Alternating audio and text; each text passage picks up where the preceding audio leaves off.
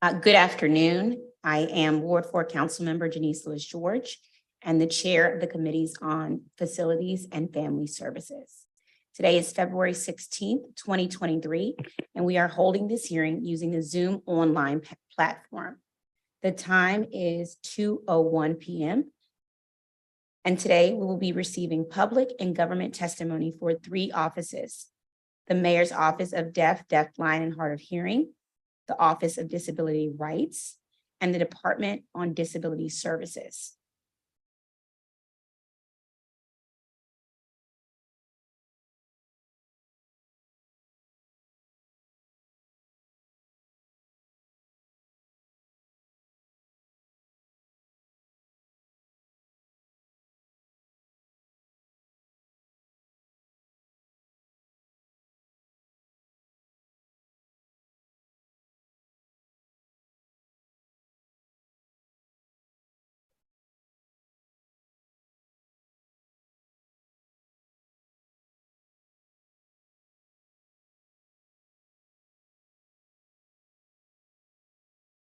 Deaf Disability Services, PIRC.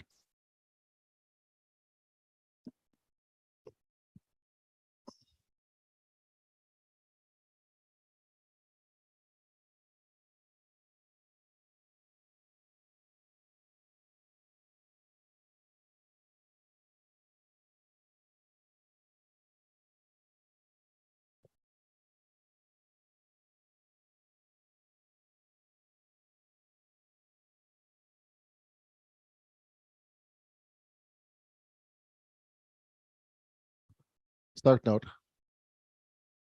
Caption your lost audio, stop note.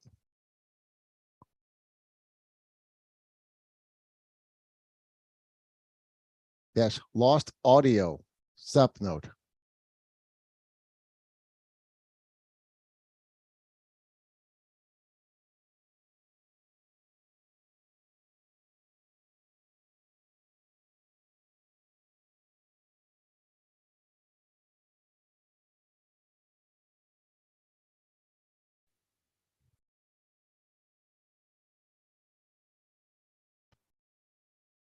Excuse me, this is the sign language interpreter. We Easy. can't This hear is the anything sign in the language Zoom interpreter. meeting. PIRC. We cannot hear anything in the Zoom brand meeting, PIRC.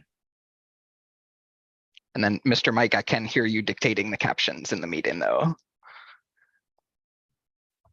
I fixed that, thank you.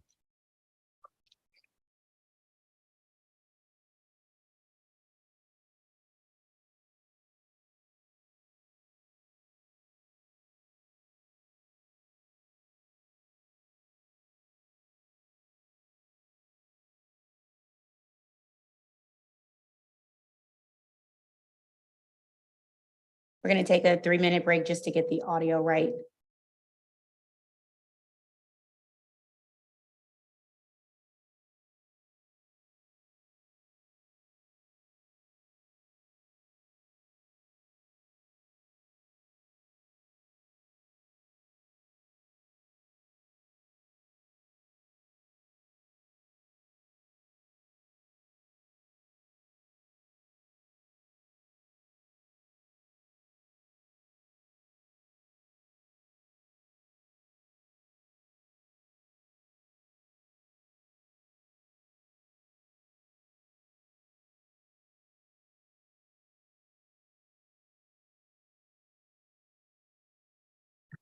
Testing 1 2, testing 1 2. You can sit in.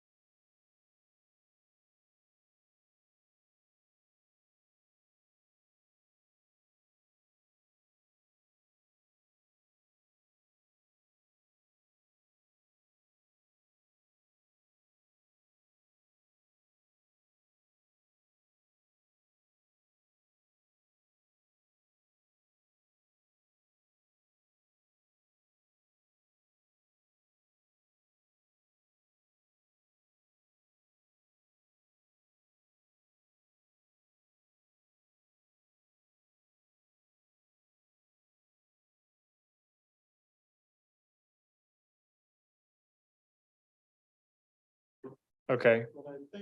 Testing. Testing. Testing, testing. Testing. Testing. Testing 1, 2, 3. Testing 1, 2, 3. Testing. Testing 1, 2, 3. Testing audio in room 500. Thank you. Testing. Testing again, audio in room 500. Thank you.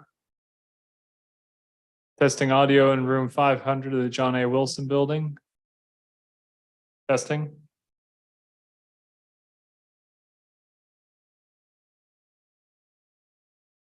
Testing audio.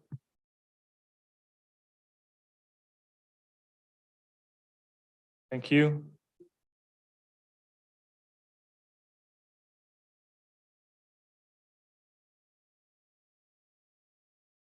Testing. Testing is the feedback I don't hear. Right, but when we go Zoom.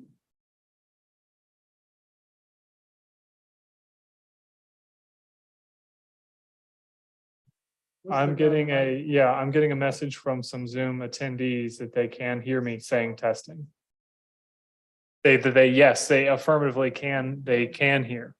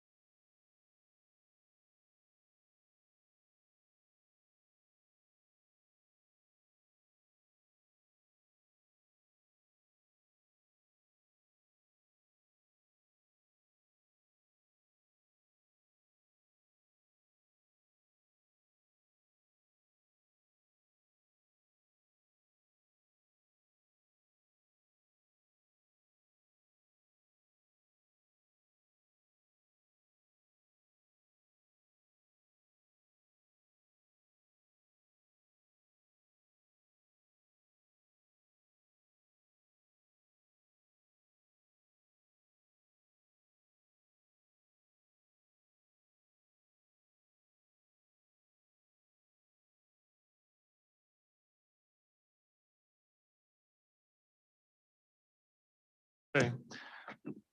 Councilmember Nadeau, we're having a bit of audio challenges. If you can hear me, could you please speak?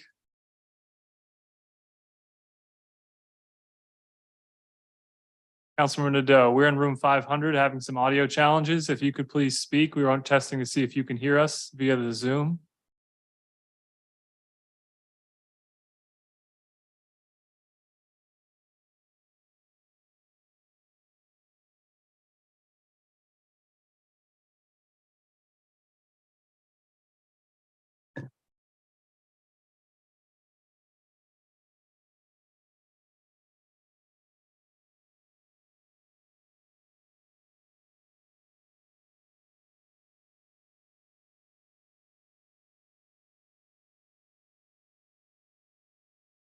Director Cook, good afternoon. Could you please confirm in your office if you're able to hear me speaking through the Zoom platform? Hello all. Yes, I can confirm that my staff here in the room can hear you. I'm not sure about if they can see the interpreter. That's kind of the main thing. Okay, thank you for that. We're still working through some technical challenges here in the room, so I appreciate your patience. Thank you. We're just trying to set up the interpreters to make sure they can be seen as well.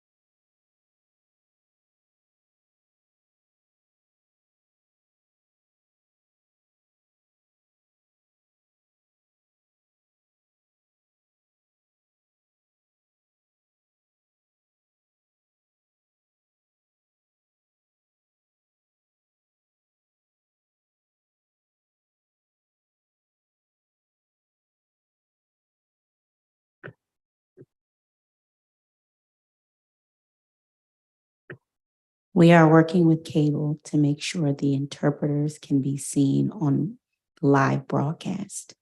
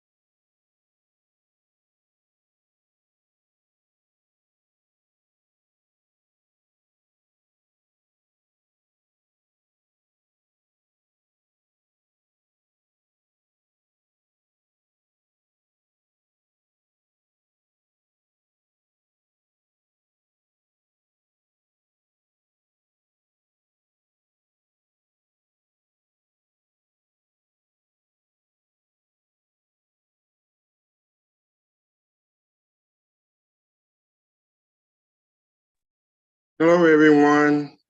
I'm here. My name is Ricardo. Just want to make sure I didn't miss anything. Hello. Thank you, Ms. Ricardo. We are getting things set up. We're Okay. almost ready for you. Thank you so much. Okay.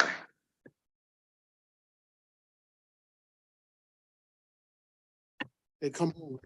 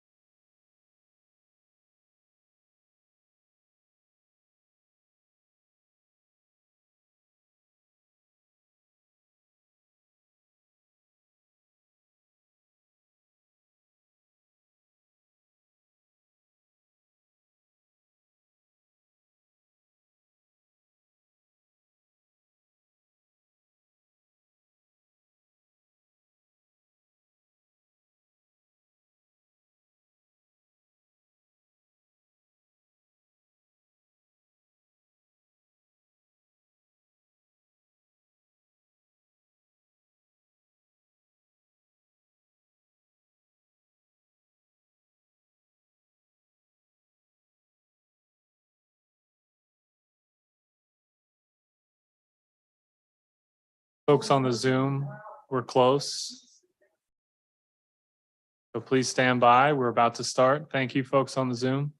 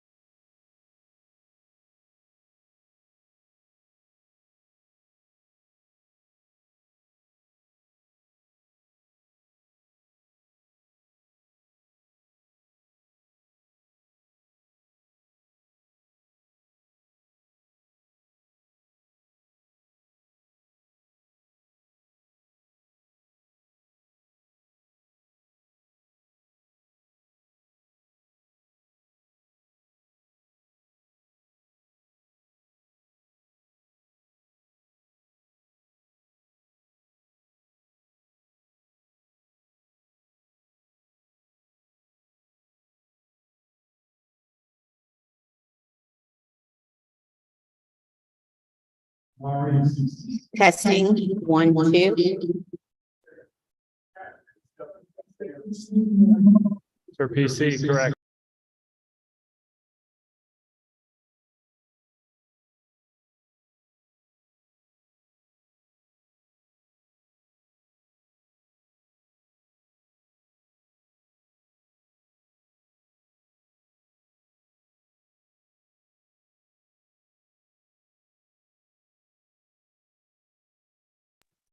Testing, 1, 2. Second try.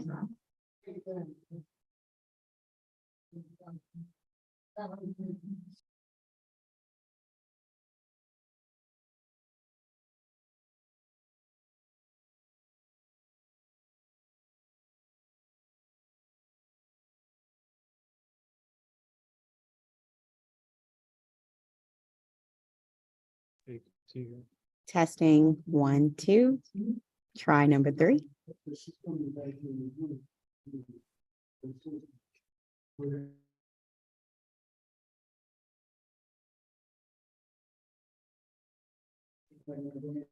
Testing, 1, 2. Try number 4.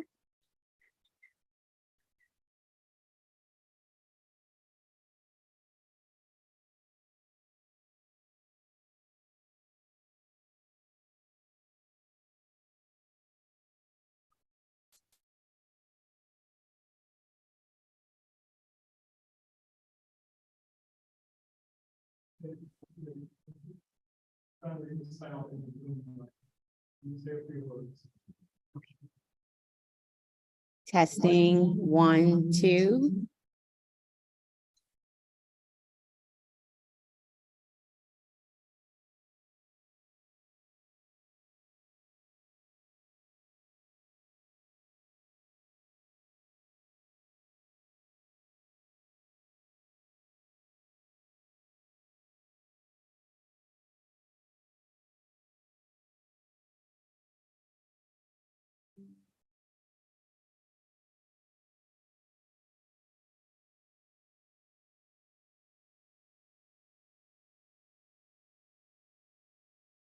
All right. 10, 9, 8, 7, 6, 5, 4, 3, 2, 1. Is that good?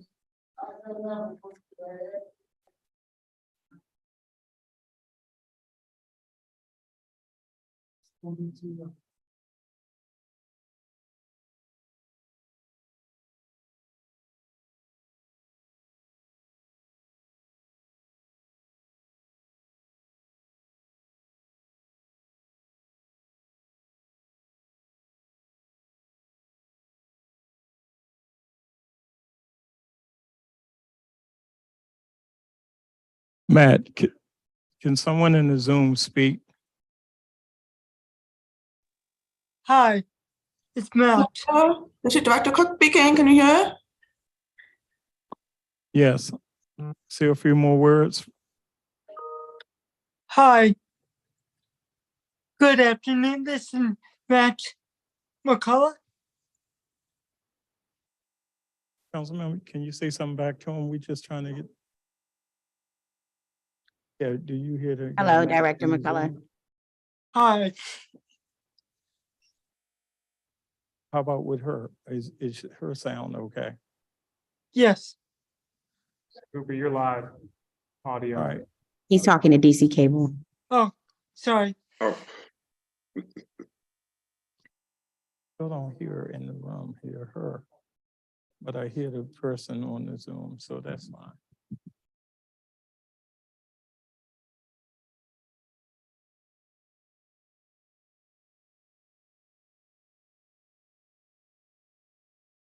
oh, Miss Lewis, I know her.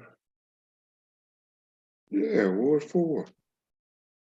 How you doing? Okay. How are you?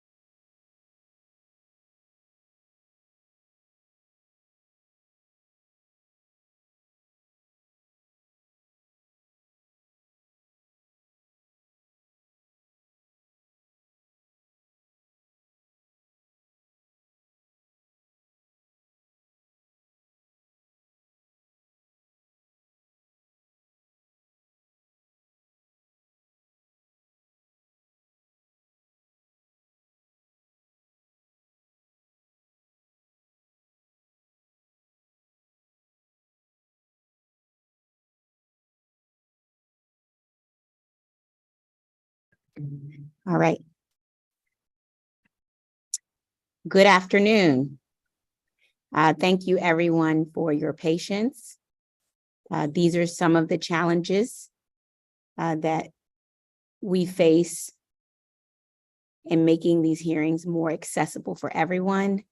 And it is one of the reasons I am committed as chair of the Committee on Facilities and Family Services for continuing to make sure government is accessible for everyone.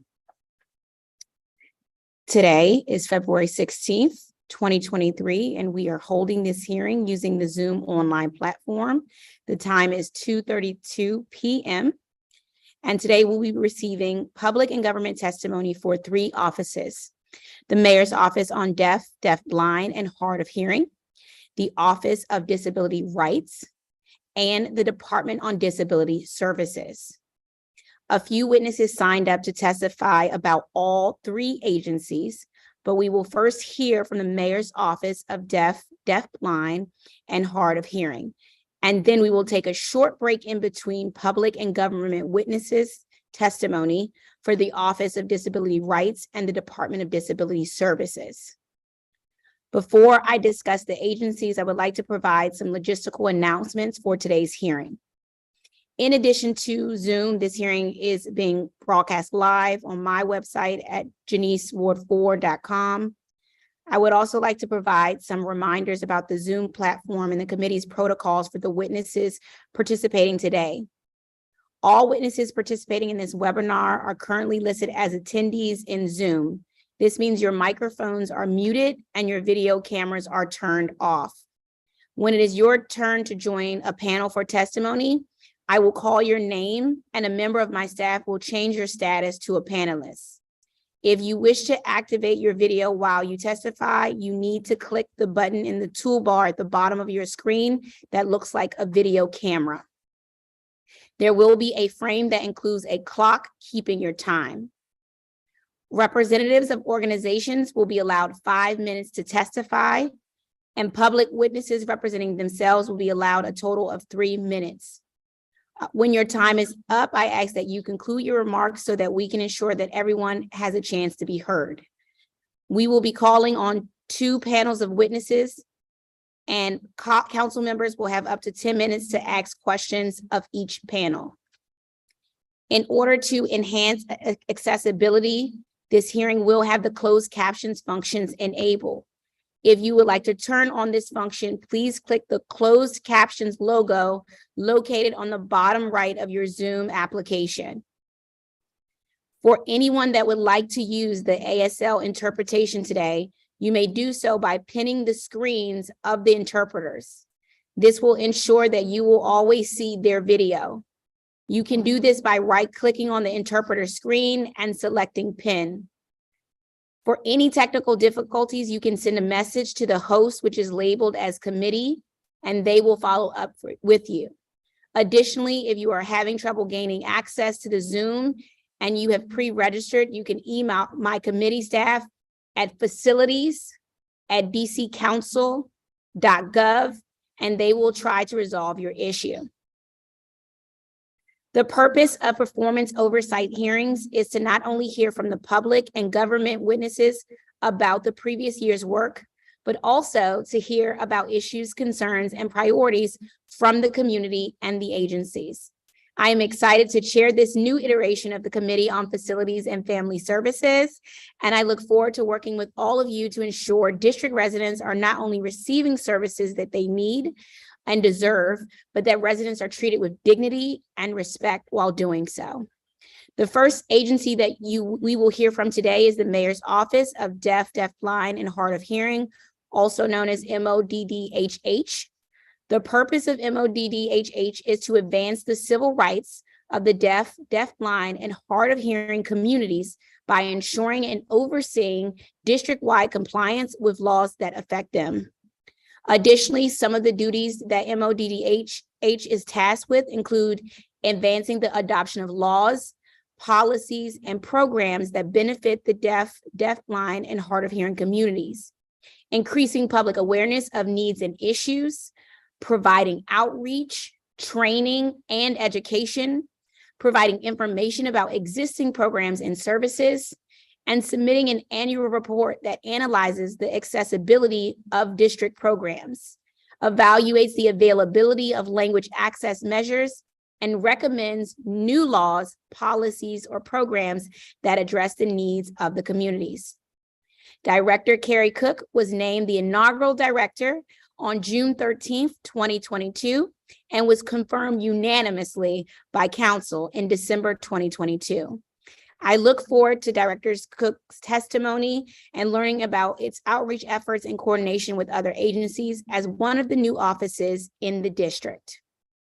The Office of Disabilities Rights is tasked with ensuring that the programs, services, benefits, activities, and facilities operated or funded by the District of Columbia are fully accessible and usable by people with disabilities. ODR has been designated by the council and the mayor to oversee the implementation of the city's obligations under the American with Disabilities Act, also known as the ADA, as well as other disability rights laws. And finally, the Department of Disability Services, or DDS, mission is to provide innovative, high-quality services that enable people with disabilities to lead meaningful and productive lives as vital members of their families, schools, workplaces, and communities in every neighborhood in the District of Columbia. DDS is composed of two administrations that oversee and coordinate services for residents with disabilities through a network of private and nonprofit providers. Developmental Disabilities Administration, DDA, and Rehabilitation Services Administration, RSA. I'm looking forward to hearing about the implementation of this of their work. As I mentioned, we will start with the Mayor's Office of Deaf, Deafblind, and Hard of Hearing. And I will call the first panel of witnesses. But I want to note that the first panel of witnesses will testify also about DDS, but requested to testify early in the hearing. So we will hear from the first panel of witnesses from Project Action.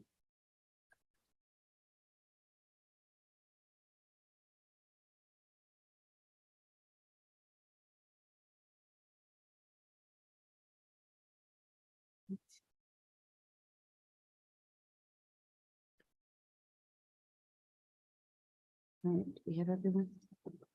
So you already, oh, All right, the first panel of witness, I will recognize Leonard Stevens, a member of Project Action.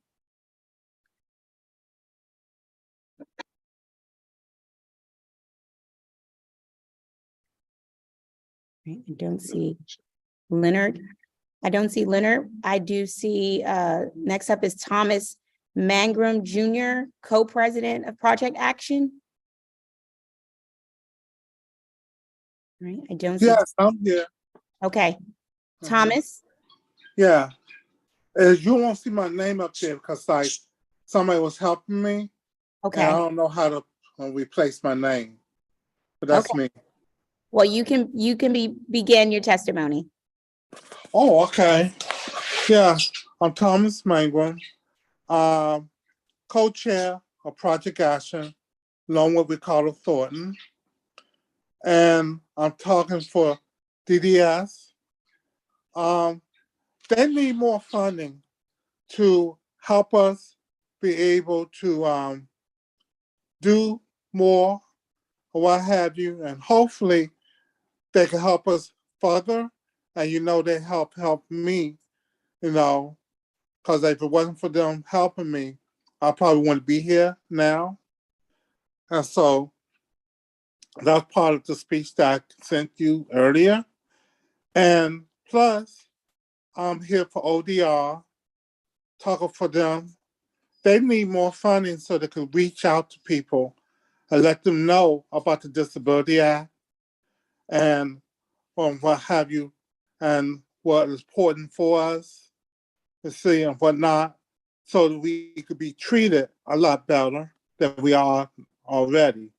And I'm hoping that y'all could fund the DDC Council so they could have some outreach to be able to send us into Maryland if we have to live there, especially those of us that live on our own, like myself.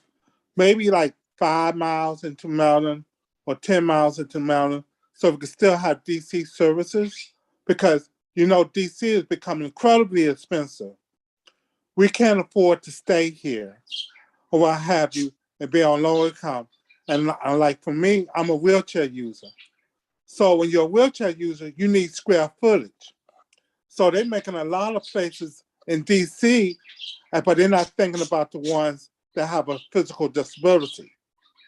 So we need them to think about us also and have square footage. And a lot of places in DC, it's too expensive for us to stay here and have the room that we need. So I appreciate it if y'all could figure out something to get us the square footage and the stuff that we need so we be able to move into Maryland and still have DC services. Thank you. Thank you so much for your testimony. Thank you.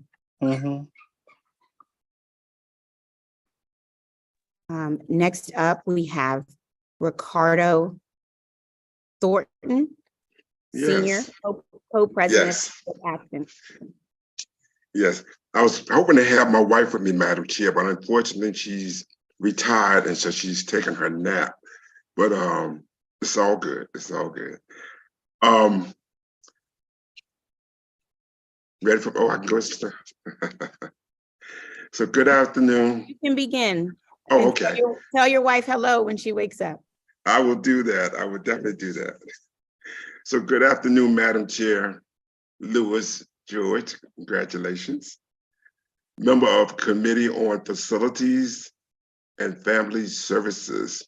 My name is Ricardo Thornton, and I am here today with my wife, Donna, who would like to say a few words. Unfortunately, she's taking a nap now. She's retired. She worked at Walter Reed for over 30 years, and she has finally retired. Now she's enjoying her retirement by being independent. I worked at the Martin Luther King Library, and I have 45 years of services. And I'm not ready to retire yet. I just enjoy what I do. My job was given to me through special ed. And I just want to show people who are in special ed how getting employed makes a big difference, and you don't have to worry about your label to be employed. Just show your ability of what you can do.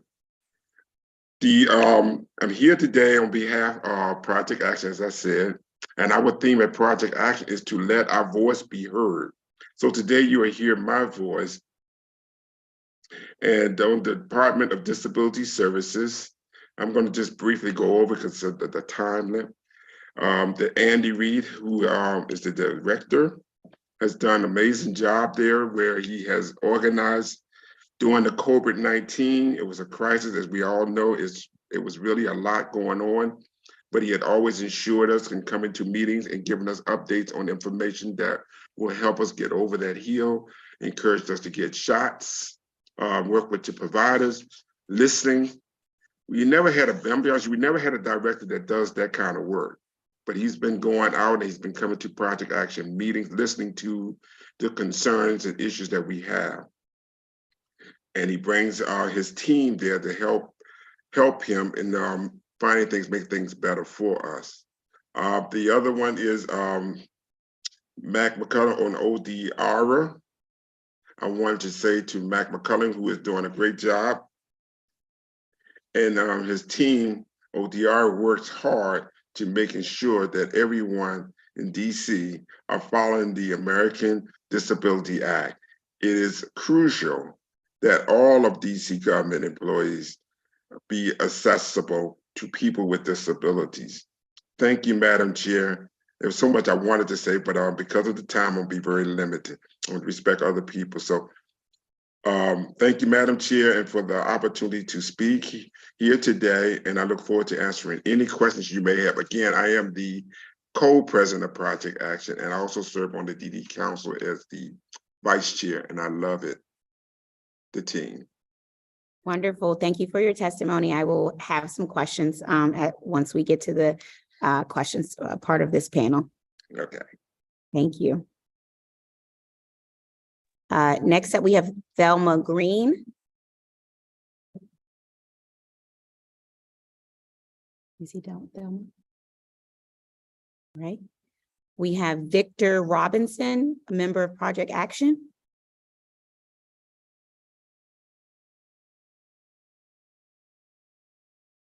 Okay, I don't see Victor.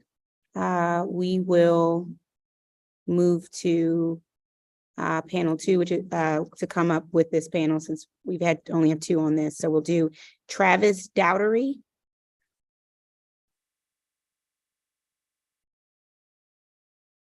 See Travis. Great.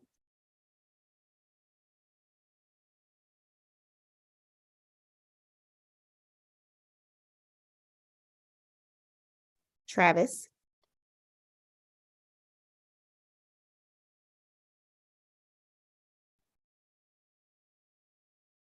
Travis, you just have to unmute. Perfect.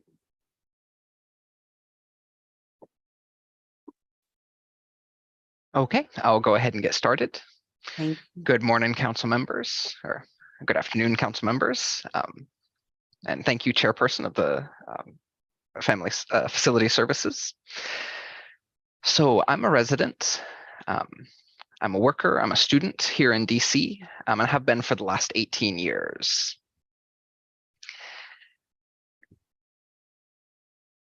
And so I used to live in Ward 4. And so I'm asking for the continued financial support for the mayor's office of the deaf, deafblind, and hard of hearing.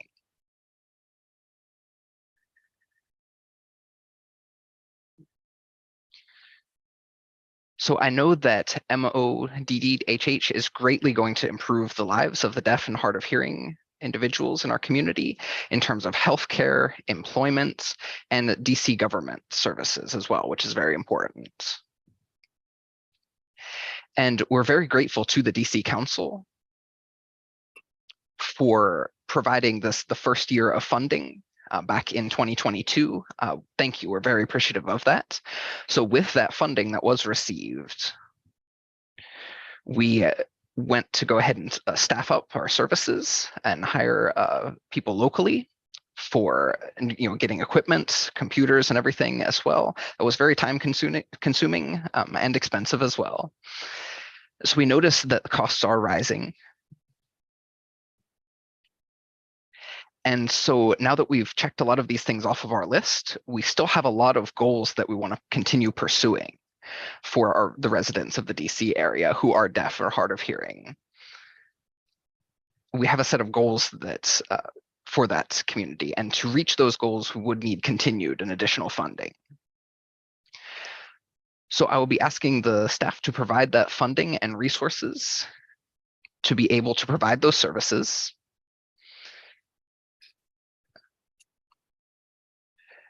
That are charged with providing in outline 23152 for the Deafblind and hard of hearing Amendment Act of 2022 or of 2020.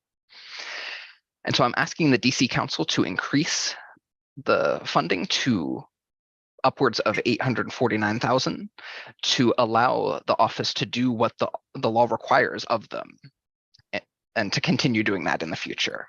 Thank you. Sorry, thank you. Excuse me, sorry to interrupt. This is Allison White. I do think Victor Robinson is in the attendee list. He's under Galaxy tab A, and then it has his name in parentheses. I just wanted to point that out. Okay, great. Well, then we will go to Victor Robinson. If you're with us, Victor.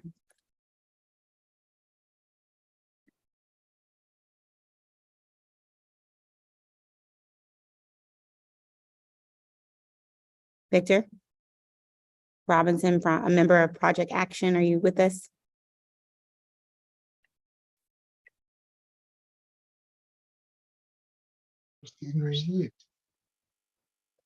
Talk. Can you hear me now? Yes. Good afternoon. Welcome, Victor. All right. You Good may. afternoon. My name is Victor Robinson. I'm a lifelong district resident and I live in Ward 4. I am an executive member of Project Action. I work as a community outreach specialist at Quality Trust for individuals with disability. I am submitting this testimony because I live with a disability and receive supports from the Department of Disability Services.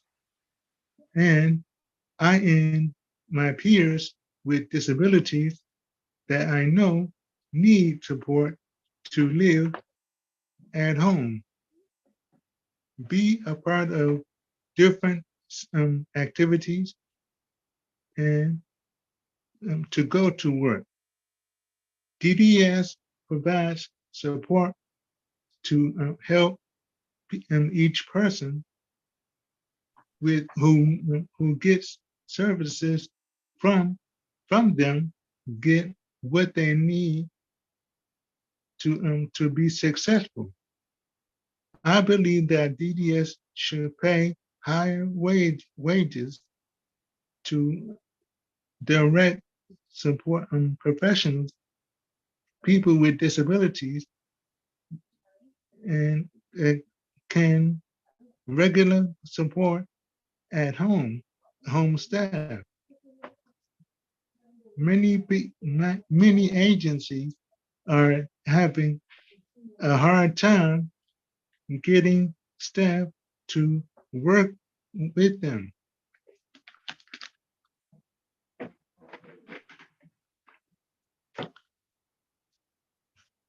To show up regularly and to stay on the job.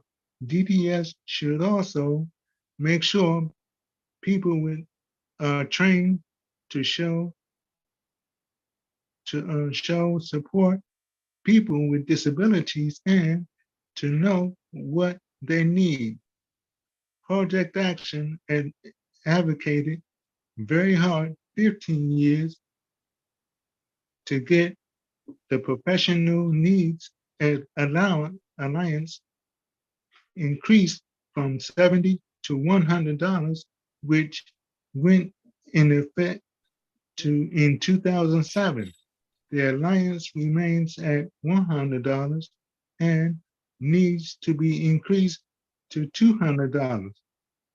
For many people, this is only the professional money they have to buy things for themselves or for the movies or restaurants, or buy things as a gift for others and lose snacks.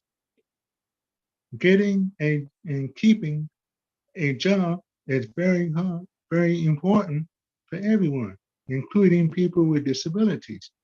RSA has an important job to help people with disabilities get job training, find a job, and thrive.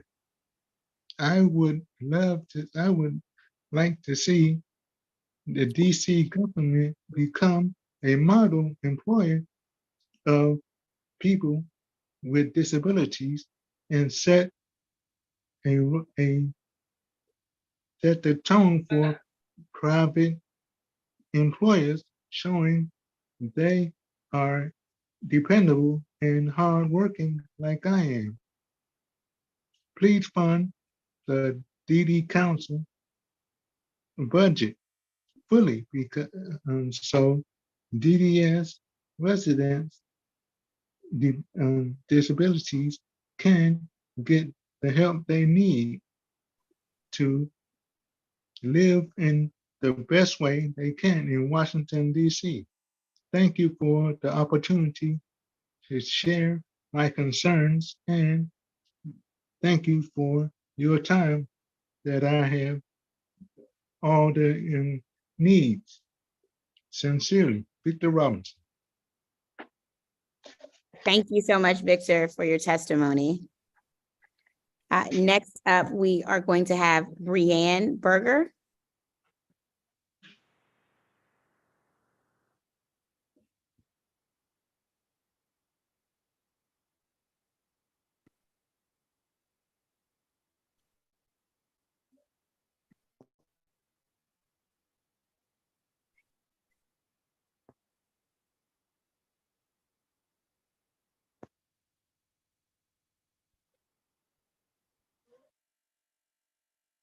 Great. Good afternoon, Brianne. Yes, hello. Okay, the interpreter will speak for me. Gotcha. My name is Brianne Berger. And so I've been a resident, worker, student here in DC for 18 years. First in Ward 6, was my first house there. And then now I'm in Ward 4. I'm in my second home. And so I'm here to suggest to the DC Council to continue the funding and that monetary support for the Mayor's Office for the Deaf, the Deafblind, and Hard of Hearing. This office has some critical improvements and, to be made for deaf individuals' access to education, healthcare services, and employment, and DC government services as well. So I want to thank the DC Council for having funded this organization for the first time in fiscal year of 2022. We are very grateful for that. So in that first year, mostly we had focused on staffing in this office and trying to find a physical location, getting equipment set up. And so it was really like the funding to found that organization. So now that we have staff, we have equipment, we're asking for the staff to be provided with additional funding and resources, because they are responsible for delivering and providing these services that are laid out in the law 23-152. The Office for the Deaf, Deafblind, and Hard of Hearing Establishment Amendment of 2020. So including the services that are already listed and spelled out in that law, DC consumers or residents have already mentioned that they would want additional funding for many additional services not included in that law. For example, accessible mental health and behavioral health programs for the deaf, deafblind, and hard of hearing communities. And improvement for communication access resources for survivors of maybe domestic or partner abuse. And then enforcement of the use of captions on buses, public transportation. Whenever those announcements are made auditorily, they should be made visually as well. And enforcement of use of captioning on TV, all of the DC government agencies and public services divisions, like the DMV, for example, those sort of things. Enforcement of the use of captioning on TV. So all of those aforementioned services, providing accessibility to video phones for communication access within government buildings. And so therefore we ask DC Council to fund the MODDHH at an increased rate over the previous amount of the 2022 budget, in order to further enable our staff to carry out the services required by law and to provide additional services in the future. Thank you. And then also, Council, just to let you know, this is the interpreter speaking. We're going to go ahead and switch interpreters as well. So Mr. Gregory will be the interpreter for the next little bit. Thank you.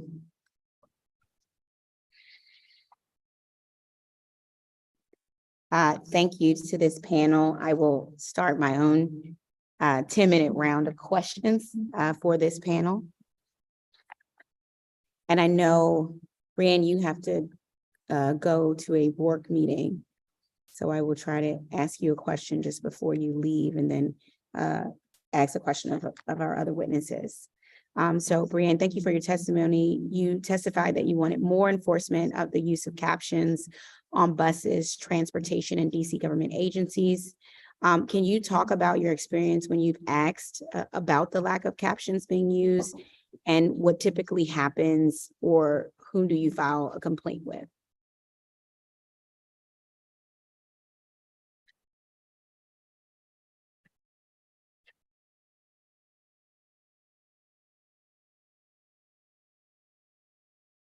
The interpreter can't see Brianne's video. I think she must have had to leave. Yeah, she may have had to leave. She said she had a work meeting at 3 o'clock. So I was trying to get a question in before she had to leave. Okay. Thomas Magrum Jr., I want to come to you and thank you for your service that you've been doing. I wanted to, one thing we've talked about is sort of housing. And I know you mentioned housing as something that we need to address. What are some suggestions you have for us to improve in this area? Well, the suggestions that I have is like, for the developers to realize that people with wheelchairs, we need square footage. We don't need the bathroom to be accessible, but we need the whole area that we might be living in to be accessible. We need to be able to have furniture in there and still be able to move around in our chairs or what have you.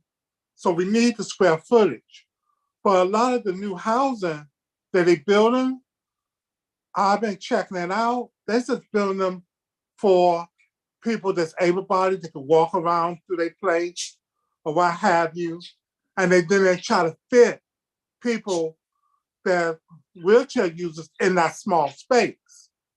You see, or they say it's accessible because the bathroom is accessible.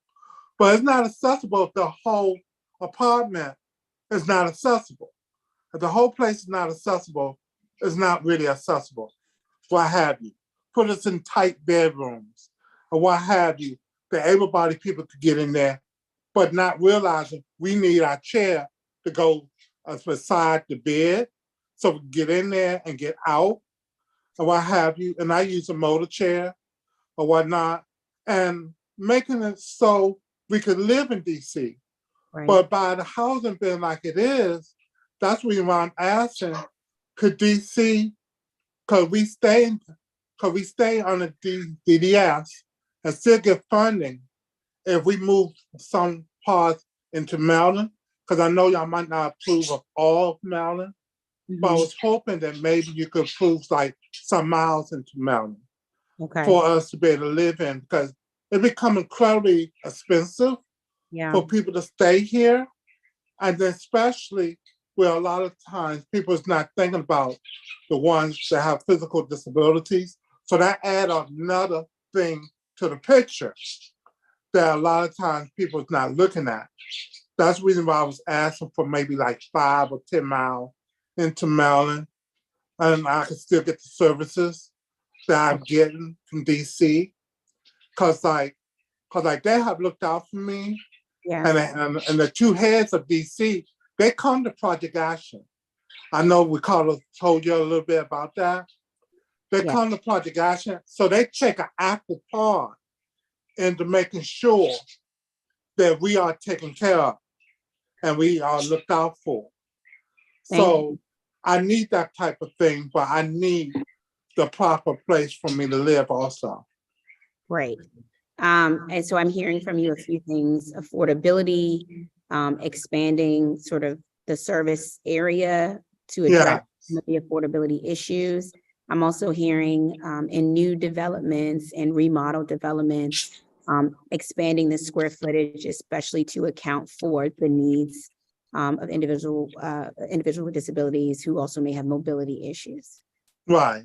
Okay, so I will work with our agencies and also with our housing committee and our development committee to also make sure that they are taking those things into account.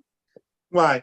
And also one other thing, if I may, new housing got to have low income units and accessibility units, but there's no register for that. So y'all can send the notice to DDS or Project Action, because we do help people with disabilities or what have you.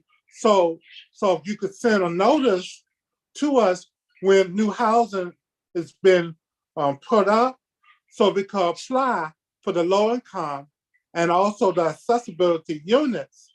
Right. That will help us also to be able to find housing for other people as well as ourselves. That's a great suggestion. Thank you. I appreciate that. Thank you. Thomas, I want to come to you. What are the services you most need and are most looking forward to be able to use from MODDHH this year? The most services I need right now, I'm getting it from a housing specialist that DDS, all the DDS just now have, but still it's hard because if the houses is not there and the square footage is not there, it's hard to try to find. See, so that's one of the things I need, and I need for, I don't know when you can help us with this, but those of us who have disabilities, we also need the medical community to actually listen to us. Yeah. A lot of times when you go to the emergency room, they ask you a bunch of questions and they go like, well, how you know that? Because I was born with certain health issues, certain problems that I've been having all my life. And they be asking, how you know that? They talk to you like you dumb or what have you. So just being able to get that and get the respect that we need to have, that's one thing. And making sure that we get the respect from whatever neighborhoods that we might live in, because by me catching Metro Access, I have been a target a lot of times by people in different neighborhoods that do not want to wait for Metro Access to let me on and take me off, or what have you. I have been threatened, or I have before. So just feel safe in the neighborhood that you might live in, that's a big thing. That's a big thing Yeah. to feel safe. Travis, I appreciate your testimony. And I wanted to come to you and ask, I agree with you. We need to, look at increasing funding, and really being able to grow this office, in this next year, with the amazing team that is within the office. Mhm. Ask you, this is for Travis. Is Travis still here? Oh, you're asking for Travis now, okay. Yeah. Hi, I'm gonna mute myself. You see Travis? Okay, it looks like we lost Travis. Okay. I wanted to see, okay. Ricardo, are you still here? Yeah, I'm still here. And is Donna awake? I hear some moving going on upstairs. Okay, well, Duke, I'll come to you. You know what, I appreciate your testimony and also the amazing service work you're doing. Wanted to hear from you because you've been in this advocacy space for a while. What can we do to improve our services across the districts? What are some of the chronic areas that you see that we need to be making bigger investments on in supporting our individuals with disabilities? One is transitioning. There are Okay. a lot of them are coming out of schools. There's lots of schools here in the district, and people are transitioning from schools and want to go to work or want to go to college, making sure that that's available and that is working. The families know that the services is there for them for that. Okay. In crisis time when there's really a need to find emergency services, making sure something is available because crisis can happen at any time. Okay. And the other one is I forgot what the other one was. Transitioning, crisis, and the fair wages. Okay. We're working with DDS now where they have us, many are contributing to the cost of care. And there are lots of concerns about the cost of care that we're not yet on the same page. We have one contributing a certain amount and other. It's just making sure that we're all on the same page and that we're being fair in that area. I just don't want to see us go back into receivership under Right. the courts again because all I can say, Madam Chair, is that we have come a long way and we have made amazing progress with the providers, and Andy has connected with family providers and Project Action. So he's doing the right thing. He's on the right track. Okay.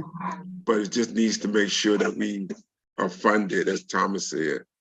I hear my wife coming downstairs now, Madam Chair. Oh, wonderful.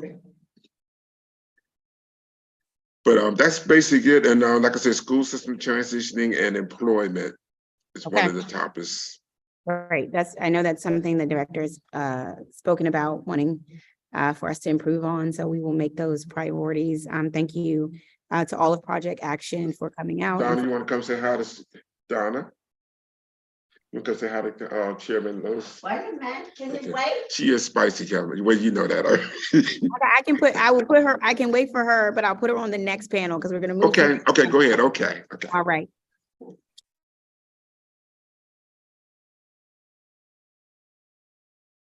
Okay, our next panel, we're going to have Judy Alden, President of the Hearing Loss Association of America DC chapter. We're going to have Russell Mishloff, Hearing Loss Association of America DC chapter. We're going to have Kurt Grabowski, a public witness, and then Jay Eugenio Ravello Mendoza, CEO of the Ravello Group LLC. And then we will have Donna Thornton if she is available. So first, we will start with Judy Alden from the President of the Hearing Loss Association of America, DC chapter. Judy, welcome and good afternoon.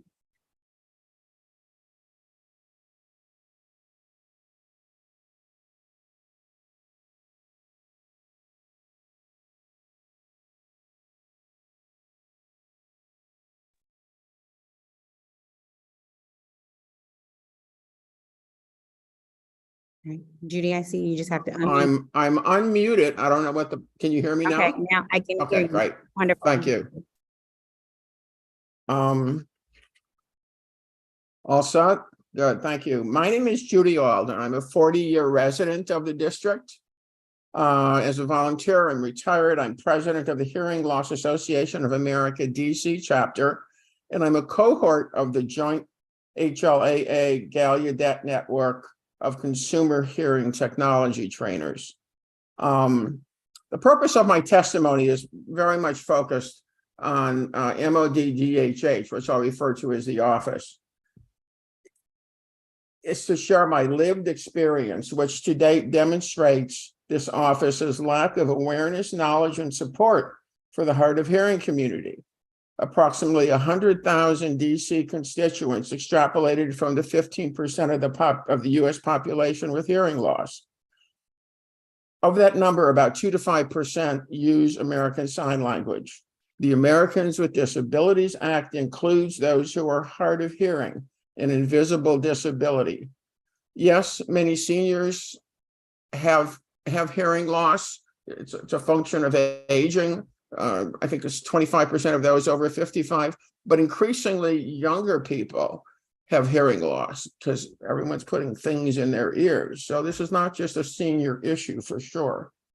Key to my testimony is the fact that this office supports 3 different communities. It is not a monolith.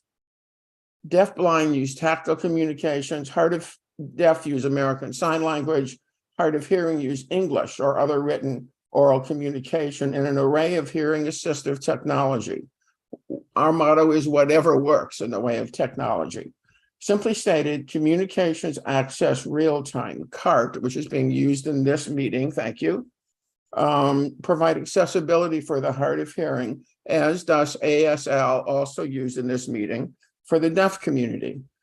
From the get-go, HLAA enthusiastically embraced Director Cook's leadership and invitation to partner in support of the law's stated goals. We reached out in many ways. The office was unable to attend HLAA events and meetings, but we continue to seek to inform and collaborate. Our most important and immediate concern remains how the office provides hearing assistive technology, CART, which is important because we need it to communicate. Some examples of my experience that demonstrate my perspective. Accommodations. 3 of the town halls attended by HLAA were delayed as CART was set up. Well, I don't know who's accountable, but case in point, today's hearing was 30 minutes after the start time. I understand the challenges, glad to be patient, but there has to be a learning curve here. It seems to me if people's time is at stake. At Director Cook's invitation, we and representatives of the deaf community met, and CART was delivered on a laptop. Well, you have to wonder why wasn't the room's large screen used? There are a myriad of technologies that are effective and cost-effective as described in my written testimony. How is the office modeling and using these technologies? Cost-effective being important. My experience with relevant information, as directed by the office, I've regularly checked Facebook and Twitter for information. I guess there's not a website yet. The office is developing. I find many photo ops of office staff appearing at mayor's sanctioned events and festivities, but little else. How do these frequent activities achieve the law's objectives, specifically in support of the hard of hearing? On Facebook this week, there's a series highlighting office staff and what each loved about DC. Well, why not address how each staff identifies? Are you lowercase deaf? Are you culturally deaf? Are you deaf, capital D? Are you hard of hearing? Every staff member I met uses ASL. Who knowledgeably supports the hard of hearing? And there's other examples. Given these experiences, my recommendations reflect straightforward accountability. 1, establish performance goals, allocate staff, budget, and resource to equitably and inclusively serve each of the 3 named communities.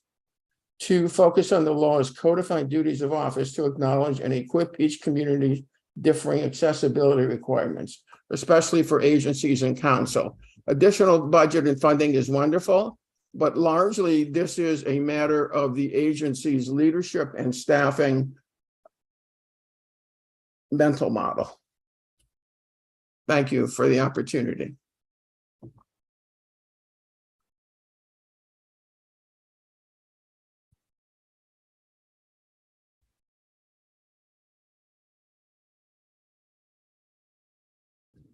Thank you for your testimony. Next up, we're going to have Russell Mishaloff. Thank you. Can you hear me? Okay, Yes, I can hear you. Welcome. thank you. Just one comment, if I will, about the today's hearing. Thank you for providing the cart.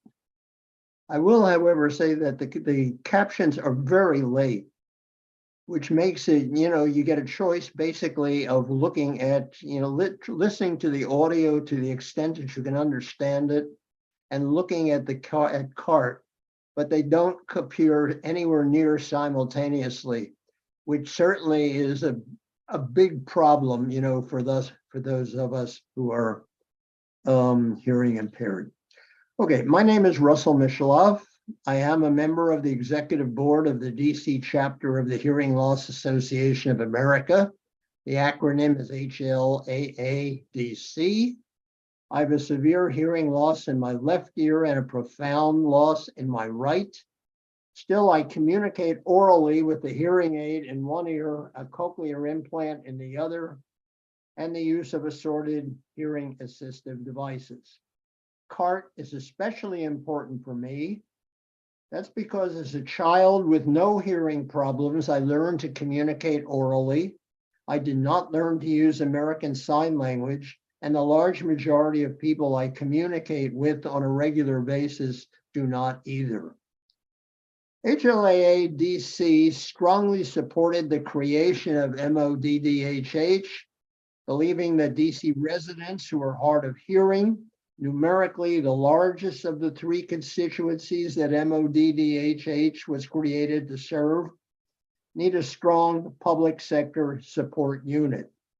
We saw the need for a unit that, among other things, could advocate effectively for hard of hearing people to have accessibility in public venues, especially routine provision of CART and hearing assistive technology. Second, to communicate with parents of newborns identified with hearing loss to assure that they know that early intervention is needed so that language acquisition is not delayed. Third, widen understanding of hearing loss as an important public health concern. Fourth, to help train police to deal with hard of hearing people. MODDHH is still new, and therefore it would be unrealistic to expect that our fondest hopes for it would be fully realized at this early date. Still, I have to say that I'm very disappointed. Why? Importantly, MODDHH staff is drawn pretty much exclusively from the deaf community and doesn't seem to have a good understanding of our needs. Much of our interaction with the staff has centered around trying to convey to them that provision of quality captioning services is critical to us. Frankly, we have not gotten beyond that initial step to even begin a discussion of services we would like them, to provide, a few of which I enumerated. There are others, as well. We understand that it is sometimes the case that a public agency does not have the full range of expertise it needs. That's clearly the case here. We see two broad approaches to overcoming the problem. First, expand the staff to overcome the deficiency. And second, develop a partnership relationship with an outside organization to routinely provide advice and counsel, and sometimes to manage programs. I hope that these approaches will be seriously considered with our involvement. And I thank you for your attention. Thank you so much for your testimony. I may have some questions when we get to the question portion. I want to go next to Kirk Grabowski.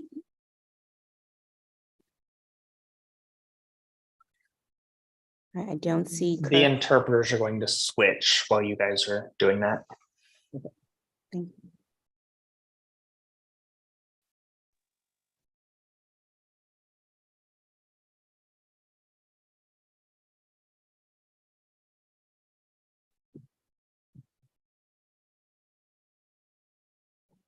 Right, I don't see Kirk.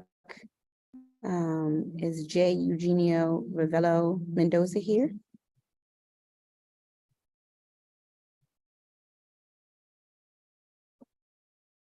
Okay. I see Judy Alden.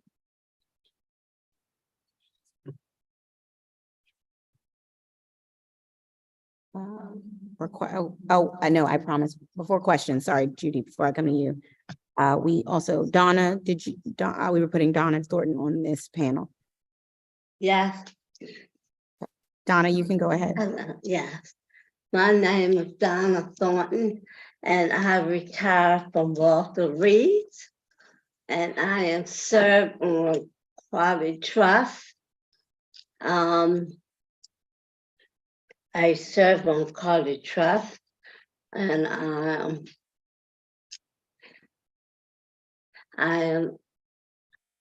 I like Reverend, what's his name? Andy Reid, and I like what he do. I like what he do. He do a great job. He do a great job on what he do.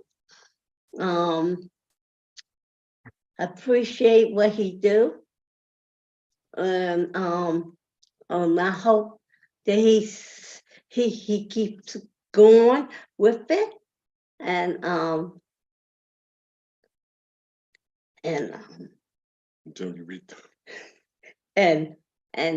hope that everybody else keep on doing what they doing.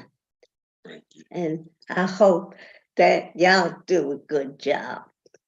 Okay? Thank you, Donna. I appreciate that. And I absolutely will do my best. Thank you. Thank you. All right, we are going to go to a round of questions for this panel. Judy, thank you for your testimony and your advocacy.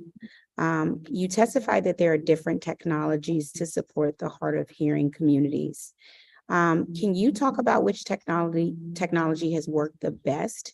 One thing I'm gonna have to do in this role is coordinate everyone, including DC Cable, DC Council.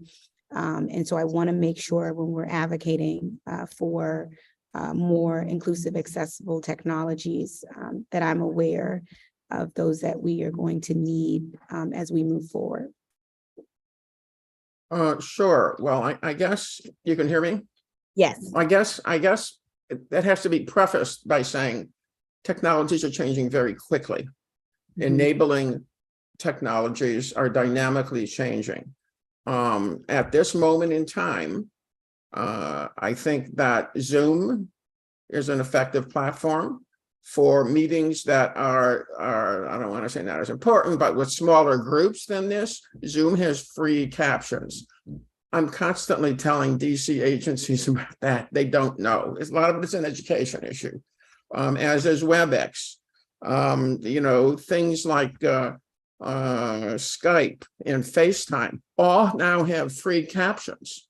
That enables those of us in the hard of hearing community to have conversations we couldn't otherwise have and to better engage in our civic responsibility.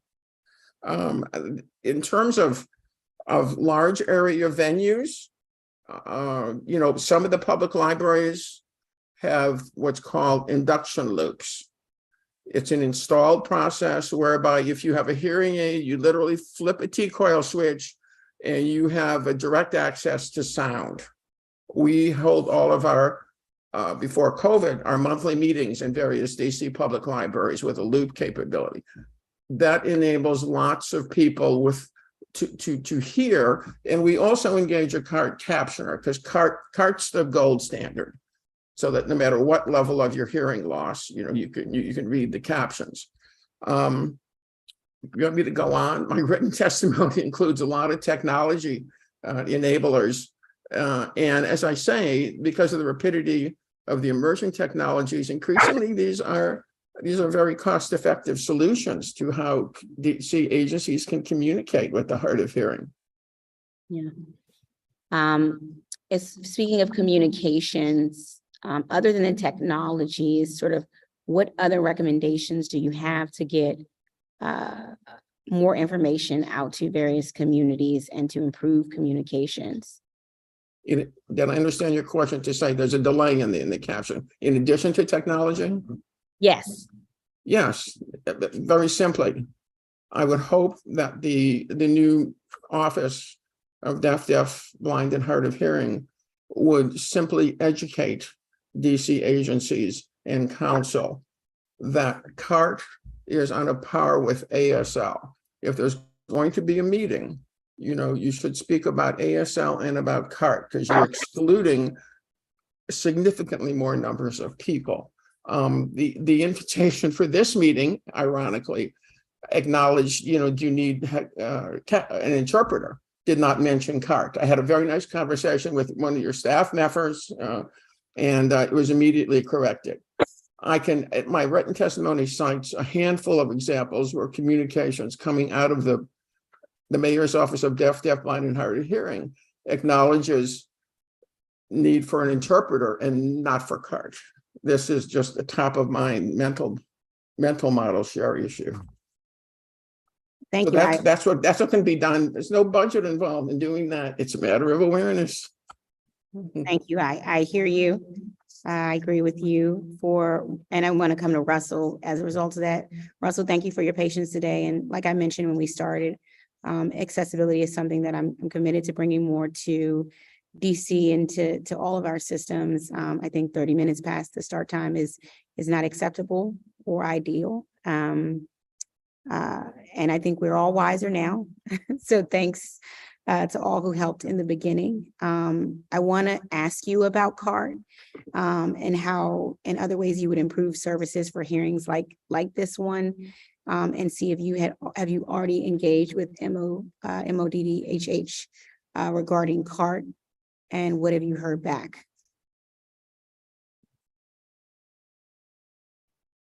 Yes. HLAA DC runs programs approximately once a month or so. Before the pandemic, we ran them in person, and we provided, a CART provider, and put, and then, the captions were displayed, on screen, and were very well done, I think. As Judy indicated, that now that, we are using Zoom does provide, without cost, on all accounts, captioning capability, as long as it's, in the settings, it is activated. Why they do that, frankly, I don't know. It's all free. They ought to do it as a matter of course, without going through another step, but in fact, they don't. And you can use that either to show captions, through automatic speech recognition, ASR, which is basically a machine-generated captions, which actually works reasonably well. Better, a live captioner, a skilled captioner is better because it gets a lot of the nuances that a machine does not get. And we have basically paid for that, as in order to have that additional capability, in our programs. But it's not that difficult. to do. And I think, the programs such as Zoom and some of the other programs also make it available and make it available with, at no cost. So that's not, that's not an issue. But yes, I would point out, as I think I mentioned before, that the problem of latency in providing caps is a real problem. When it's a question of, when you have some degree, some hearing capability, you can listen and that's fine. You're obviously going to do that, but it's also important that you'll be able to supplement what you hear by the captions that appear. But it doesn't work very well when the captions appear 10 seconds or whatever later, because then, it's sort of, which you're going to listen to and how confused are you going to be? And the answer is generally very. Right. Okay. Now, in addition, I hear you on all these things. And in addition to that, what are the services you most need and are most looking forward to being able to use from MODDHH this year? Well, in my written testimony, I condensed the oral version, to stay within limits. But I listed actually a whole variety of things, which we would find helpful. Certainly the capacity, MODDHH capacity to advocate for accessibility in public venues. And that includes, obviously the provision of CART, but also a variety of hearing assistive technologies, some of which I think, Judy listed, in answer to your question before. It's important, I think, to work with other DC government agencies to assure that they understand the communication needs of persons who are hard of hearing, so that their programs can be accessible. Their programs, can be accessible to a wider audience. I mentioned communication with parents of newborns. Today, virtually all newborns are screened for hearing loss before they ever leave the hospital. However, what happens very often is the parents are overwhelmed. Yeah. And they don't necessarily understand the implications of being told that their newborn has a hearing problem. And that's very important, that early intervention is important for language acquisition purposes. It would be useful if MODDHH could arrange for demonstrations of hearing assistive technology, so that people can try things out before they go and buy them. Some of them are not necessarily inexpensive. It's important, I think, to public education to expand the understanding of hearing loss as a public health issue.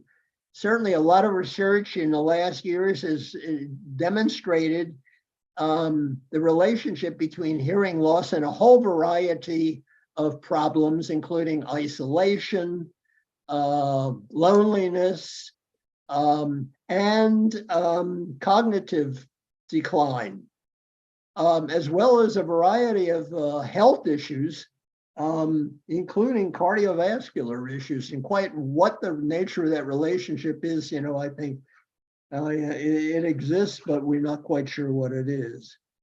I think arranging for training for hearing loss in residential facilities that cater to the aged is important. We've done some programs, with them. And what we find is that very often the staff don't understand even the basics.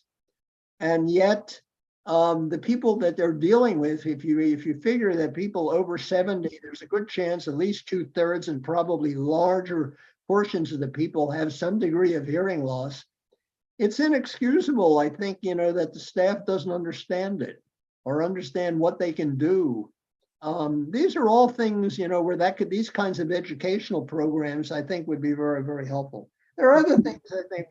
Yeah. Well, thank you. Thank you. I do have your testimony and we'll be sharing that. And I also look forward to having a meeting with the Hearing Loss Association of America, and also Judy would like to have a meeting with the Hearing Loss Association of America, DC, with you as well, all of you together, so that we can discuss these. And these are some questions I will be posing to the director. So thank you all for your testimony. I see my colleague, Brianna Doe. I'm not sure if she's here, so I just want to give her the opportunity to ask any questions to this panel if she is here. If not, I will move to Director Cook. All right, we will be bringing Director Cook up. We'll give us a few minutes. We'll take a 3-minute break, Director, just so you and your team can get ready. Let us know if you need us to promote any of the other members of your team who will be testifying, because we will need to swear them in as well. For now, we're good. I think we can start whenever you're ready. I'll stop the break if you still need it for TV with the cable purposes. That's fine, but other than that, I'm ready whenever you are. All right, well, you're ready, then I'm ready.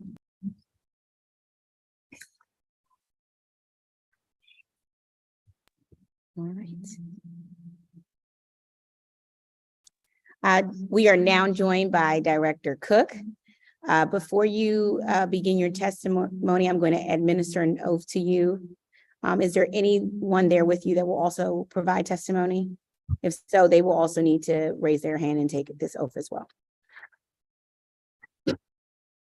Sure. Director Cook, do you swear or affirm under penalty of perjury that the testimony you are about to give to the Committee on Facilities and Family Services is the truth, the whole truth, and nothing but the truth? Yes, I do. Director Cook, you may begin your testimony. Hello, everyone. First, I would like to ask if I could change the background so that it's more accessible for the deaf-blind community.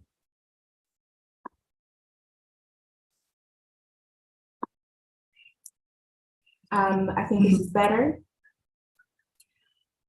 Good afternoon, Chairperson Janice Lewis-George, members of the council, staff of the Committee on Facilities and Family Services, and residents of the District of Columbia. I am honored to have been selected by Mayor Muriel Bowser as the inaugural director of the Mayor's Office on the Deaf, Deafblind, and Hard of Hearing, also known as MODDHH.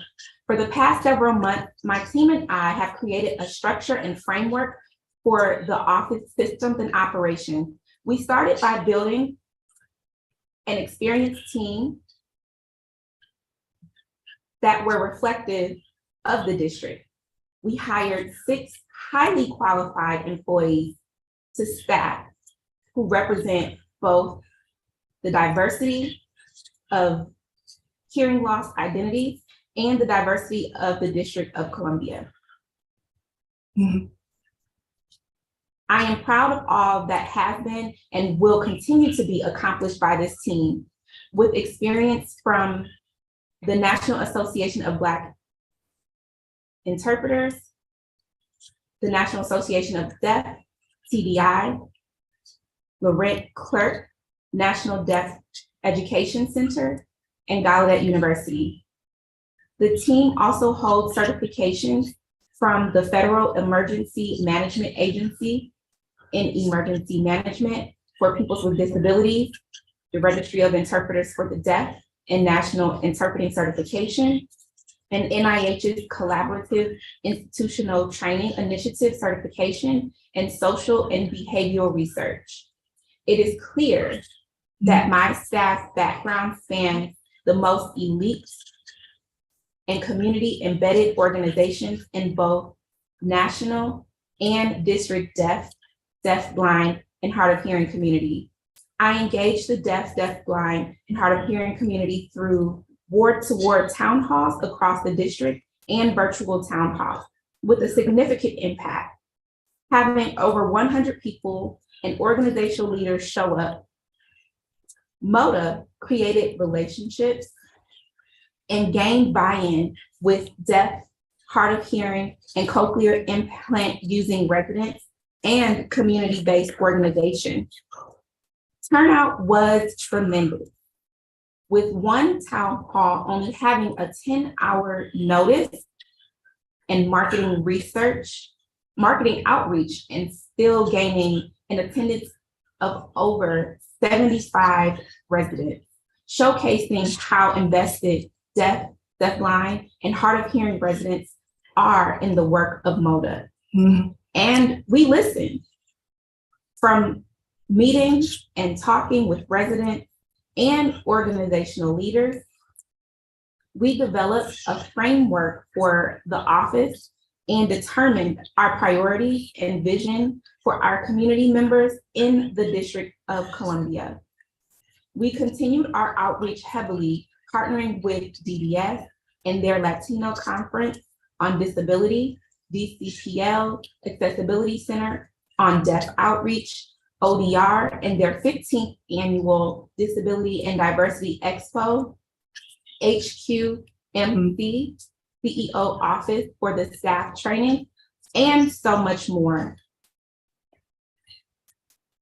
In recognition of Deaf Awareness Month on September 28th, MODDHH co-hosted and co-sponsored the Global Technology Accessibility Summit during International Sign Language Week with international deaf leaders who served as delegates from France, India, Germany, Namibia, and more.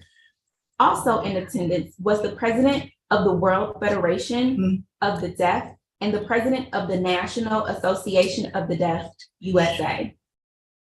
The summit discussed the latest technology innovations worldwide that increase accessibility for deaf, deafblind, and deaf disabled people, cementing Washington, D.C. as a premier thought leader in technology accessibility for people with hearing loss. Looking ahead, we are excited about the work coming out of our office. The rest of the fiscal year will be spent updating the District of Columbia's effective communication program, ensuring that ASL, pro-tactile ASL for the deafblind, certified interpreters for those with language deprivation, and CARTs, caption for those with hearing loss that do not sign, is an embedded part of DC government and public service, ensuring that all of our residents of DC can gain access to the various district government resources available. In addition, with partnerships such as the DOH Early Hearing Detection and Intervention Committee, the creation of the DC Caption Access Program for hard of hearing late deafened constituents, DC and 3D initiatives for deafblind residents, policy advocacy such as language access, and an annual social impact assessment, MODDHH is primed to make a significant impact. The work continues with the upcoming year, boding well for continued success in serving deaf, deafblind, deaf disabled, hard of hearing Washingtonians. Again, thank you all for this opportunity to testify. I welcome any questions from the committee, and I invite anyone who might be interested in contacting our office to please do so by emailing moddhh@dc.gov or visiting us online at www.communityaffairs.dc.gov. Thank you. Thank you, Director Cook, for your testimony and also for your service to district residents. And thank you for having me at the wonderful open house And I look forward to spending more time together in community. Wonderful. I look forward to that as well.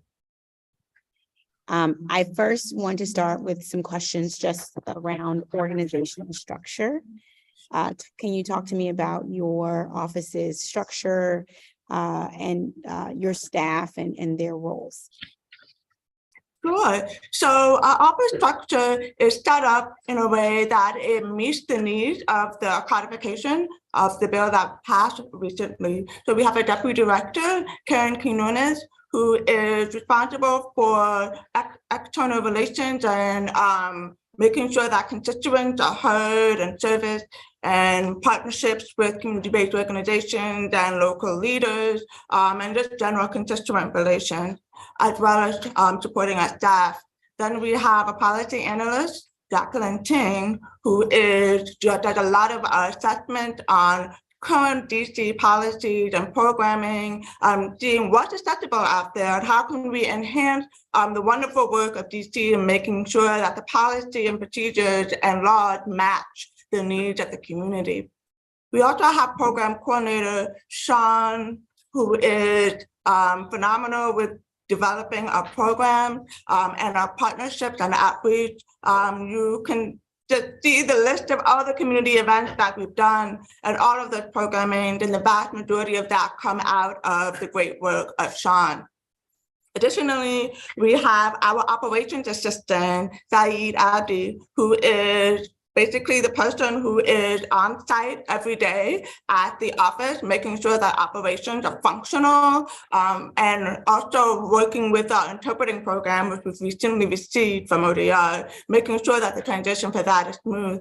He's also the person that's on site at events, making sure that, interpreting and is working. I believe he's upstairs right now. That's just an example of the great work that Saeed does and the work that we do and provide as well.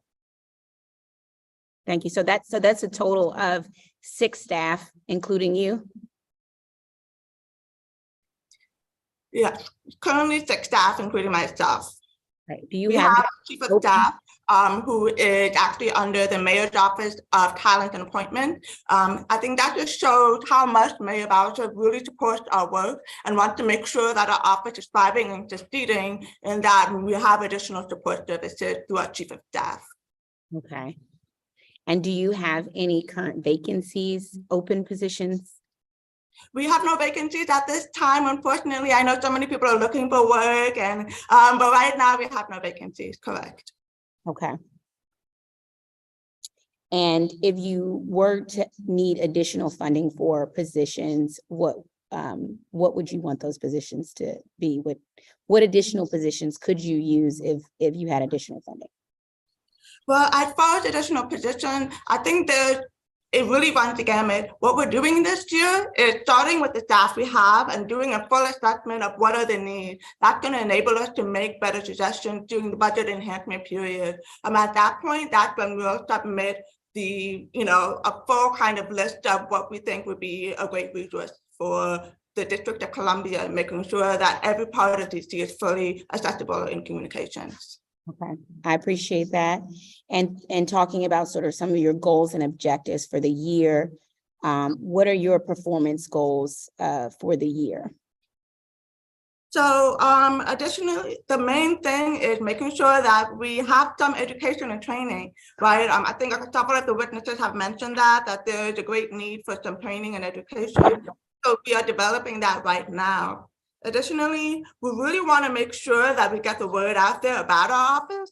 And so we're doing a lot of targeted outreach with community events and festivals, stakeholder groups, and other locations to really increase awareness of deafblind, and hard of hearing programs, but also needs of the community. And additionally, we are currently conducting a program of district policies and procedures to make sure that we can have recommendations and enhancements that change and improve assets for Washingtonian. And lastly, we're doing an ongoing assessment and review of ASL cards pro-tactile, and other services targeted to deaf, deafblind, and hard of hearing residents to establish standards and improve communication. I think a few of the witnesses have talked particularly about CARD and these other things. That's part of what we're doing right now. We're doing a full assessment and see what's working, what's not working, and how we can improve that. I have been very intentional about searching for on-demand live captioning support services. With CUD, you have to, make, outreach to someone and make an appointment and then, get them going. You have to make sure the audio link works so that there's no 10-second delay. You have to make sure all of that works. But that's just not reasonable if a deaf person just wants to go into the DMV or a hard of hearing person wants to go into the DMV and they need on-demand caption. I've been very fortunate as of last week that we found a resource. And so that's the kind of thing that we've been doing, is doing a lot of assessments and searching so that we can ramp up and doing the really good work. We don't want to just put together programs and outreach just to do them. We want to make sure we're really serving the community and providing the absolute best in the most recent technology and support services. Okay. And within this assessment, are you collecting data about the accessibility of district programs for the deaf, deafblind, and hard of hearing so that we can ensure these programs are available for district residents? Yes, that's definitely part of the assessment. That's actually the thing we're working on. We're starting with is the current resources and services, because that's the thing. DC had a lot of stuff already, right? I think the main gap is that information gap, and then also making sure that when people do show up to these programs and utilize these services, that the services themselves are accessible. So that's what we're really kind of analyzing right now, and figuring out where the strengths are, where the weaknesses are, and where we come in at MODDHH to make sure that all of these is fully accessible in communications. Are you all going to be producing at the end of this assessment, some sort of report that will be public facing? Yes, we do. We will make that part of our social impact report as well. Okay, great. We heard from one witness about the frustrations with knowing how people who are hard of hearing are being supported by the office. Can you talk about, what specifically is being done to serve not only deaf, blind, but the hard of hearing community as well? Yes, that's actually a lot of the work that we do right now is because of CUD. I think they mentioned, CUD is really the top out there, but there's still some weaknesses with CUD, right? And so that's why I spent so much time really looking for higher quality resources that are available. As I mentioned before, we're really kind of building a reputation globally, if not in DC, for really focusing on making sure that we have the latest and accessible technology. Fortunately, I was able to find find a resource that does live on-demand caption. And I really want to talk a little bit about this, because when you have on-demand caption, the vast majority of the time it's a machine. So it's automatic captions that you see on YouTube or Zoom or what have you. And the risk with that is that because it's machine generated, it's not accurate, it's not really timely, and you're kind of getting some misinformation. When you have on-demand live caption, that means that there's a live person on the other end hearing everything and typing in all of the questions, which is what you have with CUD. But with CUD, that is caption access real time. So, we have a person in this room right now who's listening to everything we're saying and putting in the caption. There's always that risk of that time delay. And I think that's what a couple of the witnesses mentioned, right? There's like the 10-second delay. When we have meetings with them, the best resource we have is CUD. And so there will be that 10-second delay, right? So I'm really fortunate in that we were able to find a resource. But of course, I can't just put it out there. I have to do a full assessment and make sure that it's valuable for us. And I think that's one of the things that I'm really thankful to Mayor Bowser about. She understands the need for us to make sure that we're not just doing things, but we're doing things the right way. And so I'm really grateful for that. And so I'm asking because I want to be better at this and get better and do better at this. So what is the best practice right now? The best practice right now is to make sure you have CUD at every event, and make sure you have an ASL interpreter at every event, and make sure you have CDI. Now, CDI, Certified Deaf Interpreters. These are interpreters who are equipped and skilled to work with people who have limited language capabilities. A couple of the witnesses have mentioned that for newborns who maybe are born deaf, they have families and parents who do not sign. And so, families are talking to them, but they're not hearing a single thing, and they're missing about 4 or 5 years of language development. What we know research shows that these are the prime years of language development. So even if they start learning a language, any language, English or ASL or Spanish or any other sign language or any other spoken language, if you start learning at 4 or 5, you've missed all of that time space, and you're going to be primarily language deprived for the rest of your life. So what we want to do is really make sure that we are addressing the needs to make sure that folks who are newborns and so on are able to get the resources that they need. We're really thankful to Mayor Bowser, because a while back, she supported the Department of Health for their early hearing detection and intervention program. So when we came in, we weren't starting from scratch. We're connecting with a resource that's readily available. Yeah. Thank you. I appreciate that. And speaking of that, there seems to be some overlap with your office and the Office of Disability Rights for ASL interpreters. Which agencies should district agencies consult when requesting ASL interpreters or CART services? Well, you know what? It's interesting you mentioned that. Originally, it was prior to the arrival of my office, it was ODR. But with my office now being here, our office is the one that you contact if you need to arrange CART or caption or certified deaf interpreters and things of that nature. Fortunately, we are still in the middle of that transition. So we're trying to ramp up and build up, but we're very excited about taking on these next steps and really enhancing the great work that's already been done, but really focusing on how that really fits the unique needs from a cultural competency standpoint as it relates to deaf, deafblind, and hard of hearing constituents. Okay. And speaking of Office of Disability Rights and DDS, can you talk about your office's coordination with the Department of Disability Services and the Office of Disability Rights? Sure. So with ODR, as I mentioned, we do have that interpreting program, but they are also the consultants we go to when as it relates to policy, because that ODR is a really great policy officer and making sure that the ADA is being met and addressing those needs. So whenever we have situations that arise, we contact ODR. They have a great team of ADA specialists and a legal, a lawyer. So we're able to consult with them, and we have. Additionally, with DDS, they have been phenomenal allies to our office, particularly because employment, addressing underemployment and unemployment is one of our priorities. And they've been absolutely phenomenal. Every single time I reach out to Director Reese, in particular Henry Reese, he right on the bat, if I say I need something, my constituent is connected right away. So I'm really, really proud of the relationship we've built with both ODR and DDS. I appreciate that. And I want to hear about any challenges you've encountered with the new office and your goals for the remainder of 2023. I know you talked about working on this assessment. Sure. Well, you know what? I think at any new office, the main challenge is, getting to understand the district system, being sure that we're plugged in. We're really fortunate in that we are housed under the Mayor's Office of Community Affairs. So I have a full team of colleagues who have been in this work for a while and are able to answer questions, also and build those partnerships.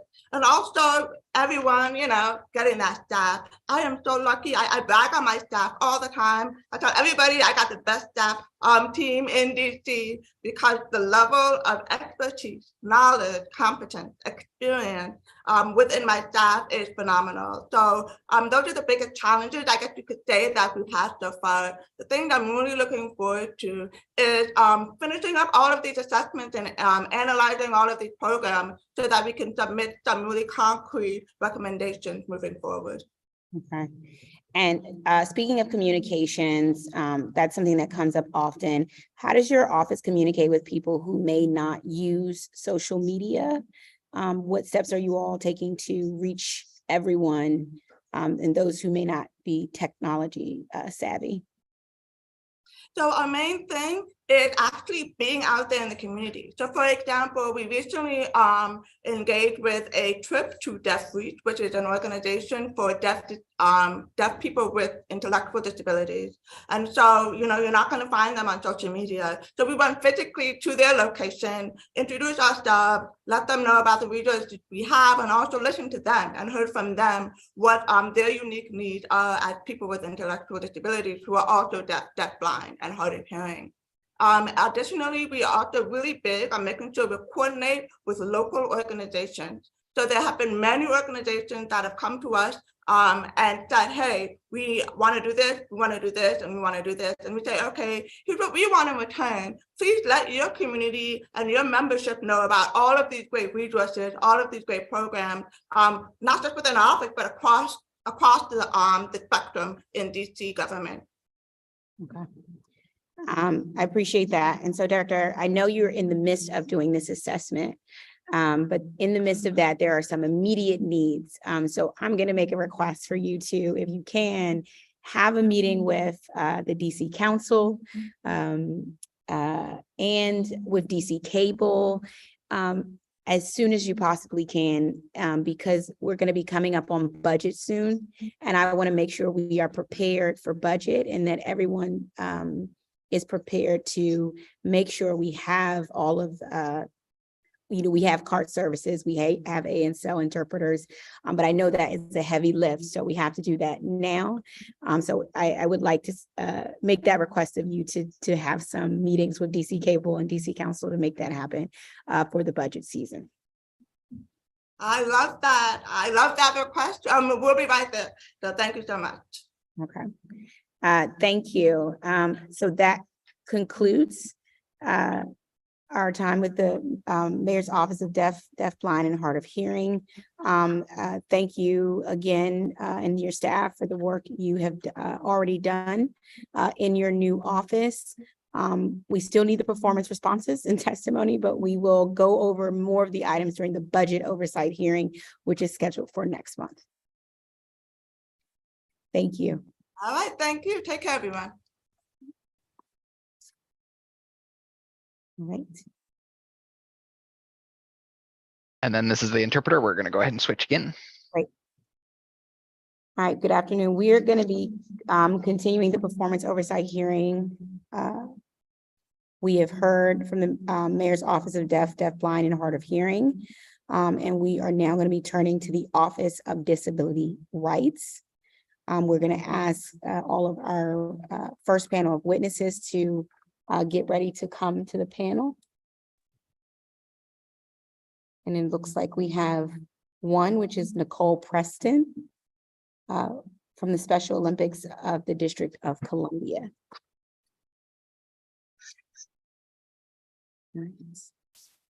Hello. Hi, Nicole. Good afternoon. I'm sorry? I said good afternoon. Good afternoon. How are you? I'm well, thank you.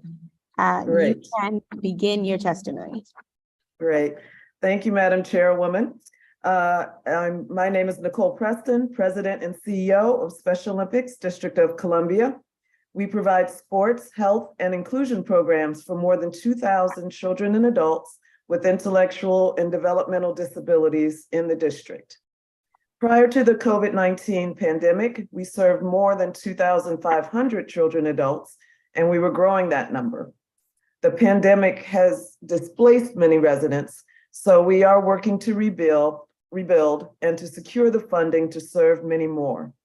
Based on CDC data, there are up to 20,154 people with intellectual and developmental disabilities in the district, which represents 3% of the population.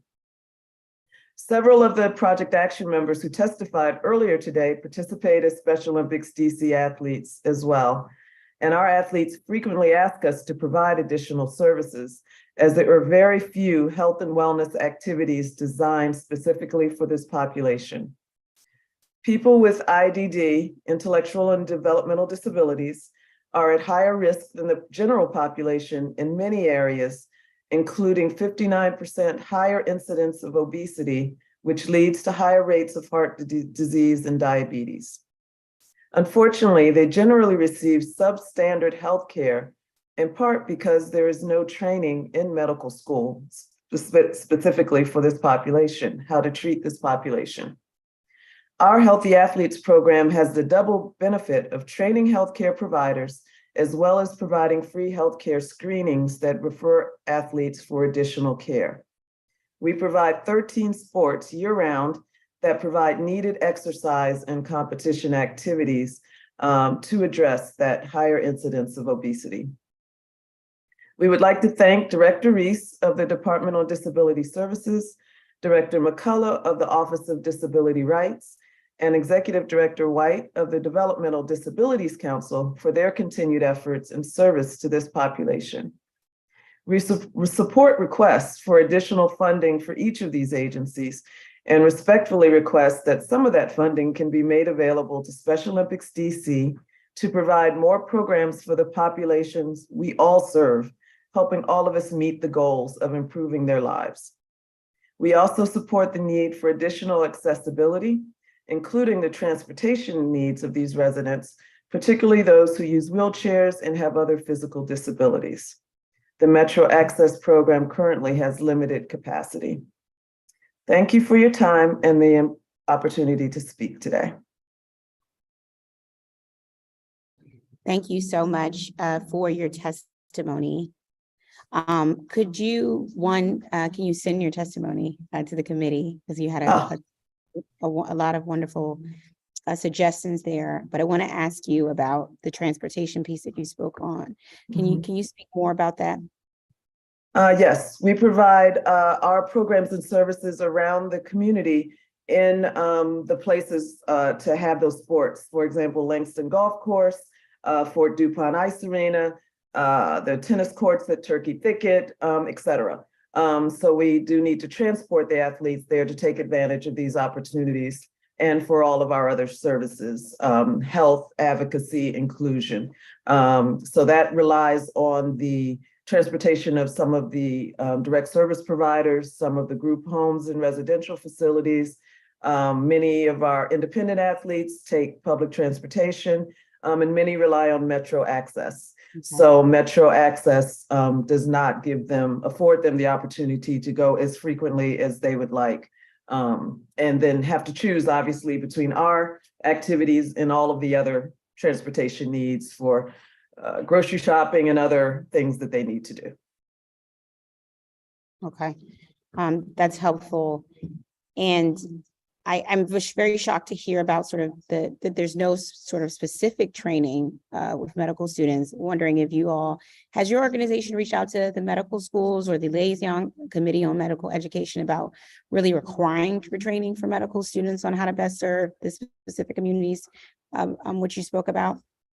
That's something that we can pursue. We do have this program where we do the training. It is shocking. I found that shocking when I began this role, that's not part of standard medical school training.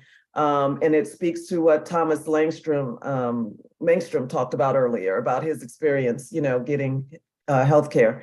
So we do our best to, as we are having these, our activities, it gives those healthcare providers, doctors and nurses, that we provide the training and the access to this community to provide that kind of service and teach them about things. And in the process, finding lots of untreated healthcare issues that because, this person, the healthcare provider, can take as part of their disability rather than a health issue. Sometimes those things overlap, sometimes those do not. Yeah.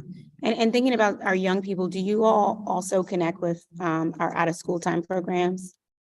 Yes, that's something that we actually had applied for and received a grant, but that was going into COVID. And then because of COVID, we were not able to, move forward with providing those services, but would like to re-engage there as well. Okay. You will have my support to re-engage there as well. And is Fantastic. there any other ways sort of we can be supporting Special Olympics in District of Columbia via the council? Yes, we'd love to submit budget requests to be included in the budget so we can have more funding again to bridge that gap between the 2,000 we serve and up to 20,000 who could benefit from our services here in the district. Okay, well, I look forward to receiving that with your testimony and look forward to meeting with you as well in this new role and new committee. So thank you so much for taking the time to testify. Thank you for your time. Appreciate it. All right. We are going to now move to our director, Matthew McCullough. Give me 1 minute. We're going to switch out here for a second. Of course. Thank you.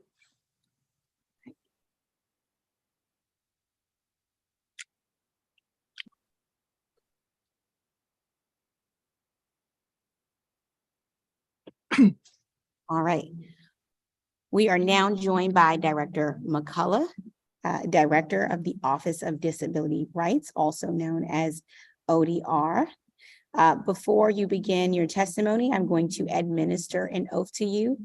Is there anyone that you will be with that you will also provide testimony? If so, we can also make sure we pin their screens and make sure we promote them. So I would also like to promote Miss Allison White. She should be on hopefully. So Miss Allison White. Great, perfect. Okay, Director McCullough and Allison, Miss Allison White. Could you please raise your right hand? Do you swear or affirm under penalty of perjury that the testimony you are about to give to the Committee on Facilities and Family Services is the truth, the whole truth, and nothing but the truth? I do. I do. Director, you may begin your testimony. Actually, before I give my formal testimony, I would want to send out a quick shout out to a few people. So first of all, I want to send my shout out to Thomas, to Victor, to Ricardo and Donna, a Project Action. I fully understand what they go through, and because I'm also a person with the development disability. Sorry. So I have cerebral palsy, and in many cases, people don't know what DDS. So the way that I describe what a development disability is there's 3 or more neurological activities. So I can totally relate to all the members of Project Action in terms of what they go through in terms of housing, in terms of medical health care. And I'm also partially deaf. So I'm also a constituent of the mayor's office for the deaf, the deafblind, and hard of hearing. I lost my hearing when I was 4 years old in my left ear. So 80% deaf in my left ear. So I really appreciate what Judy and Russell brought to the table. And I can say that I did attend one of the DC Hearing Loss Association meetings way before the pandemic at the Tenningtown Public Library. And also in the past, ODR has worked with other agencies in terms of improving like court access to court, the fact that the Office of Cable Television, Film, and Entertainment actually has a contractor who does the court for all the hearings, live and closed captioning. That contractor is actually stationed in Florida, but as you can tell, if you have the captioning on TV, it's actually quite good during the live hearings And that's solely because the Office of Cable Television, Film, and Entertainment has done a very good job identifying a very good court contractor. Also, ODR has helped other hard of hearing folks in terms of taking part in public events that ODR has done in terms of outreach. We bought like a hearing loop that can be whenever a hard of hearing person wants to take part in a public event, and if they need a hearing loop, we've been able to lend the hearing loop and the hearing loop basically interacts with the person's hearing aid. So whenever there's a microphone going on inside the hearing room, it basically enhances the sound for the hard of hearing person. So ODR is very familiar and understand the struggles that hard of hearing folks experience, because I'm one of them as well. So I'm also a cancer survivor. So I wanted to touch upon what Nicole was saying on getting equitable healthcare is a great struggle for my community, particularly if you're a person with a physical disability. So, and to go to a basic doctor's office, you realize many of the medical equipment, like the exam tables, most of them are stationary. They cannot go up and down. And when President Obama was in office, he appointed me to this board known as the United States X Board.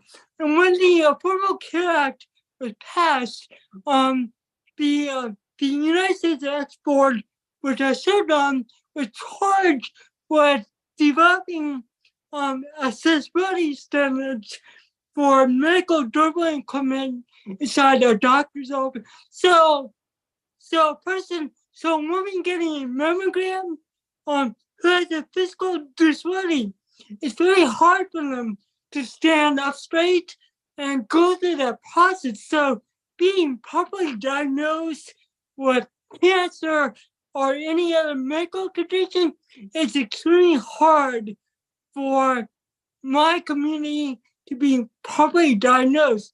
And so I want to thank all of the advocates willing to give their testimony during this process. And I want to address all those issues up front, because by the time I do this testimony, chances are I would totally forget. So thank you for allowing me to share my thoughts on that front. So with that in mind, I'm going to start with my formal testimony on behalf of ODR. So good afternoon, Chairperson Libby George and the members of the Committee on Facilities and Family Services. My name is Matthew McCullough, and I am the Director of the Office of Disability Rights.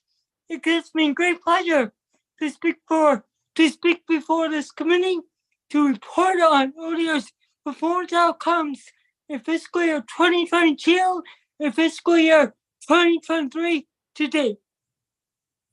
ODR was created with the signing of the Disability Rights Protection Act of 2006, and the agency focused exclusively on the District of Columbia's government's commitment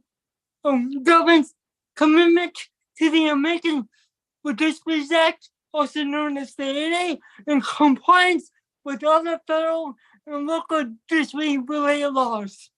This directive paved the way for the district to become a nationally recognized leader in ensuring that programs, services, benefits, activities, and facilities operated by the district are fully accessible to and accessible by people with disabilities. As ODR celebrates the 16th anniversary, yes, is our sweet 16. Sweet 16 of our establishment and the 33rd anniversary of the ADA this year. The agency continues to actively support and work to advance the protections available under the ADA and other laws impacting our citizens with disabilities as they relate to community living, employment, housing, transportation, emergency preparedness, and other vital government programs and services. ODR currently provides the following services. 1, guidance, information, and technical assistance to district government agencies and individuals accessing district buildings and services. 2, resolution of requests for reasonable accommodation and modification of policies for district employees and community members with disabilities regarding accessibility to district building services, programs, and activities. Number 3, ADA and accessibility, ADA and sensitivity training. 4, add to district agencies in accessing effective communication services involving signage, language interpretation, braille, and other assistive technologies, realizing this was in the past fiscal year before the Mayor's Office of the Deafblind and Hard of Hearing was fully established, and administrative support for the federal funded Developmental Disabilities Council and the DC Commission on Persons with Disabilities. The ADA reminds us of the importance of greater access and inclusivity as the district government continues to serve all residents, including residents with access and functional needs. Mayor Bowser's fiscal year 2022 budget supported critical investments that enhance our efforts to deliver on the promise of our shared DC values. These efforts included providing more economic opportunities, placing much needed investments in infrastructure, and making our neighborhoods safer, and offering effective and efficient government services. ODR staff can continue those efforts as we work each day to fulfill our commitment to provide every district resident with an opportunity to change the trajectory and for a better quality of life. ODR employees and I work to hold ourselves to the highest standards of accountability as public servants, demonstrating principles of greatness, excellence, and discipline daily as we help deliver on Mayor Bowser and her administration promises and values. So I'm about to speak on the fiscal year 2022 accomplishments. Between fiscal year 2021 and fiscal year 2022, 215 district parks operate under the DC Department of Parks and Recreation were evaluated and assessed by ODR's architectural team based on the American with Disabilities Act compliance standards. In fiscal year 2022, ODR completed the accessibility evaluation on the remaining 114 DPR operating parks, improving physical access of DPR operating parks, promotes greater inclusivity, integration, and social interactions while diminishing levels of isolation between children with disabilities with their peers without disabilities. Furthermore, family members and guardians with disabilities can also play and interact with their children with and without disabilities in greater capacities. By the end of fiscal year 2023, more than 80 district agencies under the purview of the executive mayor of the office will have submitted their ADA compliance plans to ODR. During fiscal year 2022, 41 agencies provided their ADA compliance plans for ODR's review.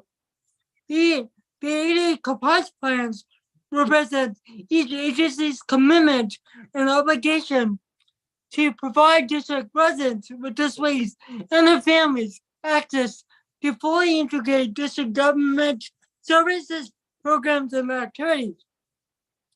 As a result, district residents with disabilities can improve their trajectory and quality of life by accessing and utilizing the necessary government programs and services of their choosing.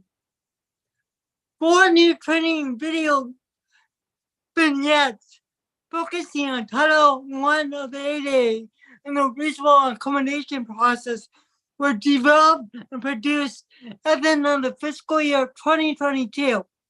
The finalized videos will be released and posted on ODR's website by the end of fiscal year 2023 second quarter, which is March 31st. These ODR training videos will educate district employees and residents with displays about the employment rights and their interactive reasonable accommodation process under Title I of the ADA.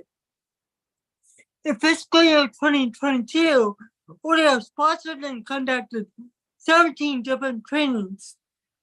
80 training topics included 1, Title I employment, 2, Title II accessible government, 3, housing, 4, service and accessory animals, 5, accommodations during the public health emergency, and 6, the disability sensitivity and other critical subject matters. During the fiscal year, 1,516 district employees, grantees, residents, and other stakeholders received ADA training and education from the agency.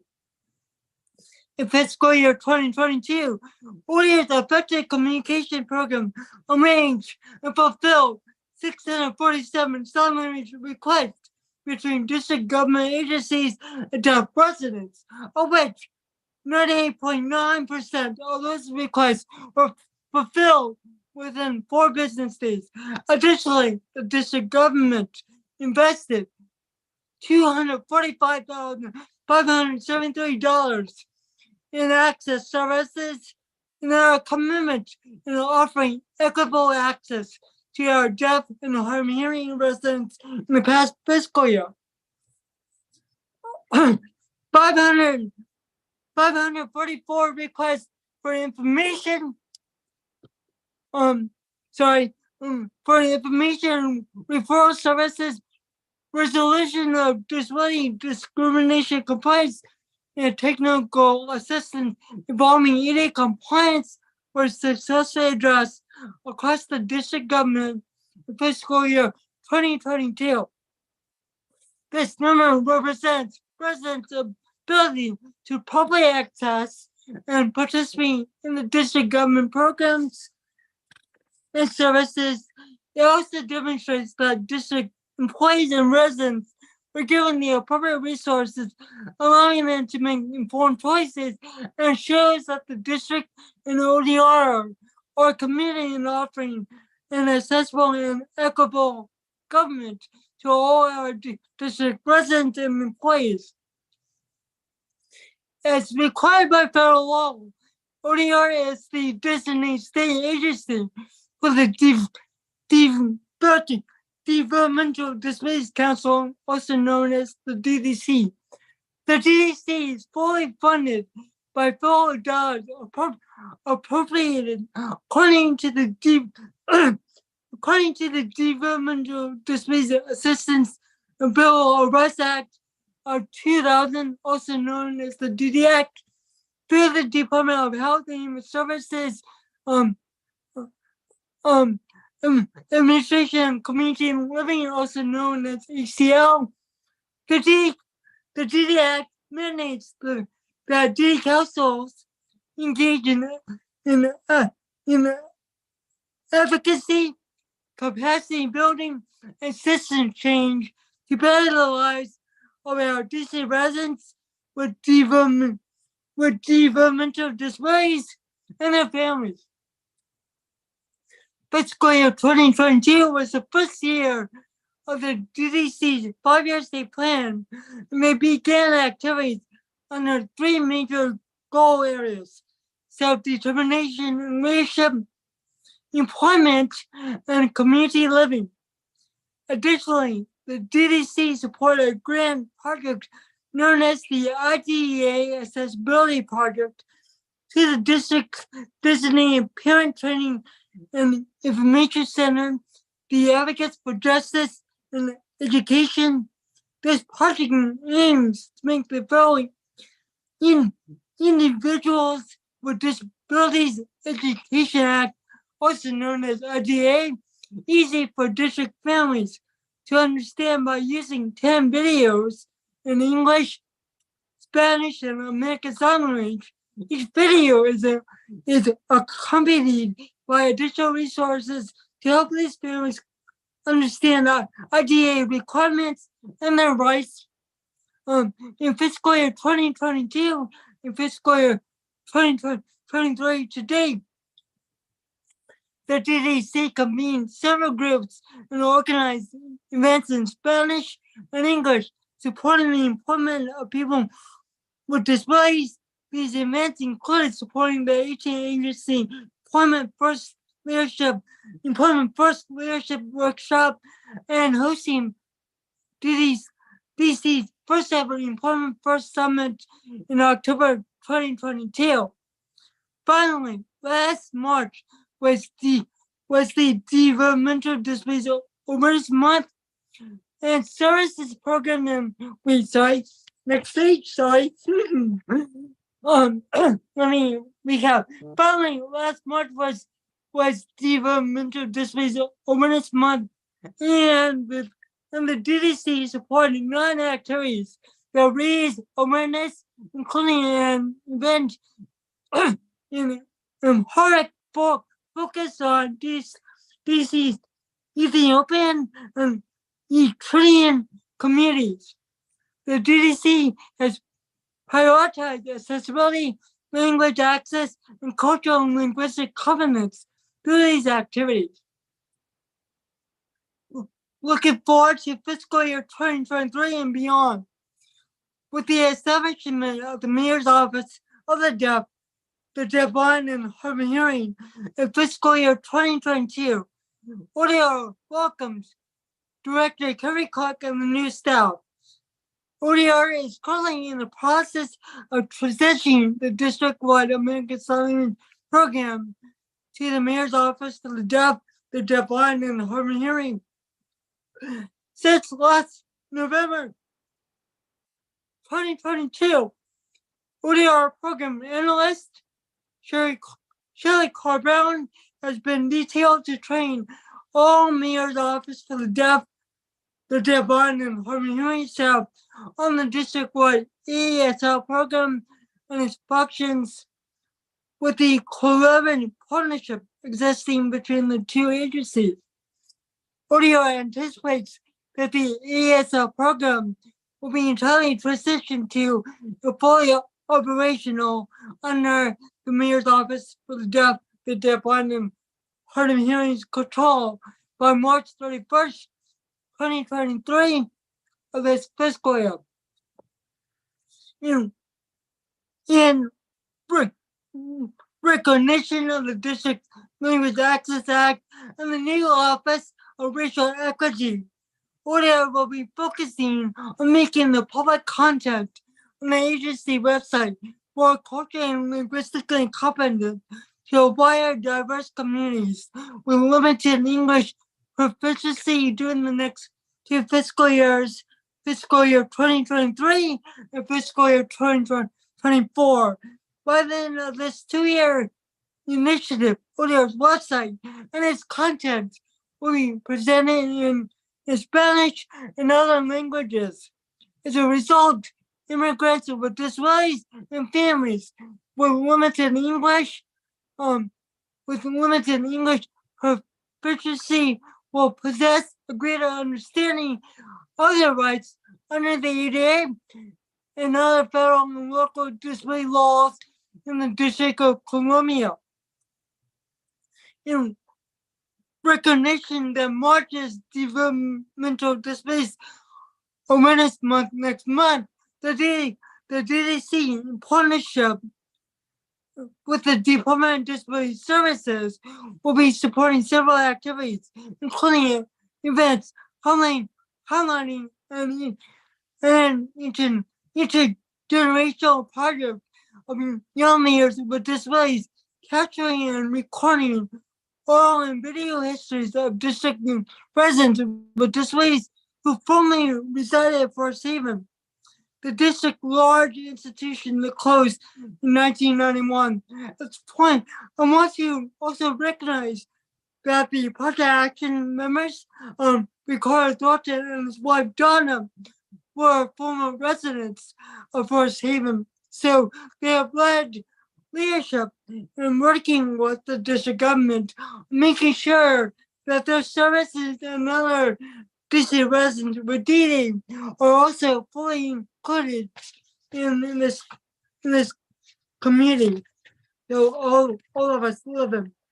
Additionally, the DDC will be awarding grants totaling over $80,000 in community investments to support district residents with I can't speak anymore, with developmental disabilities and their families to gain advocacy and leadership skills and thrive in their communities throughout fiscal year 2023. And at ODR, we are proud of the leadership provided by Mayor Bowser to ensure that the District of Columbia continues to serve as a national model of accessibility. I stand my great appreciation and respect for my staff, the DDC, and the DC Commission on Persons with Disabilities for their tireless efforts and commitment to improving the trajectory and quality of life for all DC residents with and without disabilities. Thank you very much for this opportunity to speak before this esteemed committee and the council. I welcome any questions you may have. Councilmember Lewis George. Thank you. Thank you, Director McCullough, for your testimony. Before we continue, if we can switch interpreters real quick. Sorry about that. Absolutely. That's perfectly fine because I need a drink.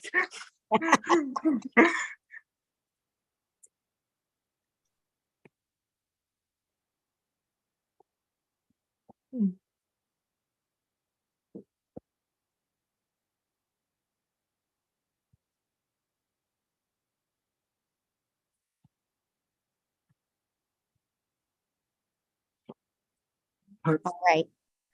Thank you, Director McCullough, for your testimony. Thank you for your responses to our oversight questions, and the thoroughness of your responses and your testimony is much appreciated. I want to start just basic, just going over your organizational structure and seeing how many staff members you have. If you have any vacancies, what is your plan to fill those? Excellent. So ODR has 14 full-time employees. We currently have one vacant spot, which is the chief of staff. And ODR is in the process of hiring that person. We've gone through the interview process. ODR has identified a preferred candidate, and we're just waiting on receiving the appropriate approvals. And we're currently working through DCHR with the appropriate protocols and processes to hire this up-and-coming chief of staff. Okay.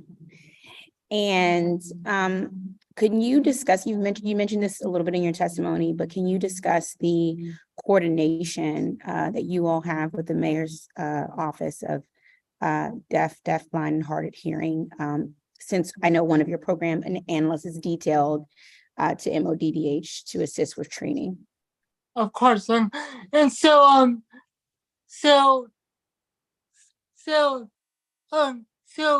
in terms of the mayor's office of deaf, the fact that we share certain responsibilities of making sure that certain civil rights laws are simply implemented and or protected by certain populations.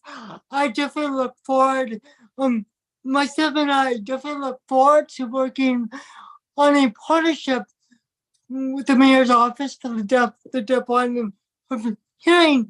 And as a result, as an example of that, ODR has detailed our program analyst since November of last year to train all of the mayor's office for the deaf, blind, and hard of hearing staff on the operations of the Omega Summit program and its function. And this includes creating the request, and fostering the communication between the vendor and the agency, and simply invoicing. The ODR program analyst is also training the staff on how to complete an actual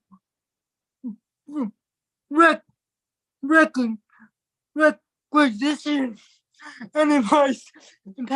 Passes it's the financial system that all of the agencies have to rely on doing vendor contracts and stuff, get them improved and purchase orders and stuff like that. Thank you. Okay. I appreciate that and encourage continued coordination and where possible clarifying roles to the public, because sometimes because so many entities, it can become confusing for community members. So making sure we can do that clearly.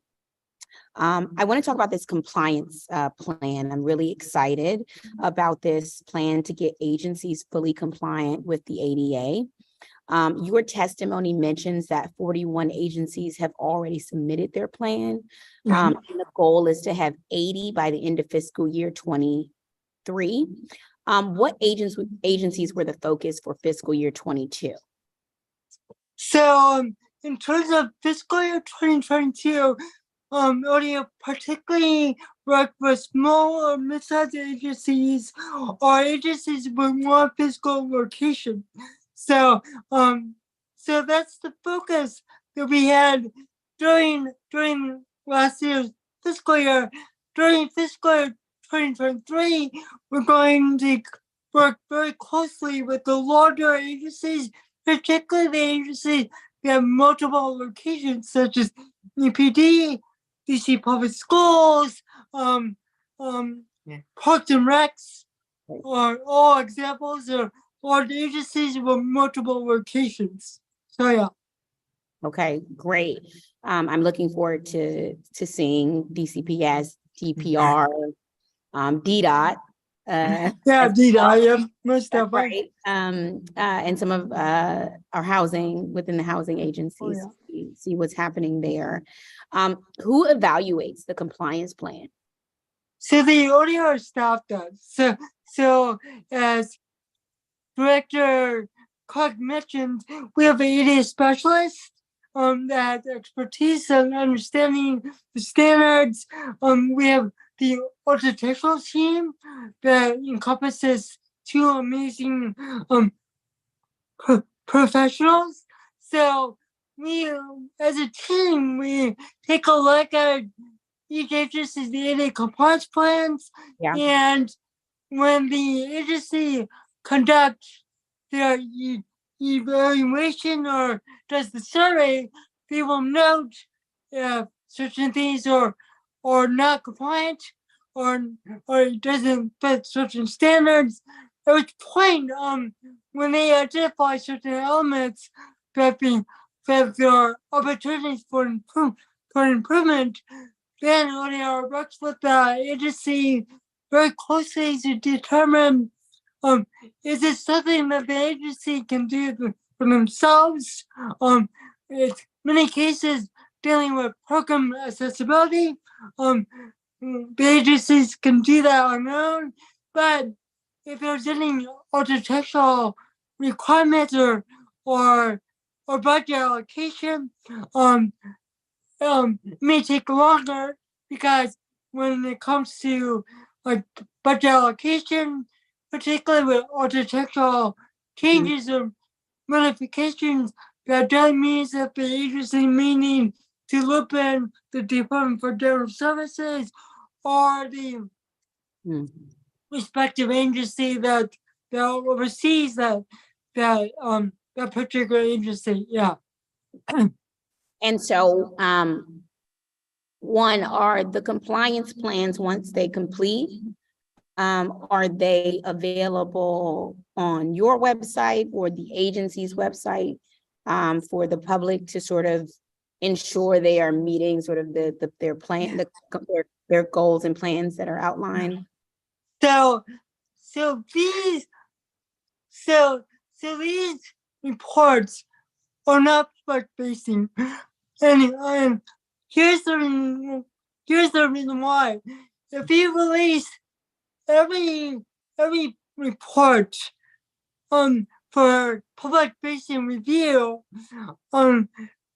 that gives DC residents, some LSC orgs the opportunity to possibly bring suit against the district government. And so the way it works is that ODR, we will approach the sister agencies and say, you're not in compliance. That's not necessarily our role. Our role is to encourage all the district agencies that oversee all these various programs to be proactive, to be progressive, and coming up with their own plans in order to bring certain programs into ADA compliance. When a DC resident brings an actual complaint to ODR, at which point ODR turns on the charm and works and says, we have a complaint from this particular resident, or if the Disability Rights Network or DRDC brings a certain complaint on behalf of a DC resident, we work very closely with DC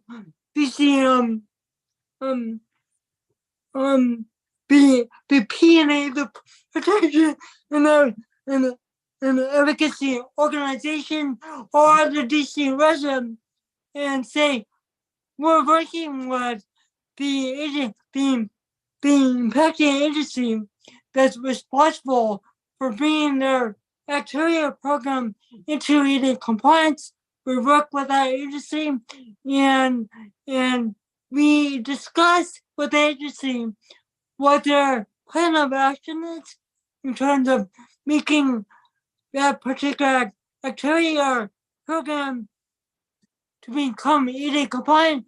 We also discuss a particular timeline when the agency can anticipate bringing the matter into compliance.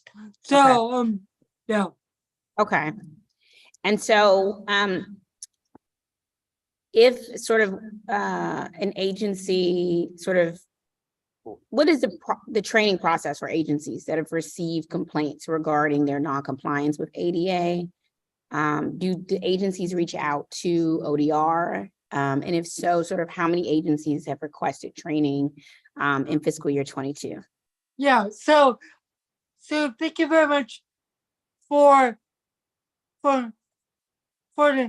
for that question. So in fiscal year 2022, the agency offered training for all the ADA compliance coordinators to discuss how to do the surveys, how to do the evaluations.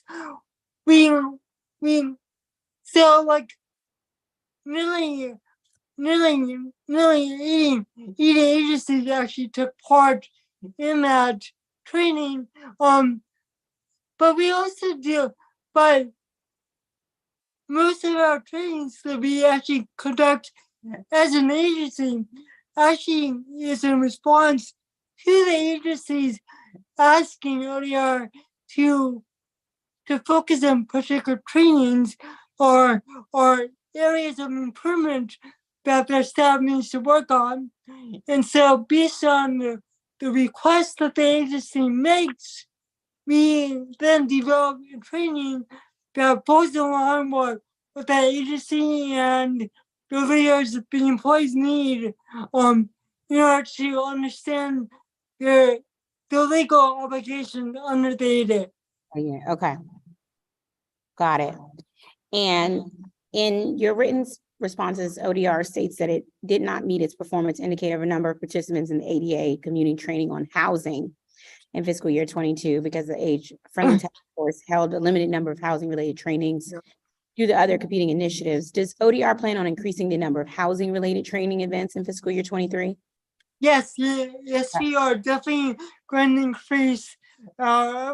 So, if you take a look at the district's homestead community integration plan, one of the 3 objectives is dealing with housing, and under the collaborative initiative that the Department on Community and the Department of Housing and Community Development, they've taken the leadership on working on particular health certain agencies that are involved in the housing integration among the Department of Human Services, DC Housing Authority, how DACO, the Department of Aging and Community Living, and the Department of Behavioral Health. All of the major agencies have a role in supporting their constituents in obtaining integrated housing. So ODR is working very closely with the Department of Housing and Community Development on one, trying to have more people, more DC residents, and more employees fully understand how all these various housing programs are actually integrated to support our DC residents with disabilities. It's very complex, but under the leadership of DHCD and ODR, trying to make it more user-friendly, more understandable. So yes, in short, yes, we have plans. All right, well, I'm very excited about that and very happy to hear those plans are coming. Yeah. Let's talk about the number of ADA and compliance complaints. It looks like it jumped from 84 in fiscal year 21 to 140 in fiscal year 2022. Yes. What do we attribute that jump in complaints to? And sort of what are the broad, sort of some of the complaints that your agency has received? You know, what's the broad sort of big picture of what the majority of those have looked like? So the jump in complaints will be contributed to the district government was getting through the pandemic, and that meant more of the agencies were going back into the office, and which means more people were coming out into the community trying to access government services and programs, and that's when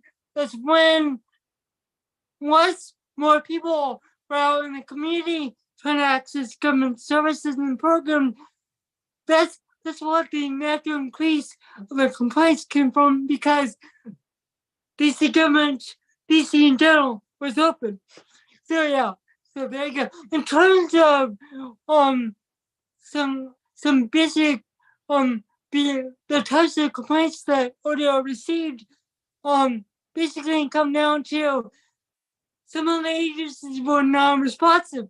So ODR needed to facilitate that communication. The way that we did that, we would contact the AD coordinator of that agency and say, look, we have a complaint, but the person isn't receiving a response.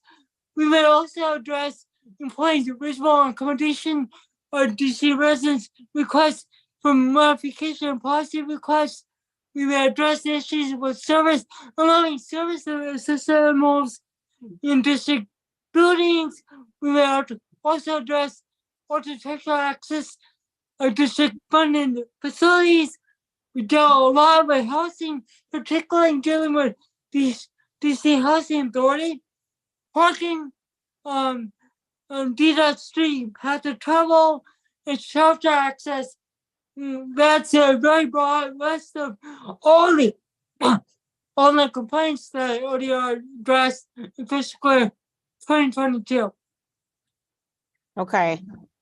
And as far as complaints go, help me understand, once a complaint is filed with ODR, what happens next in terms of investigation, and how long is the investigation?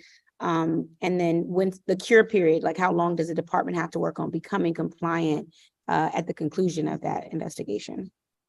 All right, so in terms of whenever ODR receives a complaint, ODR contacts and engage the respective agencies, the coordinator or other relevant government representatives to gather the agency's perspective and information on what the agency has already done, if anything.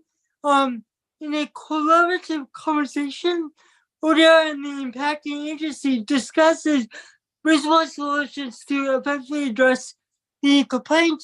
During that conversation, we go over the proposed time period and next steps that are identified between ODR and the impacting agency. Then the proposed plan of action is shared with the complainant, and ODR maintains contact with the impacting agency and or complainant to ensure that the complaint obtains resolution. Right. In terms of how long does it take in terms of process? So in all reality, it depends on the type of the complaint that needs to be addressed. So but in all reality, 95% of the complaints that ODR receives, they're actually addressed and resolved within 30 business days by the impacting agency or by ODR. The remaining 5% of the complaints take longer than 30 business days are primarily due to the agency's need to make budgetary allocations and implement the resolution to address the complaint. So, in other words, you make your DDoS, right? So DC has really older parts of the city exist, particularly in Ward 4, and other wards. And knowing that some of these streets have to become compliant, it takes DDOT and quite possibly the Department for General Services, depending on what's needed, to come up with a plan of action to determine what can be done immediately and what needs to be done long term. So for example, there was a DC resident that's having trouble using the sidewalks in the Shaw neighborhood. where Rhode Island is located and stuff. Well, that's a much older part of the city, and so it takes time to communicate with the DC resident and said, DDI has a plan of action in place, and it's just going to take several years to make the strip of Rhode Island to be fully accessible for everyone. The thing is that it's not necessarily an 8A violation because one, the street itself is much older. It was established prior to 1992 and it hasn't really received any major modifications from DDOT or the government in general. So the way that people need to look at it is that granted there are sections of the city that are much older, and DDOT and other agencies recognize that they need to be modernized. And so, but the point is that DDOT and these agencies are coming up with specific plans to make the streets more accessible across the board and stuff like that. Yeah. Okay, I appreciate the answer. I have 3 more questions, but I see that my colleague, Councilmember Matthew Fruman, Councilmember for Ward 3, has joined. So I just wanted to one, recognize that he is here, and 2, see if he had any questions before I get in my final 3. All right. Councilman Fruman, do you have any questions? All right. I apologize, Councilmember Lewis George. I'm mostly here to listen. I've been bouncing from one hearing to the next, so thank you very much for the opportunity, but I'll hold off on questions just now. Right. Well, I'm with Director Matthew McCullough of our Office of Disability Rights, and we are finishing up after these last questions. Director McCullough, I want to ask you, I know ODR's written response stated that you all be releasing comprehensive evaluations and recommendations regarding every DC Parks compliance with the ADA. When will this report be released? So the reports, the evaluations will be given to the Department for General Services and the Department of Parks and Recreation during this fiscal year. And really, and here's the point that I tried to emphasize previously. Many of the parks that were established in the district, most of them were established prior to the implementation of the ADA in 1992.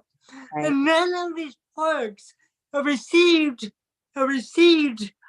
any major modifications or changes to the equipment, to the bridges or what have you, to the water fountain. So it goes back to the fact that ODR is not works very closely with Parks and Recs and the Department of General Services to simply highlight that if they make modifications going forward, very similar to what they did to the public schools, where you were the chief of staff, that they had a modernization plan for the public schools, and at which point ODR offered accessibility plans or surveys that we did back in fiscal year 2016, 2017, and the agencies are responsible for doing the updates on these buildings and parks. We are responsible for coming up with a plan that's amenable to their budget during that fiscal year. to try to bring some of these parks in more in line with more modern and also in line with the ADA as well. So yeah. So Well, you know, we have DGS in this committee. yeah, of course. I wanted to know when the report was coming out because it sounds like it won't be In before. this fiscal year, yeah. It'll be in this fiscal year, but it won't be before this budget. No. Sorry. Okay, just because we wanted to include any budget modifications we need to regarding that. Once that report is complete. I know you also all did an evaluation and recommendations for each polling site. Yes. And were any of our polling sites found in violation of ADA compliance? So once again, the DC Board of Elections, that program, the election program, is totally under the purview of the DC Board of Elections. So once again, we are praised the DC Board of Elections as a sister agency, and so we work very closely to make sure that the polling locations are accessible. But in all reality, the ADA coordinator for the DC Board of Elections, the gentleman does a very good job. He understands the ADA standards when it comes to polling locations and stuff. And in many cases, the DC Board of Elections in the past fiscal year, particularly, were very active, proactive in working with the Department for General Services or with public schools. So, I understand that. In that regard, did we find any polling sites that were in violation, and were they all remedied before the 2022 primary and general elections? Yeah. So there is improvement that the DC Board of Elections addressed with the assistance of ODR, and all of those recommendations were addressed prior to each primary and general election. Okay. And I know we spoke about this last question because it'll tie in sort of how you work with the other agencies in that regard. We've had several questions about complaints about DDOT's residential disability parking permit program, particularly the transparency and rules around who gets a sticker and who doesn't. We spoke briefly about this last month, but can you explain once again the role of ODR and agencies implementing disability-related policies like this one? Do you have any, general best practice that might help with this program in particular? So basically it comes down to understanding the current procedures and regs that DDOT has in place for this particular program. ODR has been involved with DDOT in terms of this particular program. In terms of how the program is being implemented, in terms of the ADA, it's not necessarily a compliance issue. Is that are the current procedures and processes in place actually equitable for everybody who needs to access this program? And people have trouble understanding. So being equitable is not necessarily dealing with a violation under the ADA. So we work very closely with DDOT. We give our suggestions and stuff. But at the end of the day, we fully recognize that DDOT is the agency that oversees this particular program, and we just give them suggestions or recommendations on how to proceed forward. Okay. Okay, that sounds good. I guess we're having this issue come up, so we'll talk about it with DDOT, but we've heard from a number of individuals with disabilities that the way the new procedures and policies are being implemented are they believe are not in compliance with ADA. So would like to see you all just evaluate that for DDOT and let us know in that regard. Lastly, I just want to address how your office is helping to make DC government agency websites more accessible. I know we Witness talked about it. We want to make sure also MODDHH gets a website up as soon as possible. But also, how are you all working with other agencies to make sure their websites are accessible? Yeah, so in the past fiscal year, ODR offered 3 particular trainings dealing with Section 508. We offered training on accessible social media falls under Section 508. We offered training on how to develop accessible PDFs. Of all the government documents are scanned through the copier. Yeah, but once you scan them, they are no longer fully accessible. So we've told our agencies, if you're going to create PDF, you can simply save the document from a Word document as a PDF. You don't have to scan it. That's so much more work. So just press save as and save it as a PDF. And the Acrobat turns that beautiful document to an accessible document that most people can access. So yeah. So the third training that we offered was dealing with how do you create accessible content on the website.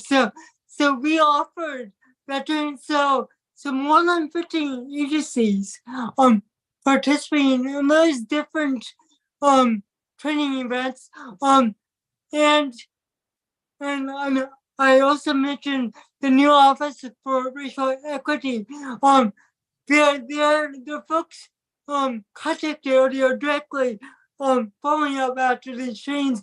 They want to learn more about how to make the website more accessible.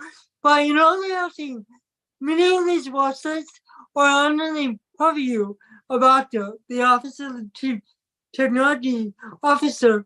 Okay. And so ODR works very closely with Octo, and Octo uses several accessibility tools such as Site Improve to monitor the overall accessibility of each of the agency websites that fall under, particularly under the mayor's purview. And so in all reality, most of the websites that fall under the mayor's purview and Octo are definitely accessible. But there are a handful of independent agencies that don't necessarily fall under the mayor's purview, and some of those independent agencies may have issues with their websites. But personally, I can only work with those independent agencies and simply advise them on what to do. Awesome. Well, thank you, Director McCullough, and thank you to your entire team. This concludes the testimony for the Office of Disability Rights. We look forward to working with you as we go into budget season to make sure you have an adequate budget for you and your staff and the served district residents. Thank you very much, Councilmember Lewis George. It's been a great pleasure interacting with you and yourself. Thank you very much. Thank you. All right. We are going. And then this is the interpreter. We're going to go ahead and switch now as well.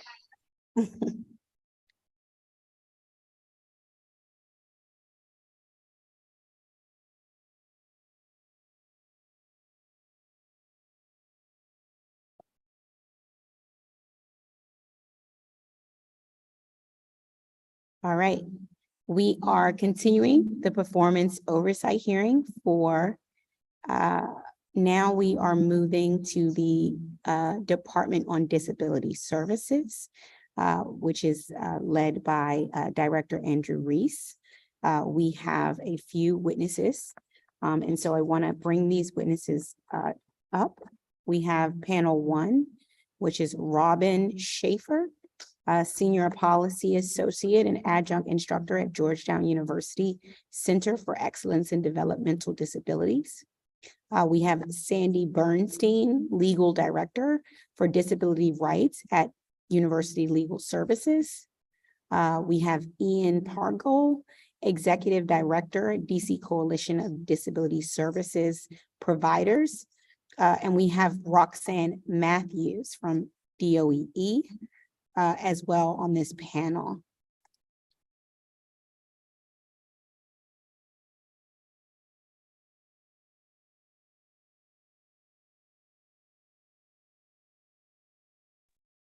Okay.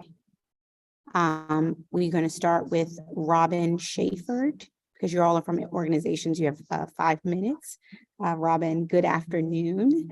Thank you for being with us and being patient with us. You can begin your testimony.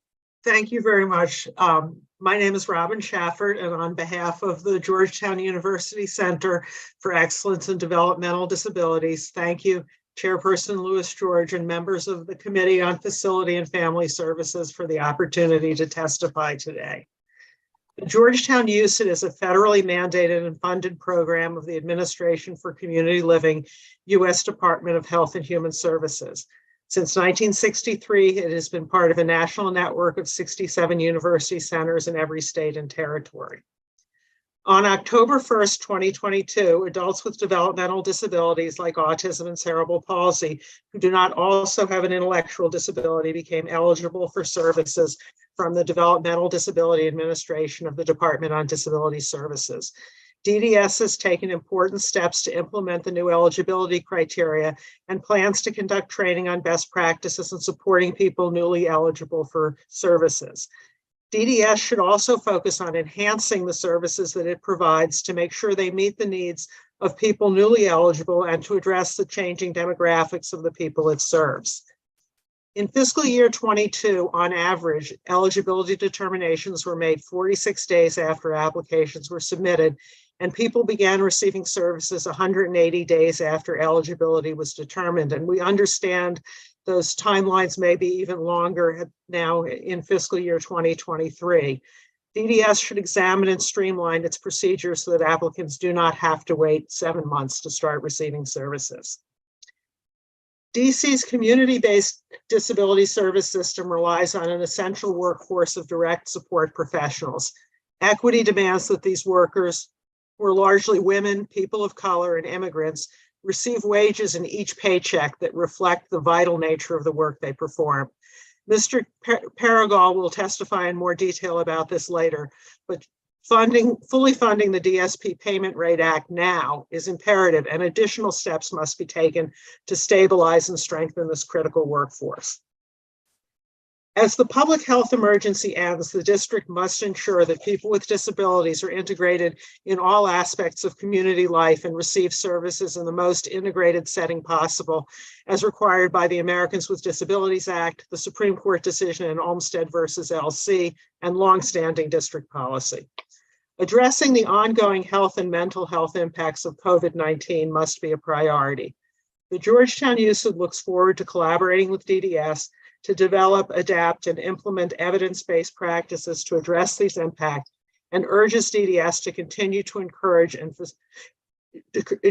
facilitate people-supported provider staff and DDS staff to keep their vaccination current, and to continue to share public health information as it has so widely during the pandemic. DDS should increase its capacity and the capacity of the provider community to routinely embed mental health supports and to provide crisis care and treatment to address mental health needs of the people it serves. 40 to 60% of people with intellectual and developmental disabilities experience a co-occurring mental illness at some point in their lives. Having the capacity to address these issues in multiple languages and for people with limited speech or who use alternative and augmentative communication is especially important in light of the profound isolation people with IDD have experienced since the onset of the COVID-19 pandemic. The Georgetown USID supports DDS's efforts to integrate 21st century technology and remote supports where appropriate, with the caution that it is essential to integrate evidence-based practices normed for people with disabilities, as well as trainings for DSPs to support people with IDD and telehealth encounters. The Georgetown USID and other DC disability organizations have detailed strong concern about DC's authorization of medical assessments that are required following the use of physical restraints to be performed through telehealth.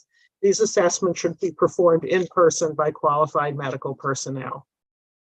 The 11 people who receive services through the individual and family support waiver will soon have the option to self-direct their services. Self-direction is another wonderful innovation. It promotes self-determination and can play a role in ameliorating the direct support workforce crisis.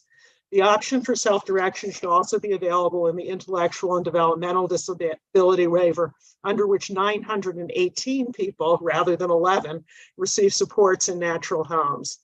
The Georgetown USID congratulates DDS on its recent selection by the U.S. Department of Labor's Office of Disability Employment Policy to participate as a core state in ODEP's National Expansion of Employment Opportunities Network initiative.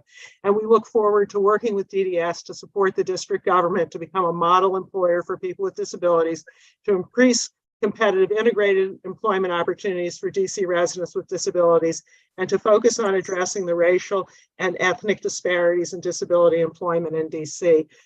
Following up on your conversation with Ms. Preston of Special Olympics, I'd like to volunteer to provide, after the hearing, information on innovative work being done at the Georgetown University Medical Center in medical education, led by my colleague, Dr. Kim Bullock, and also on an interdisciplinary graduate level training program that we have for early and mid-career professionals, year-long program to provide training on developmental disabilities to professionals in a variety of fields, including largely healthcare professionals. With that, I will mention that my written testimony contains more detail on all of these issues, and I'd be happy to answer any questions. Thank you. Thank you so much for your testimony. I will have some questions when we get to rounds of questions. Next up, we have Sandy Bernstein, Legal Director, Disability Rights, DC at University Legal Services. Good evening, Sandy.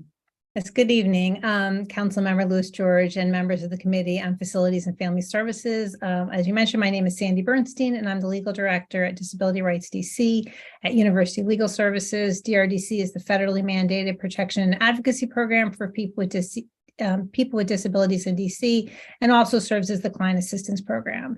As a protection and advocacy program, DRDC has represented hundreds of individuals supported by DDA and RSA, and has assisted even more through our systemic advocacy and investigations. And although my testimony focuses on some areas of concern, I do want to express appreciation for the efforts DDS has taken to improve the services provided and the outcomes experienced by the people they support. As a member myself of different committees and work groups for both DDA and RSA, I have appreciated the opportunities to provide input and engage in discussions with management about ways the advocacy community and the government can coordinate to make improvements. DRDC again wants to thank the Council for passing the Developmental Disabilities Eligibility Reform Amendment Act, which became effective this October. This law has made people with developmental disabilities who do not have the IQ required for an intellectual disability diagnosis eligible for services from DDA. This was life-changing legislation, and the increase in applications since October confirms that these services are much needed by DC residents with developmental disabilities. DRDC has engaged ourselves in significant outreach to educate the DC community about the services now available to DC residents with developmental disabilities, and encourages DC to increase their own outreach, especially to people with developmental disabilities in schools, psychiatric facilities, and correctional institutions, so they can take advantage of the community-based services now available to them. DRDC understands that there are growing pains at DDA caused by this change in eligibility criteria. However, DRDC is concerned with some of the issues we are seeing with DDA's intake process in the past several months. We have seen intake staff still ask applicants for proof of an intellectual disability, even though the applicant asserted that he or she has a developmental disability. DDA's policy requires eligibility determinations to be made within 45 days, yet we are seeing decisions take weeks longer. This is surprising since DDA has hired additional staff to process the increased number of applicants. DRDC is especially concerned about how long it takes before someone found eligible for DDA services actually receives those services. DDS's responses to the council's questions revealed that in fiscal year 22, it took an average of 180 days, that's 6 months, from the date of eligibility until the person received their first service. DRDC has seen this delay firsthand, experienced by individuals who have requested and need services now.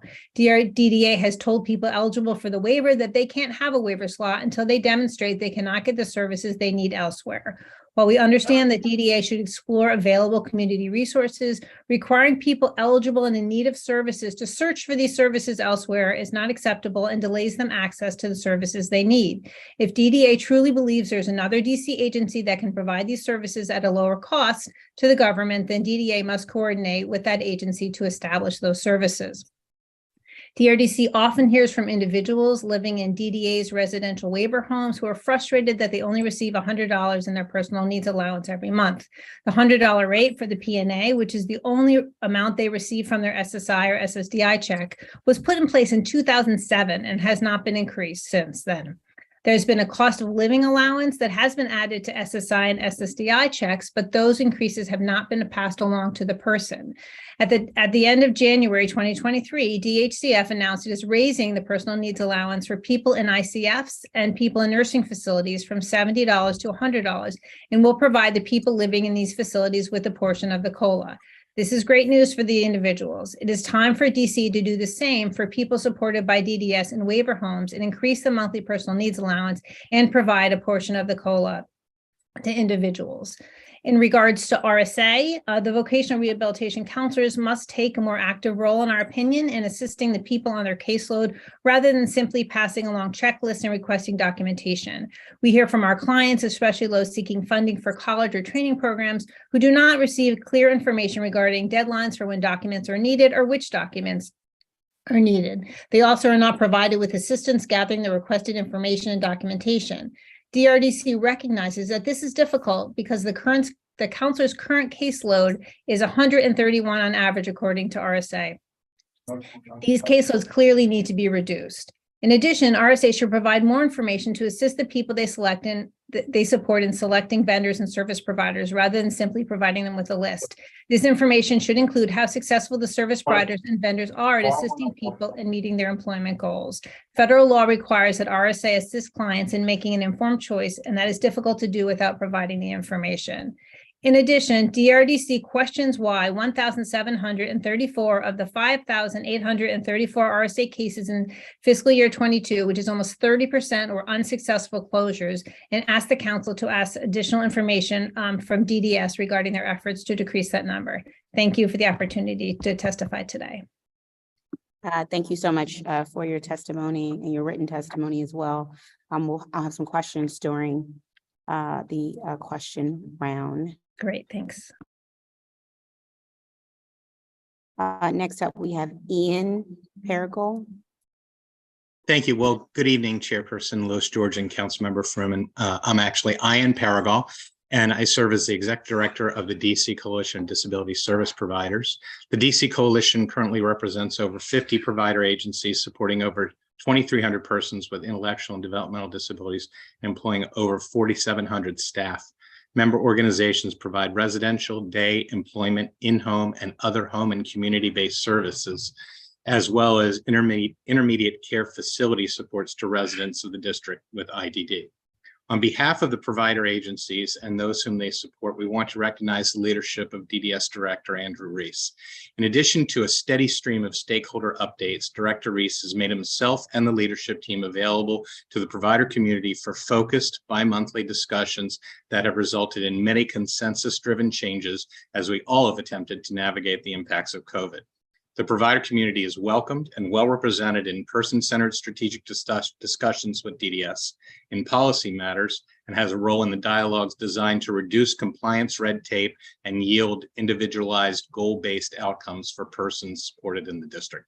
We congratulate Director Reese and his team in helping service providers weather the storms of the last 3 years as we reach our shared goal of proactive planning. To that end, I'm confident that Director Reese is now turning his attention to the following 4 areas that the coalition wishes to highlight as imminent concerns that we see emerging.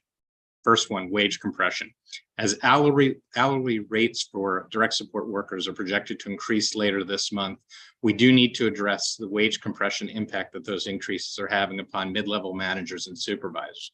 In part because the difficulties in recruiting and retaining frontline workers have resulted in significant overtime wages occasioned by the 23% vacancy rate that's averaged among frontline workers in the DD community.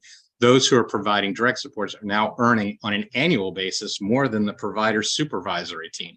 Albeit more weekly work hours are required to attain those weekly pay levels, but the consequence has been that the mid-level staff and the supervisors are vacating their supervisory positions because they can earn more with overtime and as a direct care worker. We're recommending that additional fiscal support for these mid-level staff is acquired so providers can maintain appropriate supervision ratios. Next one is the nursing shortage. Similarly, funding for a nursing cohort lags behind the wages that these same nurses can earn in more traditional or institutional settings where they have more closely defined work schedule and actual hours that they can be off duty. As a result of the severe nursing shortages in community-based services, DD nurses are on call all day, every day, and their rates are not funded at a comparable level to those in more traditional settings, even for the 40-hour work week. We do recognize there are nursing shortages throughout the region, but we're also seeing our DD nurses leaving community services for other healthcare options. We need to ensure that the rates we can pay our nurses are not simply competitive, but actually preferred. Next one is resumption of day services. Prior to COVID, the large majority of persons receiving non-residential supports were involved in day service options such as day habilitation, individualized day supports, supported employment, and employment readiness. When the public health emergency was issued in March 2020, DDS wisely requested a modified support structure from Centers of Medicare and Medicaid Services, CMS, so that supports could be provided with lower support ratios in the home or in the community via a service model called companion services, which is really a more residential service model. While some persons served are looking forward to returning to seeing their friends and connecting with the community, there are many people who actually prefer the more residentially focused companion services. Unfortunately, companion supports are more isolating and are actually a bit of a more backward step when considering community-based service design. DDS has communicated a plan for the reactivation of day supports in lieu of companion services, but our chief concern is the lengthy implementation period, which stretches out the resumption of day supports well beyond the end of the PHE. We need DDS and in particular service coordination staff to take an active role in promoting and facilitating day support options. And our last one, but really our most important one, is what's going to happen after the PHE.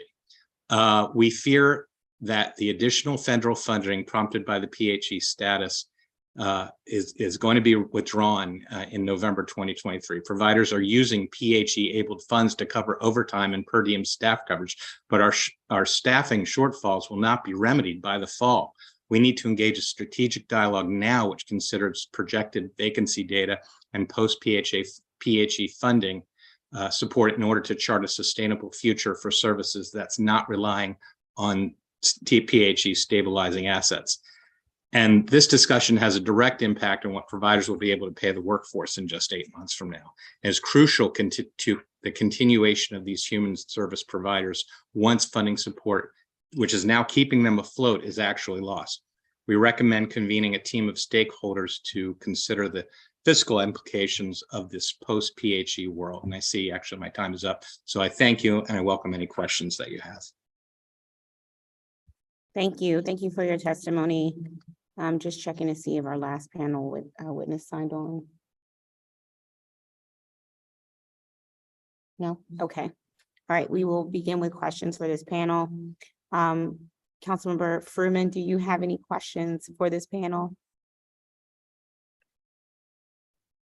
I do not. I just want to thank the panelists for their great work in this area over the years and pledge to help support them in that work alongside with you, Councilmember Lewis George. Thank you. I appreciate that. All right, I will get started. So make sure everybody's here. Okay.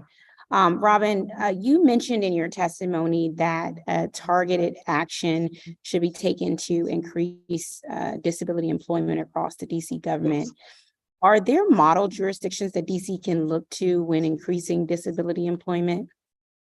So this grant that the DDS has received is to help make DC a model employer. There are a number of initiatives that different states have undertaken, including things like there are specific hiring incentives for people with disabilities, which get you past certain procedures that the federal government and some states use. There is the practice in some states of adding extra points to a score for employment. And then in other states, there's just a dedicated practice of training, having a centralized fund to pay for reasonable accommodations, and to providing other incentives and creating goals around hiring. So I think I think really taking a targeted effort on training people is what works best. Maryland has some of these initiatives in place. Virginia has others. And I think we have a lot of progress to be made in DC, and really the people who know the most about this are the Office of Disability Employment Policy at DOL. So I think getting mentoring from them will serve us well, but it's a really important initiative. Yeah. Okay, I appreciate that. And I agree with you there. I wanted to also ask, you talked about some interagency coordination, and I learned that you said many individuals with IDD have co-occurring mental health diagnosis. And I want to talk about sort of what we've seen so far in the coordination between DDS and DBH, and sort of what is needed to sort of bridge that gap with the, because I'll be working with the Committee on Health and Councilmember Henderson here to try to strengthen this sort of interagency coordination. What are you seeing? What are you seeing on the ground, and what are some ways we can sort of bridge that gap and bring them more closely together and addressing that? So I want to make it clear there are two related issues here, one of which is people with diagnosed mental health conditions who are eligible for services from DBH. And I'm going to defer to my colleague, Ms. Bernstein, to address the interagency issues with that, because that's something Disability Rights DC is much more involved in. The issue that we are involved in a lot of research on at the UCID is people who have mental health needs and who may not have a diagnosed condition. And that's, people experience a lot of trauma as part of the lived experience of disability, and people develop mental health needs, so that the services that you have, even without a diagnosed disability, have to be trauma informed and so you have to embed these supports in the developmental disability services. Our director, Tawara Good, spends a lot of time on PCORI-based projects around that, and we can provide some more information about that issue to you if that would be helpful. Yeah, that would be helpful, and I appreciate that. And then I will actually go to Ms. Bernstein to see if she can add anything there. Yeah, I have a lot to say about this issue. This is something that my office sees a lot with the folks that we represent. We represent a lot of people who are dually eligible in receiving services from both DDA and from DBH, and there's often a lot of finger pointing with the person, waiting and twiddling their thumbs, waiting for services while, the agencies fight it out about who's going to provide the services. It's a huge problem. I think that I think that both agencies need to understand what each agency can and cannot do. I don't think that there is a clear understanding always of that. I think, for example, an understanding that DBH vouchers, housing vouchers, are not easy to come by. So suggesting someone just go over to DBH and get a DBH voucher is not really really helpful information. I believe there needs to be some sort of, as much as I don't need another meeting to go to, but I think there needs to be a working group or something where you have top level people from both agencies I'd love to be a part of it and to explain what we see, but really working together to create policies as how do we serve people? Somebody comes in and they need housing. Somebody comes in and they need services. Somebody comes in and they need psychiatric care or crisis intervention. How will we do this? So it's not up to the person to, go back and forth and with the finger pointing. And we've seen clients homeless, falling through the cracks, getting out of prison and not having the services because we have agencies that are both saying, well, I think, you go in that door and you get those services. So I think it's really, really critical. We're a small city. I think everybody knows each other here, and it'd be great to sort of come together to serve this population, because in the end, the district has the obligation to serve these people. It shouldn't matter what agency or what, what door they walk in, the district should come together to serve the person, and we're not seeing that. I have to say, DDA steps up a lot of times, and so it would be good to bring DBH in to get them also to be more at the table and to provide these services. Yeah. Can you all speak about sort of what happens when, and Robin and Sandy, I know your testimony focused on this. Talk about what happens when someone doesn't receive the services they need now and are forced to wait 6 months. A variety of things can happen. Sometimes they're just sitting in the basement, waiting for services. They left school. Sometimes parents have had to quit their jobs because they're staying at home with people who had been in school and now aren't getting the services. We see people who are homeless.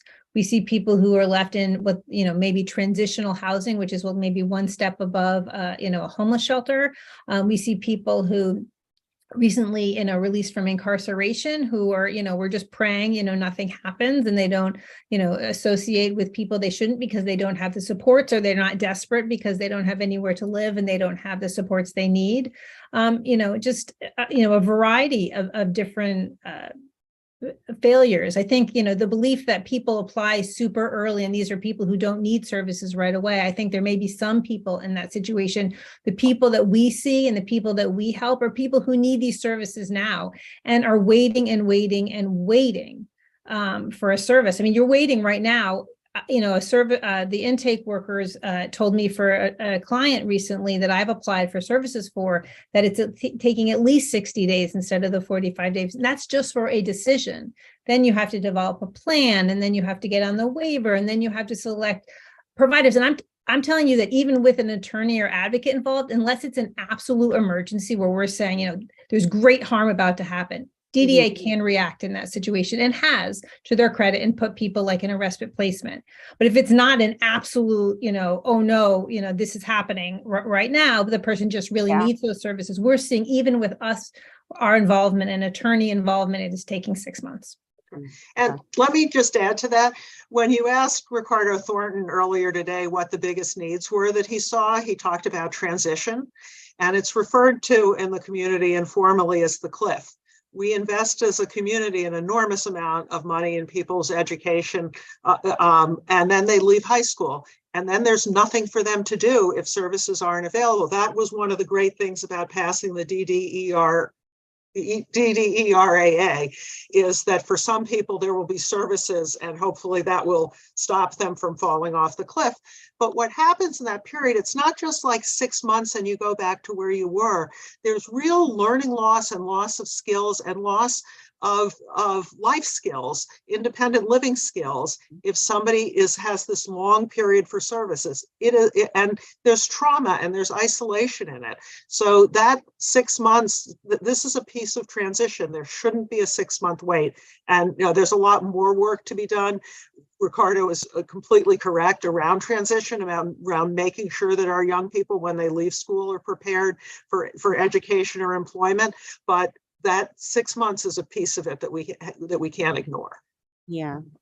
And are you all hearing, are you hearing a capacity issue, a DDS, or is it requiring too much paperwork issue? I mean, I can ask DDS, but I just want to hear for what you've been hearing. I mean, we're hearing that the initial application, the fact that it's taking longer for an eligibility decision is, I'm hearing from the individuals on the front line, oh my gosh, we're getting so many, we're getting so many more applications.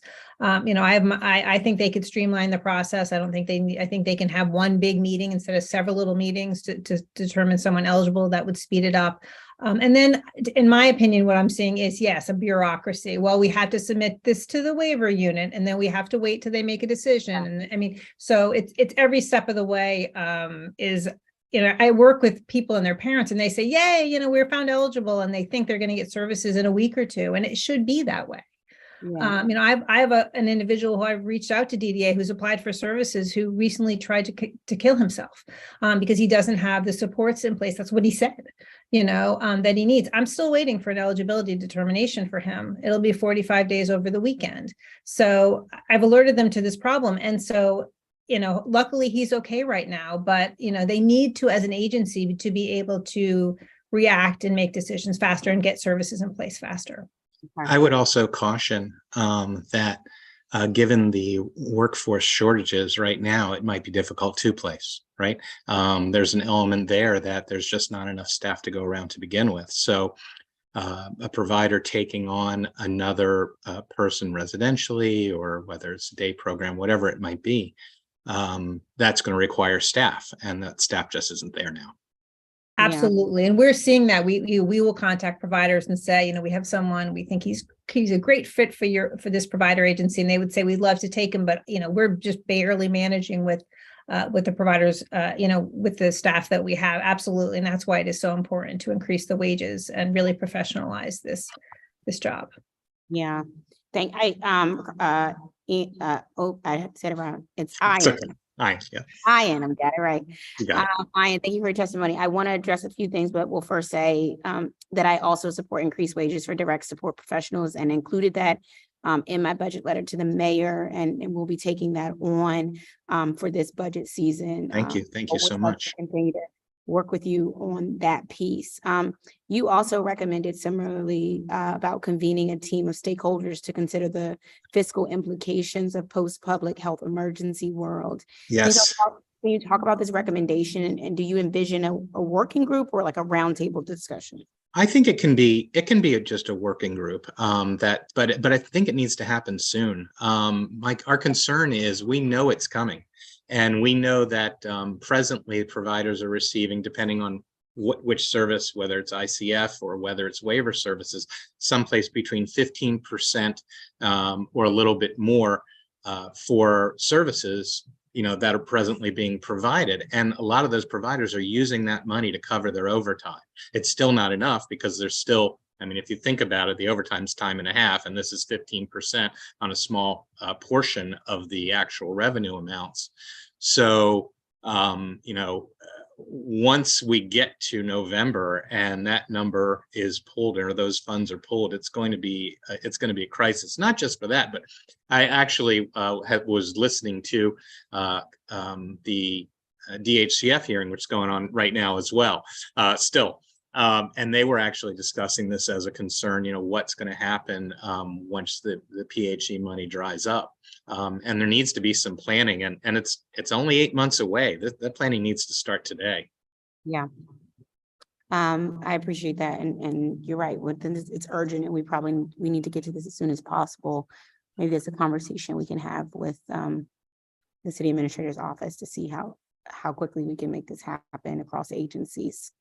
One last thing, Robin, one thing that in reading your testimony that really stuck out for me was sort of the disparities in employment with disability. Just looking at the data from 2016 to 2020, based on race, with the district's employment population with people with disabilities at 35%. And then the ratio for white residents with disabilities was 65%, while the ratio for Hispanic residents with disabilities was 51%. And the ratio for Black residents with disabilities was just 26%. All of these percentages were very alarming for me in reading your testimony. When you talked about sort of the mayor's comeback plan and ways for us to create more jobs. Is there anything we should be doing now? I am on the labor committee, and I want to make sure we address this disparity head on. Do you have any sort of suggestions to just targeted action that needs to be taken to make this happen? I think there has to be a full-on press to make sure everybody involved in the initiative has as a goal for their performance in the initiative that we hire a significant percentage of people with disabilities. People pay attention to what's measured. So if we create aggressive goals, if we do the training, if we make sure we're using the best practices around centralized accommodation and ensuring people know how to do interviewing, that will make a difference. It's a very significant problem. There are also factors about the way our public benefit system works and the means testing that make it difficult for people to be employed. But people want, and I know Director Reese agrees with this completely, people want to be employed. It's more than a job, it's more than a paycheck. So we need to have the right policies and practices and goals and performance measures in place to make that happen. It's critical, and we need to be, looking at why in the district there are these disparities based on race. I'm sure there are a wide variety of complicated factors that go into it, but we have to be aggressively looking at it and putting policies and procedures in place to do our best. Yeah. Well, I want to thank this panel. I could ask you a million more questions, but I know we have to get to the director. I do want to make sure I follow up with everyone. And Robin, definitely want to follow up with you regarding the Special Olympics DC, that coordination, and talking about ways we can get more training within the medical profession even now. So definitely it's a very important issue, and particularly for adults. There are many adults with developmental disabilities who see their pediatrician for decades beyond where they should. So thank you for your interest in that.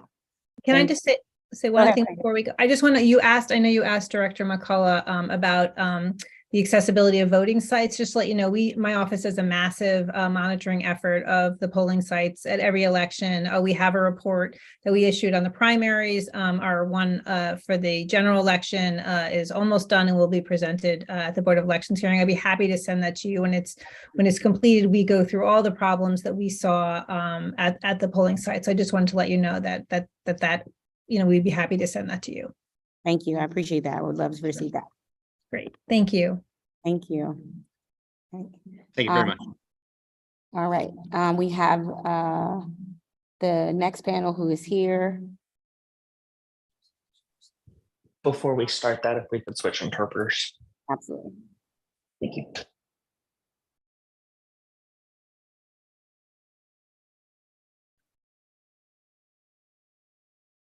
Ready to continue whenever you are. Thank you. On our next panel, we have Carol Grigsby, T.N. Tate, Jimmy Lethbridge, Shawnee Jones. If I get any of your names wrong, just correct me during your testimony. Anjanette Shelby, Development Disabilities Council, and Deborah Akil.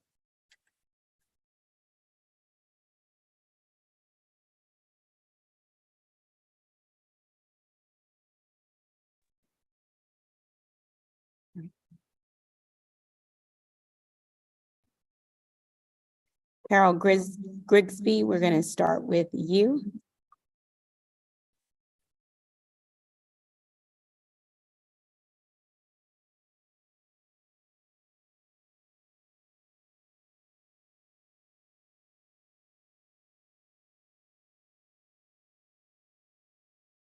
Good evening, Carol. Thank you for being here and thank you for your patience. I think you're muted. Up on the screen. No, am I muted now? Okay, now I can hear you. Oh, yeah, okay. All right, great, thanks. So, Madam Chair, Council Member Freeman, and other council members, I'd like to thank you for allowing me to testify today. I'm Carol Grigsby, and my son has received long-term disability supports from DDS since 2014. In that same year, I started a blog about developmental disability issues in DC, which I continue to maintain. The DC community of disability advocates has had a very fruitful relationship with the Committee on Human Services, and we're looking forward to the same constructive relationship with this committee, which does include a number of the same members. During my tenure as chair, and then as advocacy co-chair of DC's Developmental Disabilities Council. I was very proud to be part of the effort to pass the DDERA, and you've heard a lot from others about that, so I will not linger over that, but I want to focus on some other pressing issues, some of which you've also heard about today.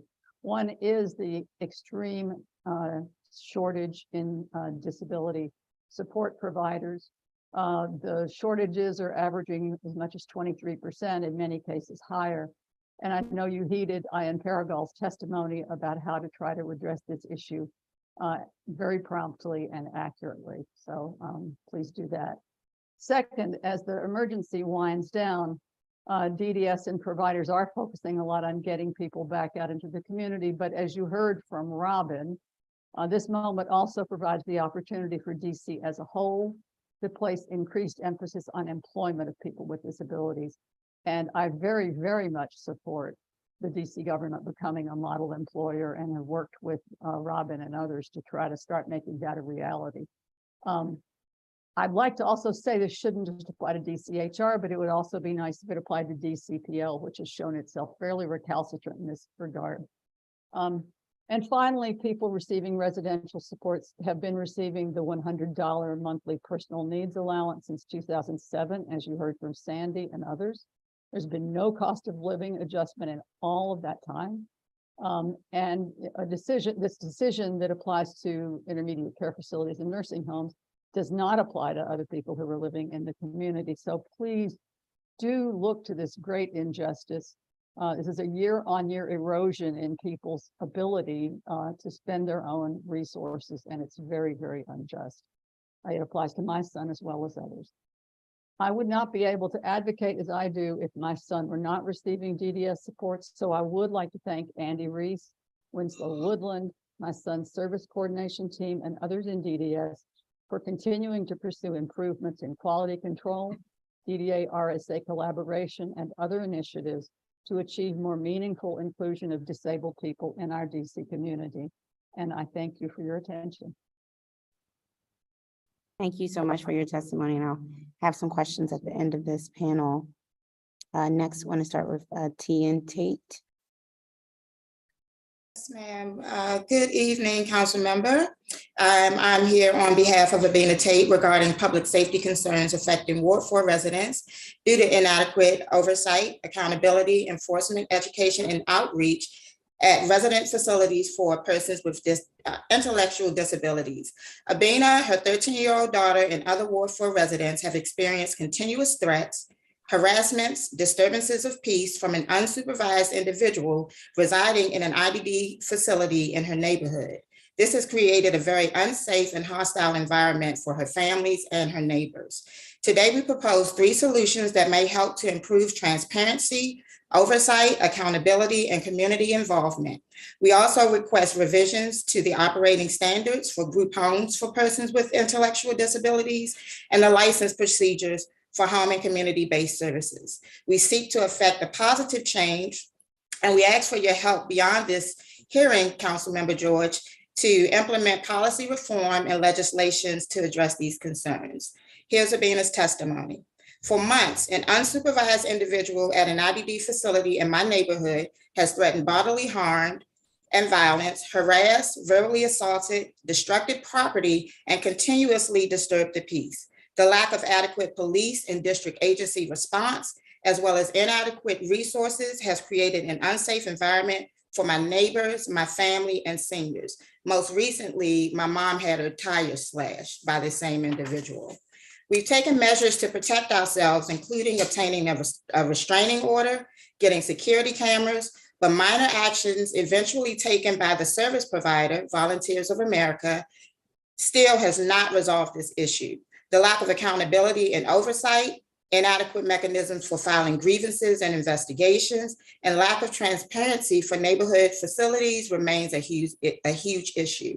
Councilmember Lewis George, we are calling on you to effect change at the council level.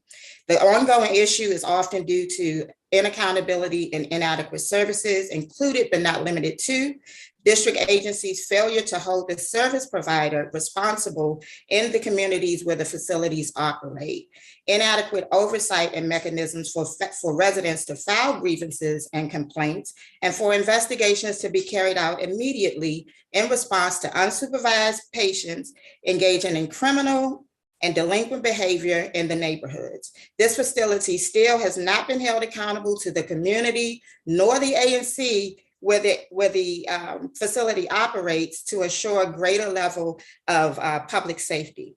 My motivation for sharing this story is to bring to your attention the negative impact the facility issue has had on my personal well-being, my family, and the overall neighborhood.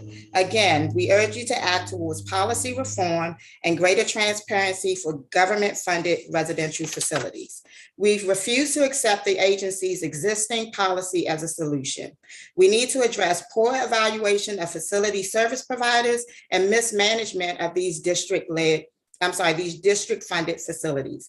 Councilmember George, if you felt disenfranchised, I ask, who would you go to affect change at the agency level? Today and moving forward, we hope to work with you and your committee as a follow-up to help continue to voice concerns for those of us who now feel disenfranchised. We have proposed 3 immediate recommendations we would like to discuss further with your committee in order for the council to take action to prevent any further disruptions. So I know I won't get through most of these because my time is almost up. So I just want to end by saying this is a 40-year-old law that needs to be examined and basically amended. I want to thank you, Committee Chair, Director Reese of DDS, and your committee staff especially for allowing us to testify to present this issue to you. Again, I respectfully request a follow-up meeting with your office or the committee to discuss how to take action on this issue and the solutions that we would like to present for consideration,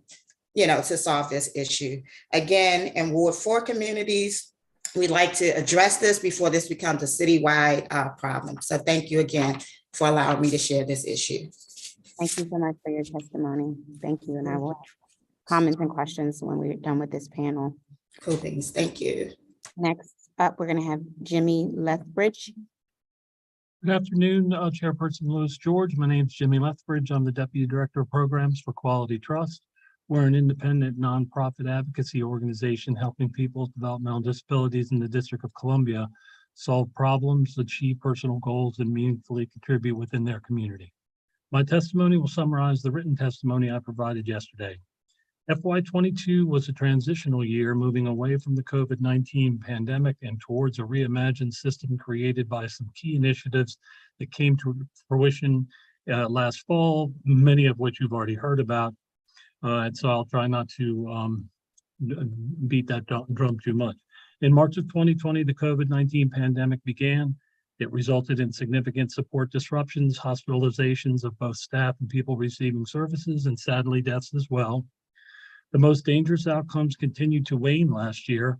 Measures such as hospitalizations attributable to COVID and the number of people supported and direct support professionals testing positive also diminished as the year progressed, as vaccination rates for both staff and residents reached more than 90%. A key metric used to measure the most serious effects of the pandemic is deaths. There were 81 deaths in 2020. In 2021, it dropped to 57, and last year the number was 39, which is in keeping with norms over the past last 10 years. According to DDS, as of November of 22, only 38 deaths from COVID have been confirmed since March of 2020. The remaining 100 deaths are above the statistical average for those 2 years. The number of non-COVID related deaths from 2020 and 2021 are still a concern to us, and DDS has indicated it is looking into the causes for the increased non-COVID deaths. We're still waiting for a report from DDS on what possible causes can be attributed to the elevator numbers so we can do something to alleviate them happening again. The work of creating a 21st century system of supports in the district continued despite the effects of the pandemic, and the leadership team at DDS led by Director Reese deserve credit for continuing system reform initiatives during the public health emergency. Here are a couple of highlights. As you've heard about the DDRA, which took effect October 1st, the law expands eligibility to services to people with developmental disabilities, not just intellectual. The passage of the act is almost 20 years in the making, and we hope that it fundamentally alters the current system for providing services and supports to people with intellectual and developmental disabilities. The people coming into the system will want and need supports services far different than those provided during the 20 years I've been in DC. Beyond providing eligibility to this new group, it is our hope that new approaches that will be developed will reach all people receiving services from DDS. The district received approval for a renewal of the IDD waiver and an amendment to the IFS waiver in the fall of 22. IDD and IFS waivers are DC's primary funding resources for community-based long-term supports for people with IDD. Both waivers offer a wide array of services and supports, but they differ in some key areas. While they both offer similar day and employment as well as health and wellness services, but only residential services outside of a person's home can be obtained through the IDD waiver. And there's also a $75,000 annual limit on services available under the IFS waiver. For individuals who want to manage their own services, self-direction is available in the district for the first time under the IFS waiver. The introduction of self-direction, though somewhat limited in scope now, is an important step in enhancing people's autonomy as they negotiate with providers and the government to create supports and services they need. Likewise, we hope implementation of new policies and procedures designed to meet the mandate of the new settings rules directive from CMS will strengthen people's ability to gain autonomy regarding supports and services offered by traditional provider models. The district has relied on the current model since the 1990s, and there's still a long way to go on this goal.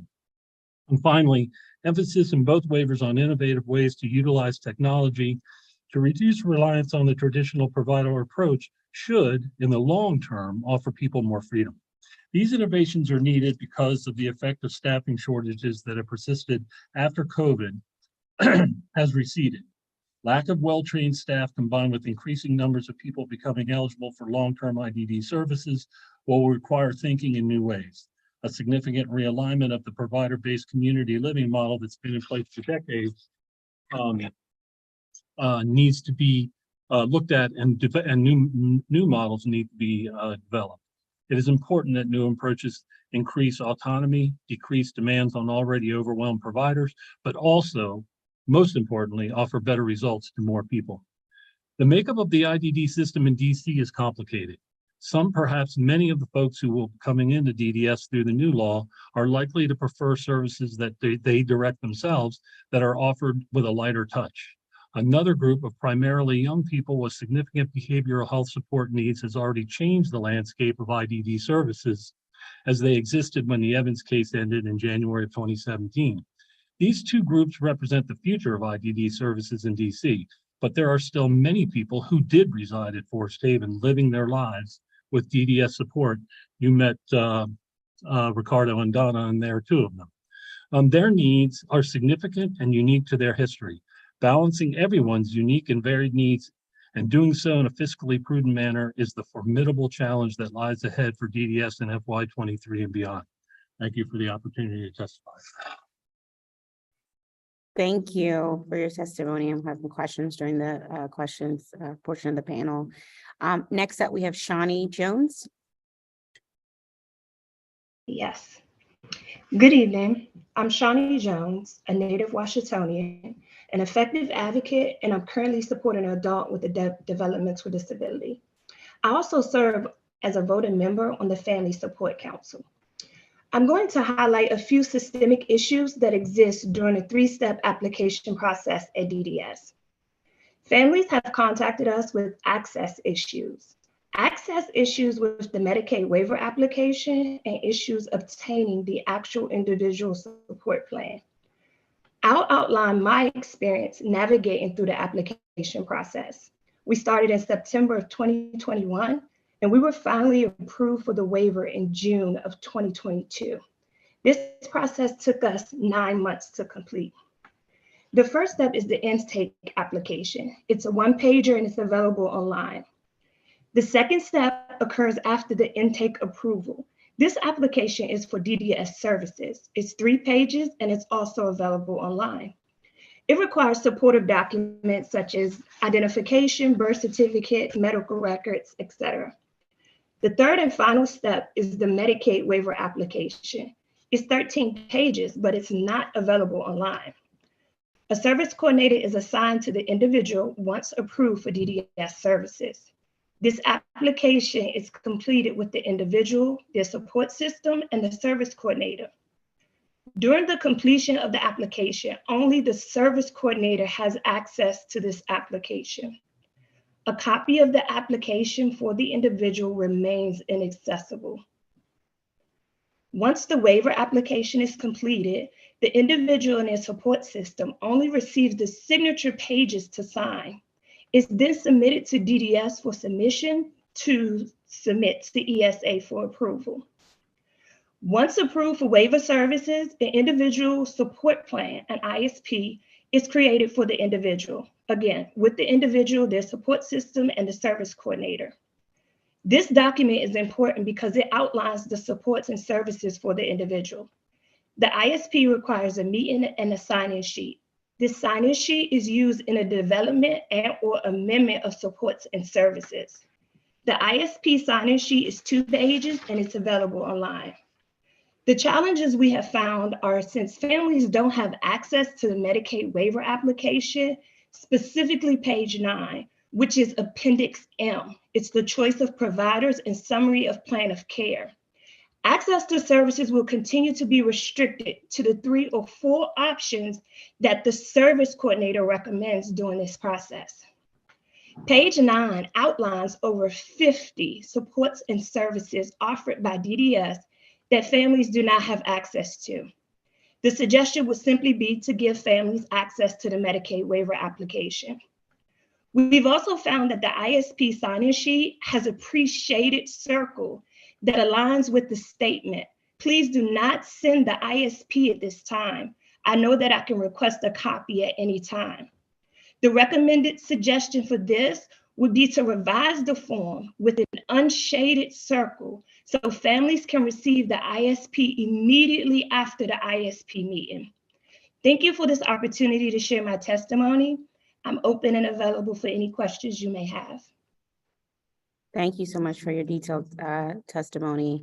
And I will have some You're welcome. questions during our panel session. I want to go to Ajanette Shelby, Chairperson of the Development Disabilities Council.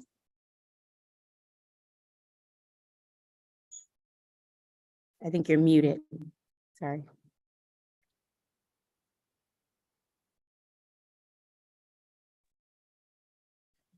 Good evening, Chairperson Lewis, George, and other members of the Community on Facilities and Family Services. My name is Angela Shelby, and I am the Chair of the DD Council and Vice Chair of the Commission on Persons with Disabilities.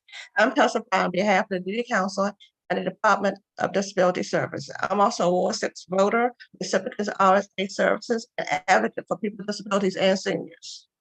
The DD Council partners closely with DDS on several initiatives, and we enjoy a positive working relationship in our programs and advocacy. In my spoken testimony, I will focus briefly on several issues in our written testimony goes into greater detail. Regarding DSP wages, we continue to ask for full funding for the DSP wage rate act of 2019 with increased wages for critical workforce. This is necessary and still inaccurate step towards solving the DSP workforce crisis with service providers experiencing historical high rates due to the pandemic. We are excited to see that the rollout of the new eligibility criteria for services with developmental disability administrations. These new criteria give many people with disabilities an opportunity to get the support they need to live and thrive in their homes and communities. We join forces with fellow advocates and being concerned about how long waits times many people experience to get services. Encourage DDS to expedite applications determinations for people with life-threatening conditions. DDA is working to implement self-direction, also called participating direct service, in individuals and family services waivers, and we look forward to that.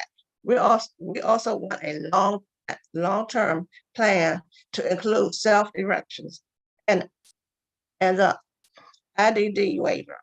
Self-direction gives people more control over their lives. It should be available to people in both waivers. We agree with many other advocates who have spoken about increasing the personal needs allowance. The PNA has been set at $100 for people receiving DDA Medicaid waiver services for 16 years. At least there should be a cost of living increase every year. We are excited about working with DDS and the Employment First Leadership Work Group to create a plan for the government to model employing for people with disabilities throughout the National Expansion of Employment Opportunity Network Initiative. Community and input would be necessary for creating a quality plan that would be successful. On behalf of the DD Council, we look forward to working with you and invite you to the kickoff event of Developmental Disability Awareness Month, a screening of the film From Lives Apart to Lives Together, or history from former All Haven residents. The screening is March 1st from 2 p.m. to 4 p.m. at DLP Pier at 500 8th Street Northwest in Penn Quarters. We hope to see you there. Thank you for your attention and I look forward to taking any questions you may have. Thank you so much for your testimony. And we'll have some questions soon. Last up, we have Deborah Akale. Hi, thank you so much. And thanks to your committee staff for accommodating me today. I'm here not to talk about a developmental disability, but an acquired one. And I hope that my testimony is somehow relevant and valuable. A year and a half ago, I suffered a traumatic brain injury when a very heavy window in my rental apartment hit me in the head. And my entire life changed from that day on. I had to quit my job. I have a whole family of symptoms from that are invisible to other people. Concentration, headache, crippling fatigue. I have sensitivity to light and noise. These are all things that other people can't see. So they look at me and say, you look fine. And this is part of the problem with finding supports. And that's one of the reasons I'm testifying today is I've had a difficult time finding supports for traumatic brain injury. And I'd like to lobby here for additional assistance with that. I looked this up. I don't know the DC statistics, but the national statistics is every 23 seconds, someone has a traumatic brain injury. So I'm not speaking just for me. Hopefully my comments will help others as well. The second part of this is what happens when you are stuck in a long-term, I call it long TBI, just like they call it long COVID. Some people recover from brain injury within the first 3 months. Others, unfortunately, the symptoms can go on for years. And what can happen is you can start suffering from social isolation, loneliness, because your symptoms make it difficult to socialize in public places. You lose self-confidence, and it's just a kind of a thing that happens where you just start feeling this spiraling going down. So last year, the National Institute on Aging issued a thing that said loneliness is the health risks are the equivalent of smoking 15 cigarettes a day. And there's all kinds of things that can happen to you, and your risks increase when you have chronic loneliness or chronic social isolation.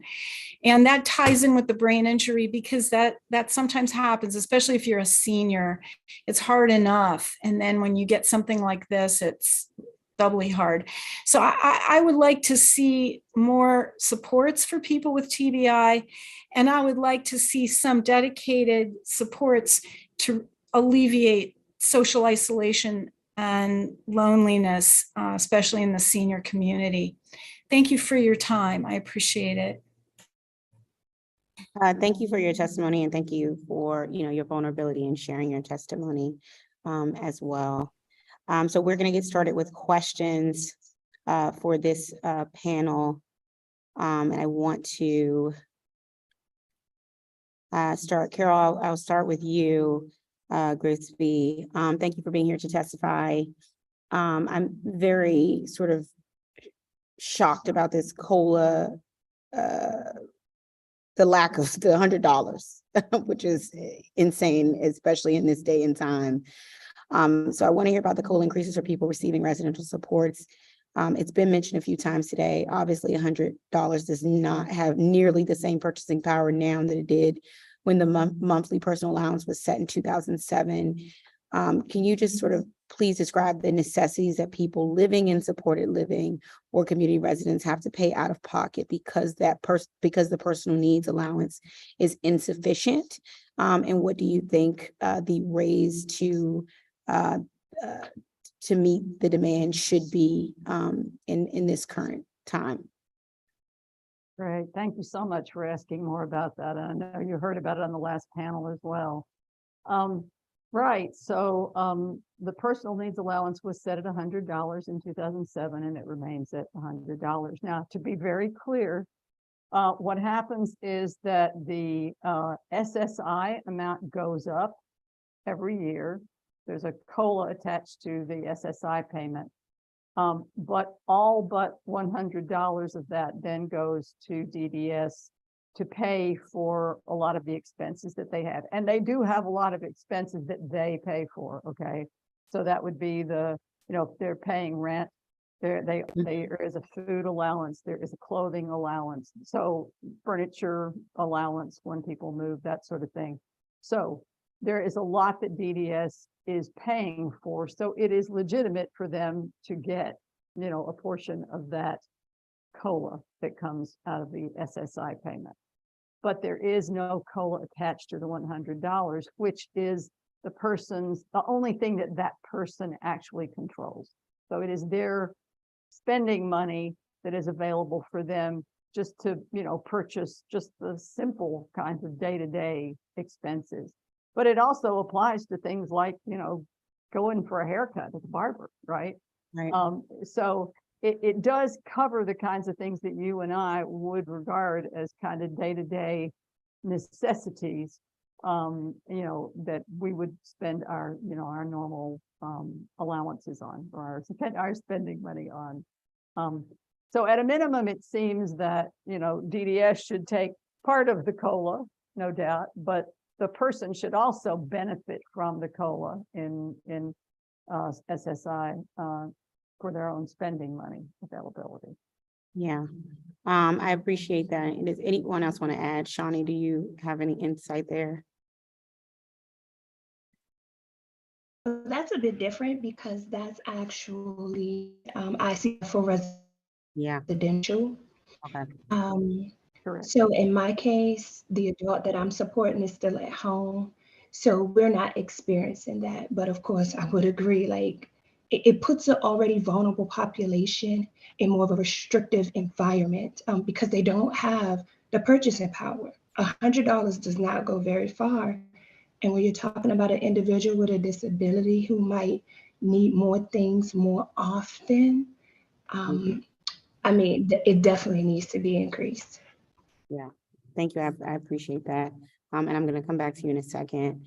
I wanted to, Carol, just follow up on one last thing, which is sort of the ways in which we can, specific practices that you would like to see the DC government implement to become a model employer for people with disabilities.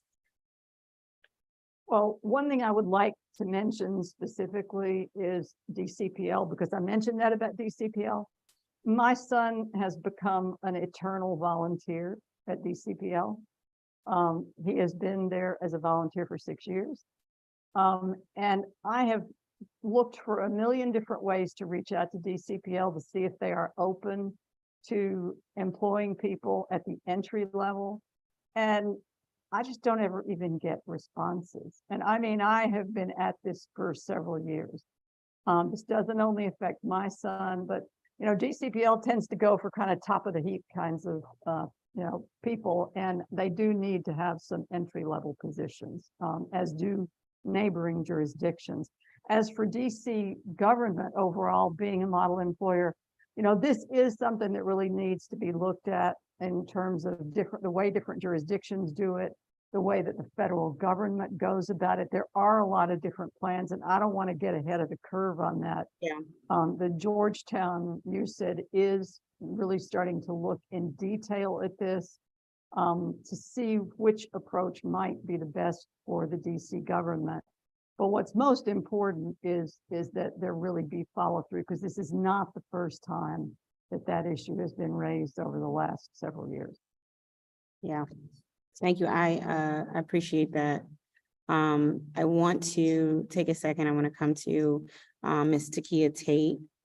Thank you for your testimony as well, and vulnerability of sharing what you've been through as a result of sort of the lack of accountability and compliance and things that you've seen. I wanted to get a sense of from you, what has been DDS's current response to you and the neighbors? So unfortunately, we still have not gotten a direct response from DDS. We were able to, when I say we, it took my entire family becoming involved. I'm a former council staffer, so I was able to use those relationships to, bring some awareness. We did finally get a response from the service provider, and they made a transfer of that individual. However, the other problem is that the facilities are located so closely in proximity to each other that the person is still in the neighborhood. So one of the most frustrating things was that, one, we still haven't gotten a response. Neighbors, ANC still don't know how to, place a formal grievance. We did get a link to a form that was no longer active. So if it had not been for your staff and other folks just kind of stepping in to help navigate, we would not have even gotten the transfer. But again, still no response. Minimum response from the service provider. And so again, just asking for, follow up, because it's going to take more than emails to affect some policy changes that need to happen here. That's right. It sounds like there's some policy changes that need to happen, and also some accountability that needs to occur. And so I will have some follow-up questions for DDS regarding residential facilities, but overall, my committee is going to be meeting with you to sort of come up with some policies that we want to put in place. I do know this has been an issue throughout our ward, and especially in particular portions of our ward. And so we've been asking questions sort of not only of DDS, but other agencies who have government sort of funded properties in our community to get to the bottom of that. So I appreciate your testimony, and you have my word that we're going to meet with you. Our staff is going to meet with you, and we're going to take some steps. Much appreciated. Just want to make one point. The other thing was that we first had to figure out if it was DBH or DDS. And so again, that's another issue that when we do our follow-up meeting that we want to kind of look at, because it's a disservice to the clients who are not getting the support services that they need. So thank you again for your commitment to the follow-up meeting. Yeah. Thank you. I want to come to Deborah Akil. What specific support and services would you like to see DDS offer people with traumatic brain injuries? Thank you for that question. I have reached out to a couple of agencies and a couple of places, and I seem to fall in the cracks of, I'm not, usually if they send a home health aide, it's going to be somebody who helps you bathe, who helps you dress, who maybe washes your dishes, or, helps you with daily living, certain chores of daily living. But sometimes I need help. I get overwhelmed. The way that therapist explained brain injury, it's like your cell phone battery, when it's new, it's 100% and it takes a long time to get down to 0, but now it goes to 100, but it goes down really fast. And so sometimes just opening mail and processing and reading and comprehending, and there's a lot of things that don't apply to someone who's I hope I'm not saying anything wrong here, like a classic physical disability with, mobility and things like that. And with a brain injury, sometimes your challenges are different. They're in a different bucket. And I'm not finding any help in those areas, if that makes any sense. Yeah, my staff will do some research on this and try to figure out what's the best way for us to get some support and services for you and properly diagnose so that we can have some services directed for you. Thank you. Yeah, they've offered to come and do like an assessment, but they're looking for grab bars and area rugs, and it's a little bit different than that. So thank you so much. I appreciate it. I want to come to you, Anjanette Shelby. In your testimony, you mentioned that you partner with several employment-related efforts, and that RSA will play a key role in DC becoming a model employer. Are you aware on sort of how businesses can work with RSA to be a partner on these initiatives? I'm asking DDS about this too, but it doesn't help if the community isn't aware. What happened? I think she's a little frozen, maybe. I'll see you. Oh, shoot.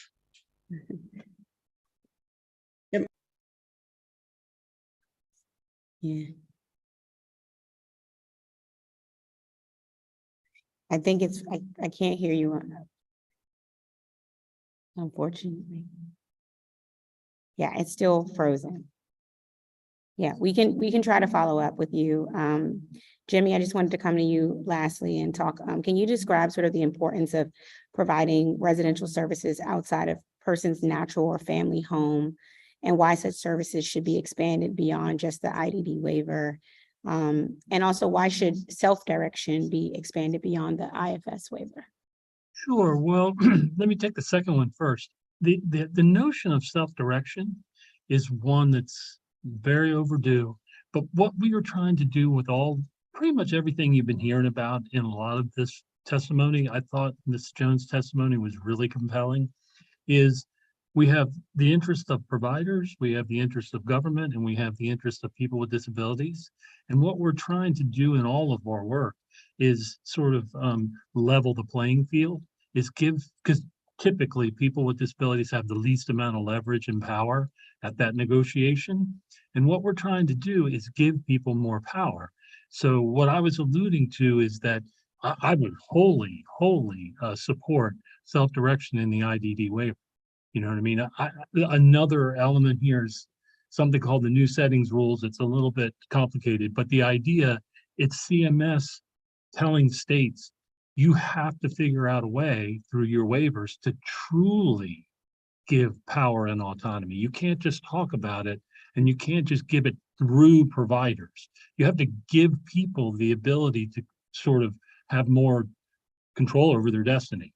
And so I think those initiatives are not going to take place. We're not going to see a huge jump in these kinds of things in the next year, in the next probably 2 years. But what we see now is we have the potential to begin to change this dynamic that's been in place, like I said, since I've come here, which was 20 years ago. DC is sort of rooted in a model of doing DD work from about 1995 or 1998. And so what we need to do through all these initiatives, the new law, the new settings rules, the IFS waiver, self-determination, is to change up what's currently going on and give people more opportunities to take control over their life. Now, that's not going to work for everybody. We have to be clear about that. But there's a lot of potential here, and I'm actually hopeful. I'm also the kind of person, I get frustrated easily, so I don't think this is going to happen. Carol knows me, so she's try our best. Well, we will. I appreciate that, but we have to try our best to make it happen as quickly as we possibly can. Yep. I appreciate that. Shawnee, I appreciate your detailed testimony. I have questions for DDS about your testimony, but I want to thank you for being here and making suggestions to make things better for the community. Did you receive follow-up information during the 9 months that you had to wait? No, I actually did all the following up, actually did all the reaching out, emails, telephone calls. So it was on me. I appreciate you because your testimony was so detailed. I have very specific questions for DDS in regards to that and ways that we can put the Medicare, 13-page Medicare waiver application online and streamline this process. I appreciate that. I want to thank this entire panel. If you haven't sent your testimony over already, please do send us your testimony in writing because we are going to be using that to inform, further policy, legislation, and budget ask. So thank you all for being here. We are going to take a 5-minute break, and then we will start with Director Andrew Reese in Department on Disability Services. Thank you all.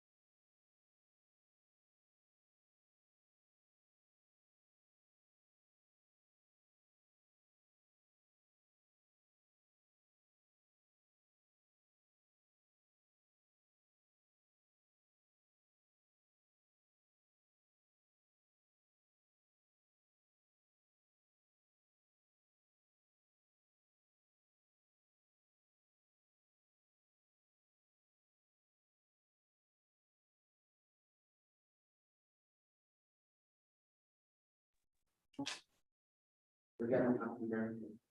right.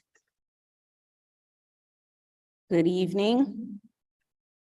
We are ready to go. All right.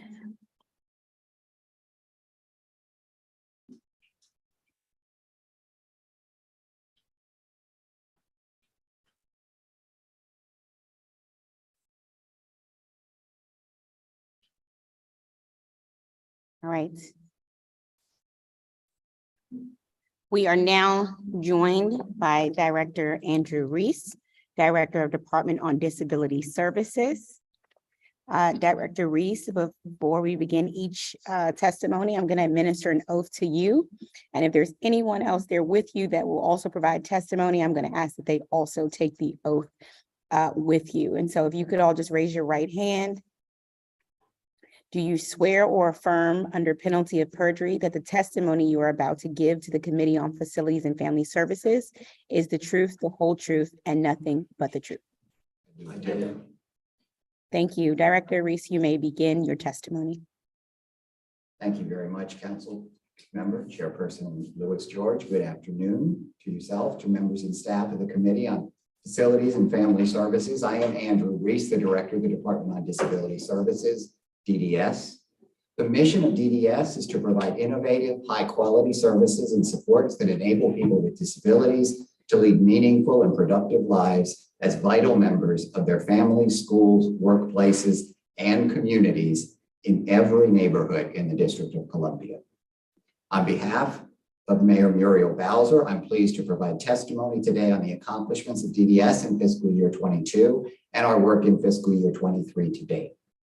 With me today are Winslow Woodland, Deputy Director for the Developmental Disabilities Administration, DDA, Daryl Evans, who's the Deputy Director for the Rehabilitation Services Administration, RSA, and Shasta Brown, the Deputy Director for the Quality Assurance and Performance Management Administration at DDS. Next month will mark 3 years since the district's first confirmed COVID-19 case. Beginning on March 16, 2020, district government operations shifted to telework, providing services and supports remotely when possible. DDA experienced its first COVID case on March 26, 2020. 4 people supported by DDA were diagnosed with COVID that month, 3 of whom required hospitalization, and 2 of whom later died from COVID-related illnesses. In April 2020, 140 people supported by DDA contracted COVID. 80 of them required inpatient treatment, and 21 later died from COVID in April or May. During 2020, 345 people supported by DDA contracted COVID, with 33 ultimately dying from COVID-related illnesses. What began as a planned 2-week shutdown has now extended into a federal public health emergency that we've been notified will end in May 2023. Over the course of the past 3 years, more than 1/3 of the people supported by DDA have contracted COVID, with 38 having died from confirmed COVID-related illnesses. Additionally, more than 1,200 provider staff have contracted COVID, and sadly, 10 of those have died. While we still see spikes from COVID, particularly during the winter months, we've not had a confirmed COVID death since September 2021. People supported by DDA have been re-engaging in the community, and we're preparing for a full return, gradually winding down all public health flexibilities between May and November of this year. These have been tremendously challenging times. We've gotten through these challenges with leadership from Mayor Bowser, support and coordination from the Department of Health, and due to the resilience and commitment of our provider staff, the staff at DDS, the people we support, and their families. We have also learned a great deal from this time. Many of these lessons have helped us create an even more effective and responsive system of supports. One of the areas in which we've strengthened our capacity during the pandemic is communication and outreach. Beginning in March 2020, we began having weekly community and provider forums via conference call initially, and then through WebEx and now Zoom. These calls offer an opportunity to provide COVID updates, hear community members' concerns, and provide guidance on the status of the district's response. We were joined each week by our partners from DC Health and, when necessary, the Department of Healthcare Finance, DHCF. In the summer of 2022, we transitioned these calls from weekly to monthly, and we've now made them a regular vehicle for community engagement, convening a committee of DDS staff and stakeholders each month to identify topics of interest to the community. We've also expanded the presentations to include presenters from the community, not simply DDS and other government agency staff, and to include topics beyond COVID. In addition to this monthly community and provider forum, we've also established regular monthly employee forums, separate monthly meetings with the self-advocacy group Project Action, and between DDS and the leadership of the Coalition of Disability Services Providers. In addition to these regular meetings, DDS continues to strengthen its presence in the community with intentional outreach and engagement activities targeting underserved groups. During fiscal year 22, the agency participated in a variety of outreach events on an almost weekly basis, the vast majority of which targeted the district's most underserved communities. For example, DDS, along with the Mayor's Office of Latino Affairs, or MOLA, and the Developmental Disabilities Council, hosted the 4th annual Latinx Conference for people with disabilities and their families in September 2022. The conference was attended by 85 people, including people with disabilities, family members, and agency staff. This is a Spanish language only event that was designed to provide Spanish-speaking people with disabilities and their family members with information in their native language. This year, the theme was Employment for All.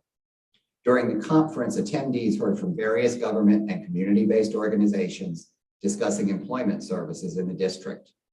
Afterward, attendees participated in a resource fair.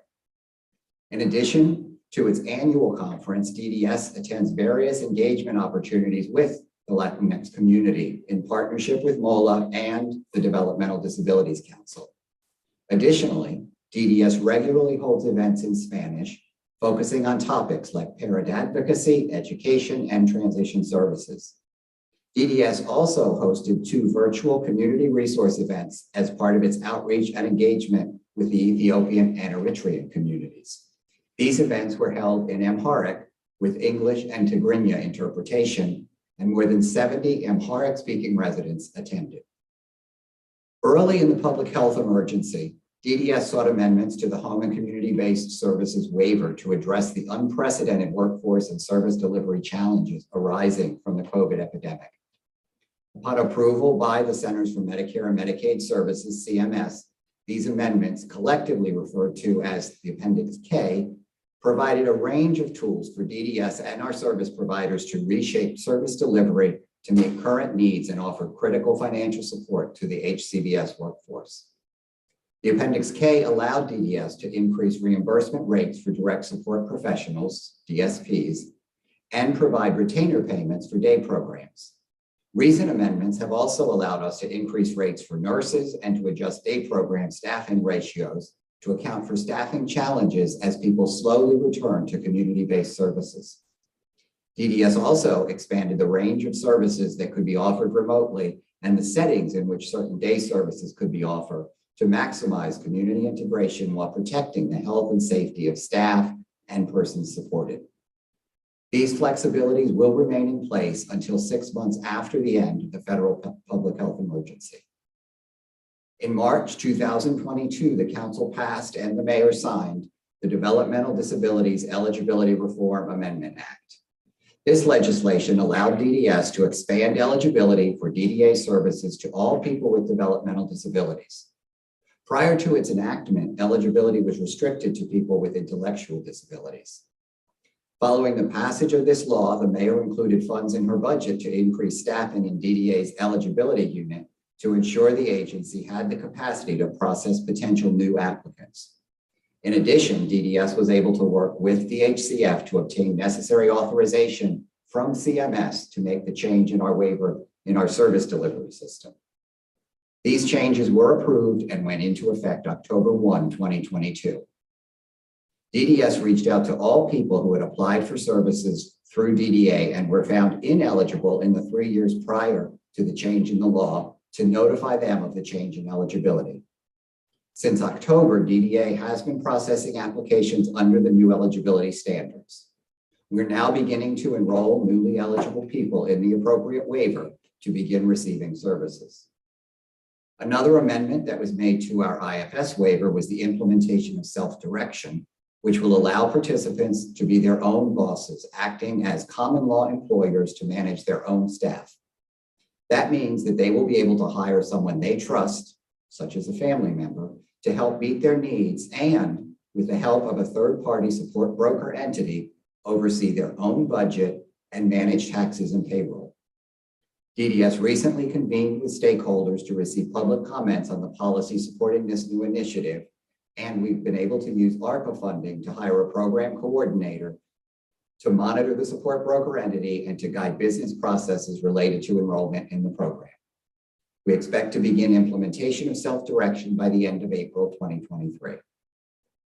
Following implementation of the Appendix K to our waivers, DDAs monitored the effectiveness and impact of these temporary changes so that we could incorporate successful initiatives into the renewal or the amendment of our home and community-based services waivers. One of the most significant changes is the expanded use of remote supports. DDS will use ARPA funds to finance a leap forward in remote service delivery. In FY23, DDS plans to implement an artificially intelligent web-based platform that will automate the process of matching people with disabilities to assistive technology and remote supports. We also plan to contract with a subject matter expert to scale the new platform to effectively match person-centered profiles to enabling technology solutions and to create a sustainable network of local remote support service providers.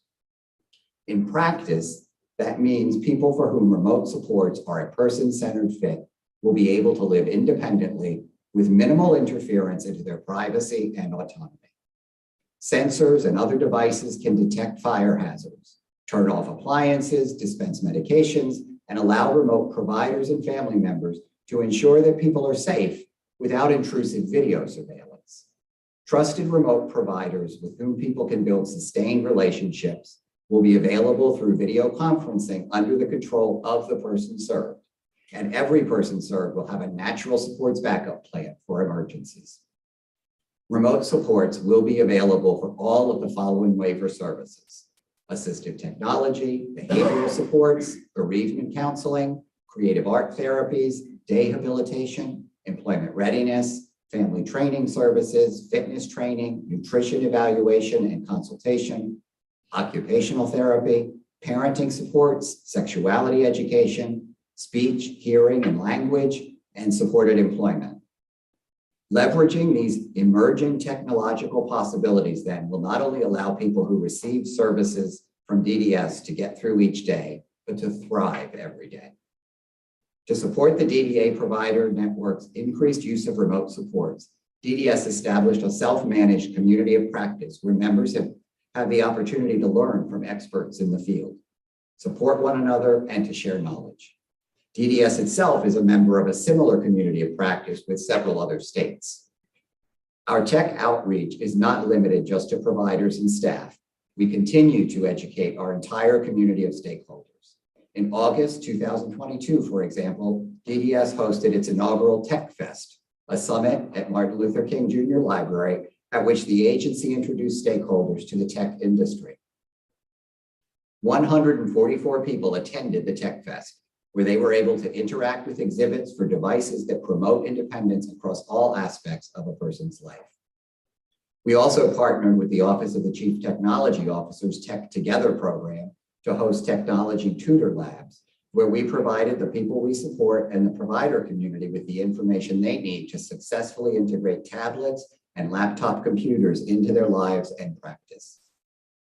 DDS's ARPA plan also invests in a telehealth initiative that allows people supported in residential settings who receive intensive in-home supports to have 24/7 access to a licensed physician with specialized training in caring for people with disabilities.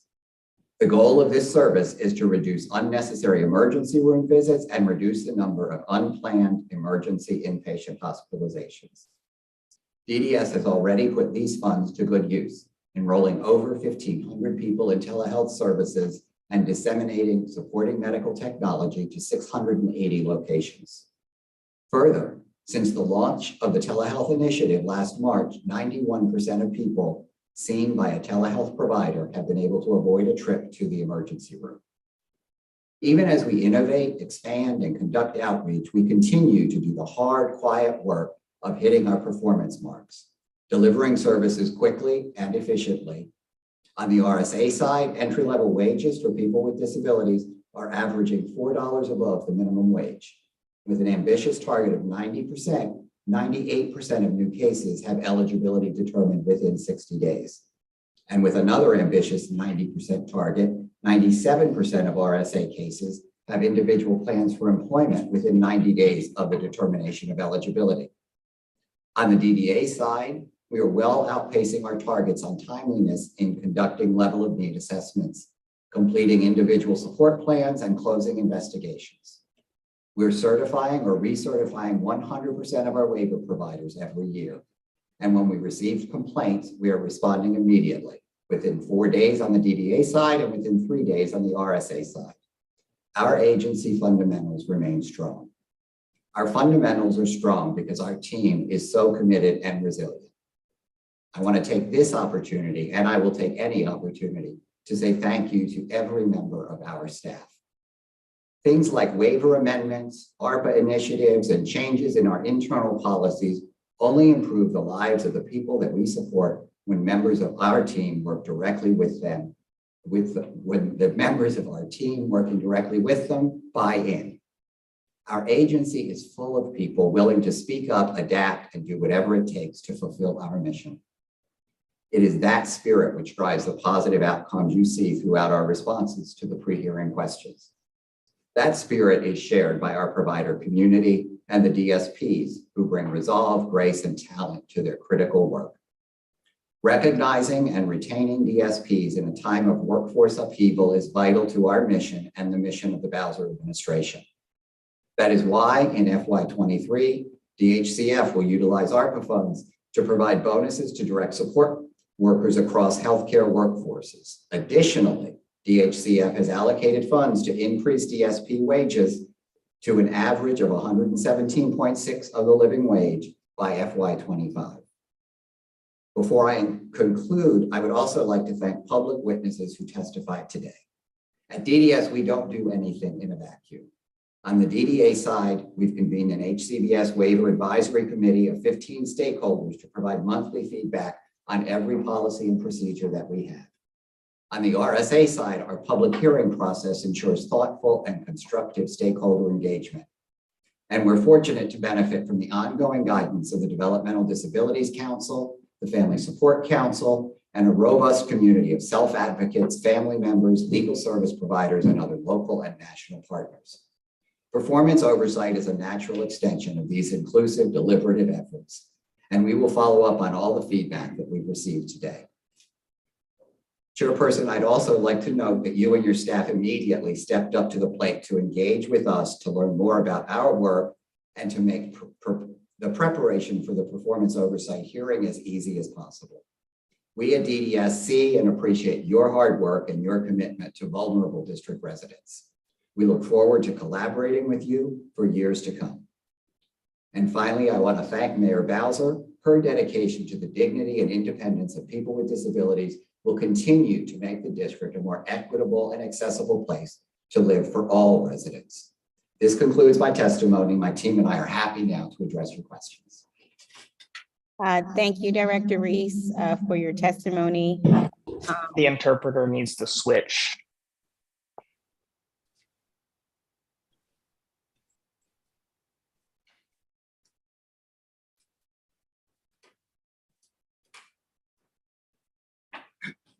Ready, go ahead. Thank you. Thank you. Thank you, Director Reese, for your testimony. I want to thank you and your staff for all of your hard work, especially during the pandemic. You referenced the incredible loss of life in your testimony. I do want to acknowledge the district residents that we have lost. I also want to thank you all for your patience as we are later into the evening. I will keep this in mind for budget hearings, I promise, okay? This is my promise to the team. Okay, Director, can you talk more about the services? For those who are watching and may not know DDS structure and services, can you just provide a brief explanation of your organization's your organizational chart and different departments and the services you all provide to people with developmental disabilities and people who are immunocompromised? Okay, so essentially we have two service administrations at DDS. One is the Developmental Disabilities Administration, and they provide comprehensive wraparound services to people now, all people with developmental disabilities in the District of Columbia who are eligible, can receive services and supports to allow them to live as independently as possible in the community. We also have the Rehabilitation Services Administration, which provides services to all people with disabilities. If they have a disability that creates a substantial impediment to employment and would benefit from services to achieve employment, then RSA, the Rehabilitation Services Administration, works with them to help them get the training and education and experience they need to achieve a successful employment outcome. We also, at DDS, follow in 2017, we did some realignment within the agency and created the separate administration, the Quality Assurance and Performance Management Administration. Following our exit from the almost 40-year class action Evans lawsuit related to people who had been living in Forest Haven, following the exit from that, Mayor Bowser was very committed to ensuring that we maintained quality and performance management at the level that was ensured under that class action. And so we now have the Quality Assurance and Performance Management Administration that really is oversight in terms of quality for the whole agency. Thank you. And within that structure, do you have any vacancies? If so, how many, and what is your plan to cure them? So yes, we currently have, it's about 40 vacancies. And we actually, this month, are filling 10. Now I'm going to misspeak. I think we're filling 11 of them by the end of this month. We do have one of the downsides. So essentially within the different administrations, I'm at the late hour, we have 21, 34, okay, 44 vacancies it appears. Within the different administrations, 13 of those vacancies are with the Disability Determination Division, which is the division within RSA that does the federal work of doing a medical determination of disability for Social Security.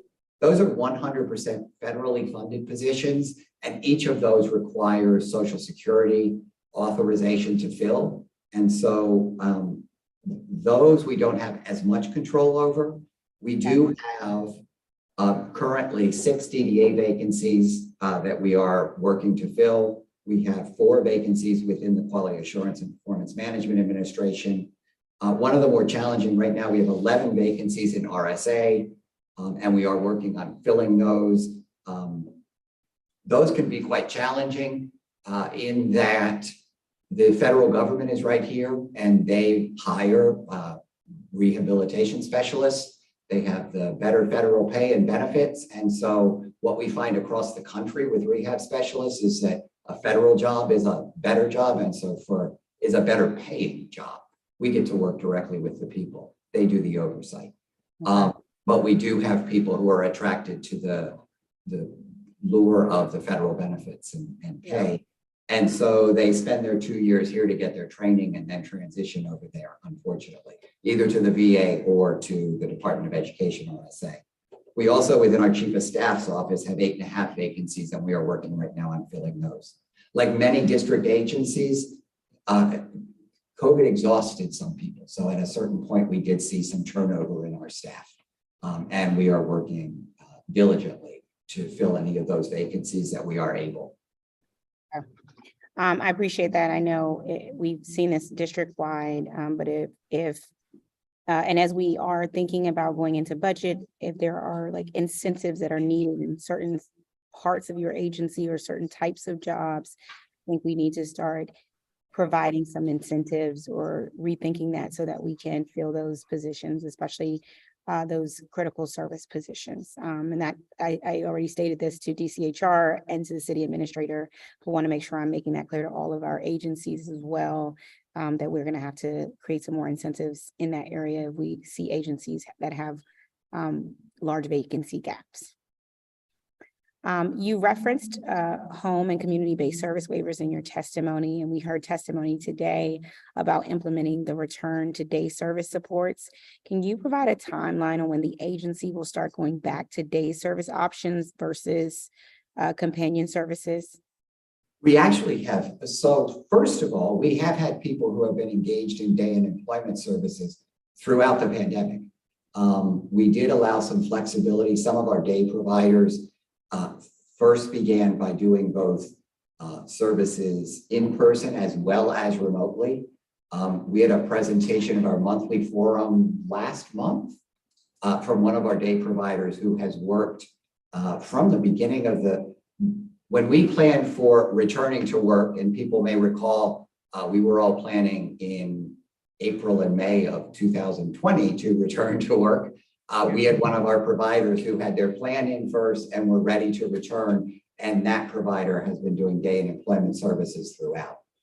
There's a number of challenges. So one of them is that within our Appendix K, people can receive currently companion services in the residence. They can also get companion services that are used to travel, to engage in the community, to engage in different activities. The companion services, we did make adjustments to the ratio to allow for people to really have the flexibility to engage in the kinds of activities that they wanted. As I said, we'll be unwinding our public health emergency flexibilities in the 6 months starting in May 2023. And what we have done essentially is we sent out notice last summer to all of our providers and talked with the people we support on one of our community forums, and then spoke about that again just last month about our plan for how to gradually move people back in that companion services are a residential service. They're intended for a specific purpose. We have actually initially developed that service a few years back when we had people who no longer wanted to go to a day program during the day. It was sort of a retirement kind of service. Like, I don't want to get up and go out of the house. I'm sort of, I want to sit at home, put my feet up like many of us do when we reach a certain age.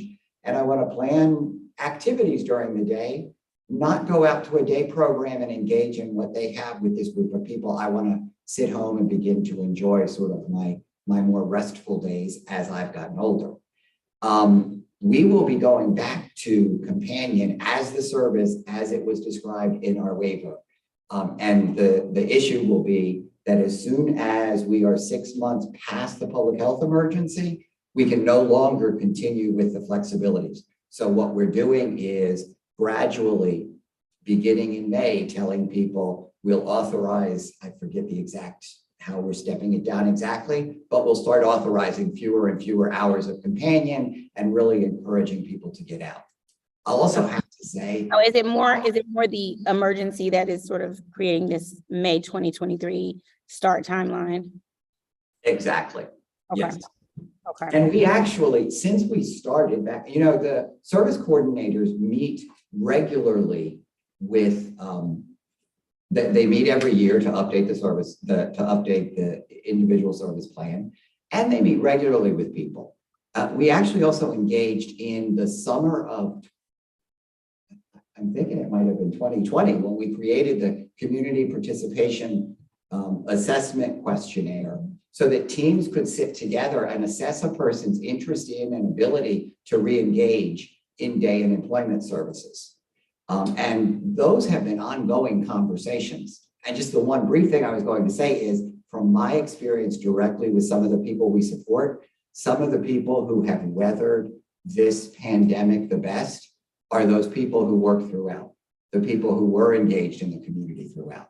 And so we really are working with people to get them as engaged as possible. But there is sort of an absolute deadline.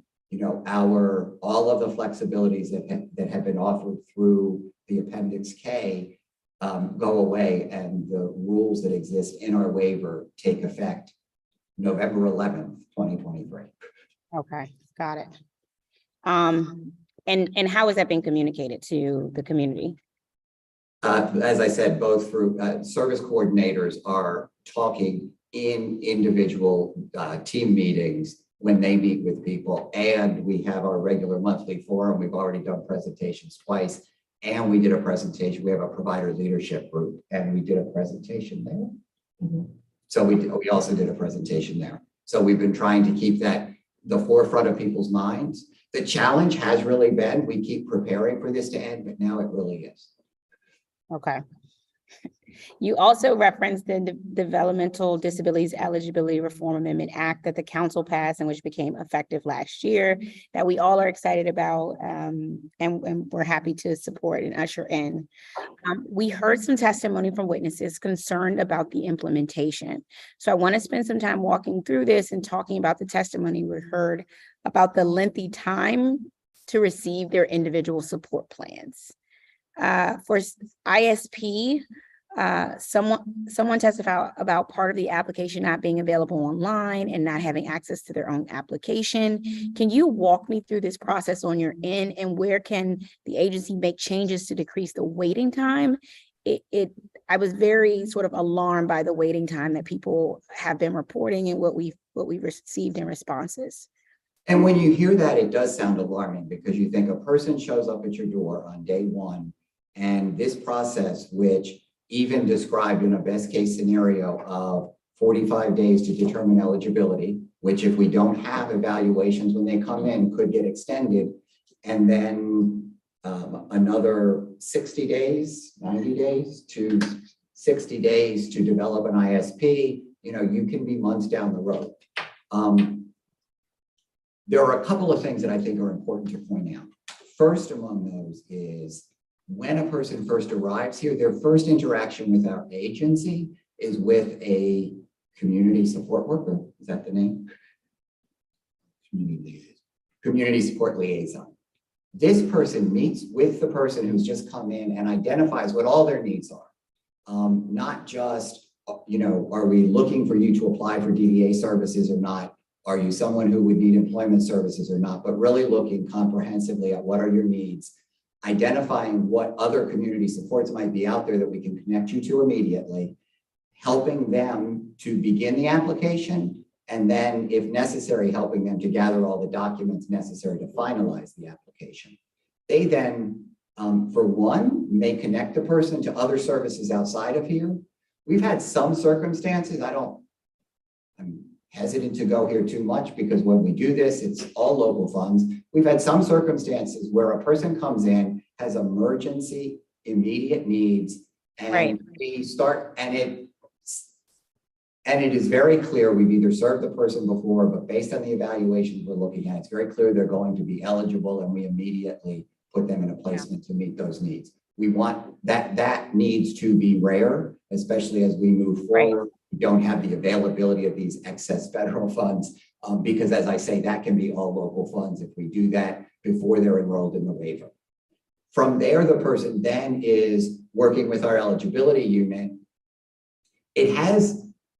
We've learned some interesting things since October. We've seen some interesting things since October in terms of, one of the things we talk about the expansion of eligibility as including all people with developmental disabilities. We also did change our definition of an intellectual disability so that broadened that eligibility a little bit as well. What we've been seeing in the last year and a half or so, interestingly, and kind of separate from this, is an increase in people applying for services who are older, people who are over the age of 40 and 50, who have been receiving family supports all these years. What's unfortunate in some instances is that the extended family is approaching us after the family member who was the primary caretaker is no longer able to care for them. Perhaps they've moved to some kind of like a nursing home or some kind of other care themselves, or they've passed on, and gathering all of the necessary information to confirm that person's eligibility who is now in their 40s or 50s is really challenging.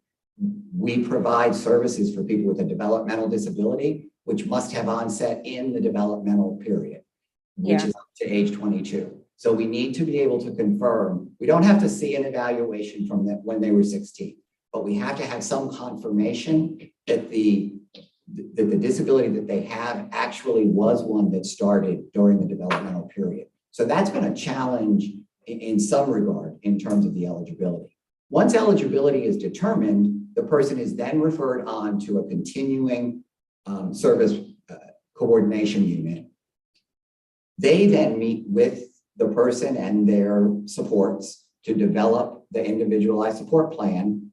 And then based on the services in that plan, we make a determination, one, about whether they need waiver services, sometimes the services that they need. And this is one of the issues with this really long, this 6-month delay. What is taking so long? Youth under the age of 26 who have disabilities, who get SSI, receive CASIP services currently through Health Services for Children with Special Needs. And so DDA may be engaged with the person in doing service planning, but it's really to plan for the transition when they age out of the CASIP program, which happens at age 26. In the same vein, we started early on making sure that youth who are supported by CFSA apply for services with us by the time they turn 18. They don't age out of CFSA until 21, but we want to make sure if there's any questions about eligibility, that we have enough time to resolve all of that so that there isn't this gap in services. So I hear you talking about the variables, right? Like the variables of challenges that can sort of make this process longer. And I think those variables are very important, but it seems like everything's getting caught up in this, the first half of this, which is, are you eligible? And that feels like that could take a shorter amount of time, because if your policy is 45 days to determine if someone is eligible and it's taking longer, I guess I'm not understanding why that first part. I can understand when you get to the second part, why that would take a little bit more time, but I just don't understand the first part, why it's taking longer to process applications and determine eligibility. I think you hired additional staff just for the DDRAA piece of this. That's correct. And unfortunately, we have people who come through the door seeking services with no documentation of a disability. And so in those circumstances, we have to then get an evaluation completed to determine whether the person has a developmental disability. And, in the case of a person with an intellectual disability, you also then have to determine whether there was, is this disability of cognitive functioning, is it an intellectual disability which required onset during the developmental period, or is there some explanation for the current disability in cognitive functioning? Because our waiver, which is federally supported, only provides for people with an actual diagnosed intellectual disability. So there is that challenge for some people. And there are people who come in the door who have all the evaluations, who are determined eligible, begin their service planning. Typically, the bigger challenge I've heard in the process has been arranging for the ISP meeting, getting times to get the whole team together, to have that discussion. Right. The other thing I do want to briefly say is we submit the waiver application to DHCF. That is not something that's available online. That's a determination that's made by the agency to submit the application. So we don't make that available to people. If a person in their ISP meeting says, I want this or that waiver service, and we make a decision that waiver, for example, they could want a service that's available as a personal care assistant, and that's available through the state plan. So we would say, well, we can help you access that through the state plan, through regular Medicaid, and you can get that service there. If the person says, well, you have a service called in-home supports, that looks to me like personal care assistants, and we're like, well, they're different. So we're not going to give you the service you're asking for. Here are your appeal rights from your ISP so that you can challenge the decision not to provide that particular service. You are still eligible for the service that the service need that we've identified, and we can put that in place for you. And meanwhile, you can appeal our decision not to provide the other service. And that person might not go into the waiver, but it doesn't mean that services were not available for them. And so then how do you feel about the recommendation to change the form and put the Medicaid application online? We would absolutely not do that. In that we make first of all, in our waiver, it says that following the ISP meeting, a determination is made based on the service needs of which waiver to put the person in. We have to do the waiver application. We have worked closely with ESA, DHCF to make sure that, and actually our timeframes of completing waiver applications is actually very good. And so from the ISP to the waiver is not a difficult process at all. People may have concerns about whether we're applying for the waiver for them, but once the decision is made that a waiver service is necessary, the timeframe for us to do it is really not a difficult one, and that is not something that people can apply for on their own. They apply for DDA services, and if the determination is that those services can be accessed through the waiver, then we submit the waiver application. Okay. All right, well, we have to find a way to make this a shorter period of time. I think we can both agree there that we have to find a way to make this a shorter, the process shorter. And the other piece is communication. So if processing is going over the 45 days, how are you all communicating updates to applicants and people who support them while they're waiting? So when people first come in, they give us the various means of maintaining communication with them. And I do just want to say that sometimes people will say they're not getting communication, and what they mean is they're not getting the answer that they want. We do communicate with people. Sometimes we don't communicate back to people the information that they were seeking. We communicate back to them, telling them, we're not able to do what you're asking for, but we are able to do this other thing. Or we're not able to talk to you about this, but we can talk to you generally about these issues. But in every instance, one of the things I think that we make sure of, I'm committed to us making sure, is that we are responsive to people. That response may not be the one that they wanted, but we are responsive. Okay, so I think, when you give someone a timeline, sometimes it's helpful to have some updates in between there. Your application is still in process. I think there's a way so that people don't feel like they're hopeless. I think one of the witnesses said that, there was an individual who attempted suicide. So we don't want people waiting in sort of despair, depression, and in deep need. So I think sometimes communication can go a long way, and at least giving them updates as they go along the way, which it sounds like you're saying is happening. But if there's area for improvement there, I think we should take that into consideration. It is certainly the expectation. We would make sure that that expectation is carried in, but it is the expectation. Okay, I had a question on page 9 in the performance responses. It states that 1,814 people were receiving services under the intellectual or developmental disability waiver, and there were 129 available slots. I just want can you explain, can you elaborate more about that number of people receiving services and the slots available? Yeah, so the slots available, when we do our waiver application, we have to do a projection about the utilization of slots within the waiver. And so in the past, when we did our waiver application in 2017, based on historical trends, we had seen on average a net increase of 50 people per year entering into the waiver. And so what we planned for our waiver going forward was a net increase each year of 50 additional people receiving waiver services. Okay, go ahead. At the beginning of the pandemic, we have seen waiver numbers be very flat for a variety of reasons. Okay. As you know, a number of people died, so they, were no longer getting services. People who may have come in previously were delaying coming in to get services because everything was closed down. There weren't really many services for them to seek. And so we've seen a flattening of that. And that's the reason that there are so many slots available within the waiver, which has felt positive to me because as we have seen this little uptick in new applications, we are much less concerned about the possibility that we will end up with a waiting list.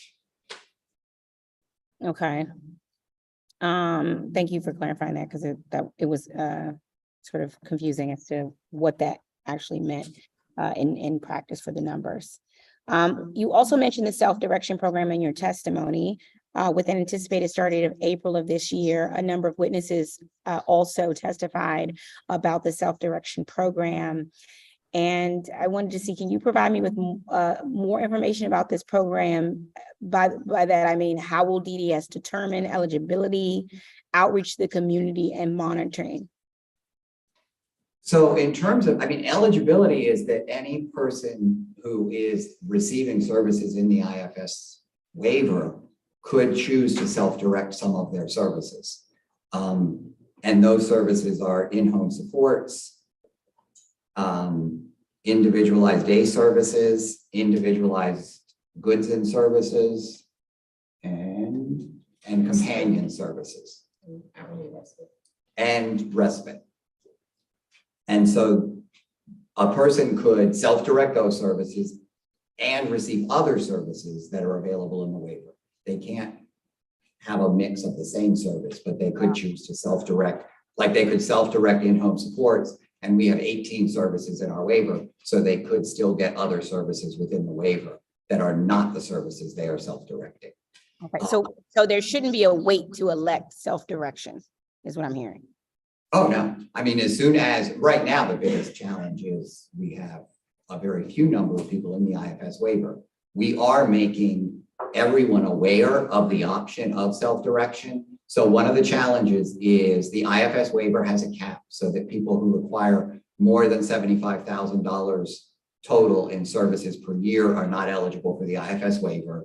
And the IFS waiver does not include residential supports. So that if a person gets supported living or is in a residential habilitation placement, they would not be eligible to transition to the IFS waiver to do self-direction at this time. For people whose services are under $75,000 per year, who are getting in-home supports, and in our ages, a good percentage of the people who are in the waiver are actually getting in-home support. So we could, be looking at a number of those choosing to move to the IFS waiver in order to self-direct some of their services. And those are conversations that service coordinators will be having at their ISP meetings with everyone that they support. Because as I say, the person, even though we have this small number in the IFS waiver now, people in the IDD waiver could choose to move over to the IFS waiver. And what will monitoring look like? So the monitoring of the services for self-direction. I can. So for the monitoring for the services self-direction, most of our monitoring for that service will occur through service coordination, because service coordination, they're our strongest monitoring team for services that are being provided for people.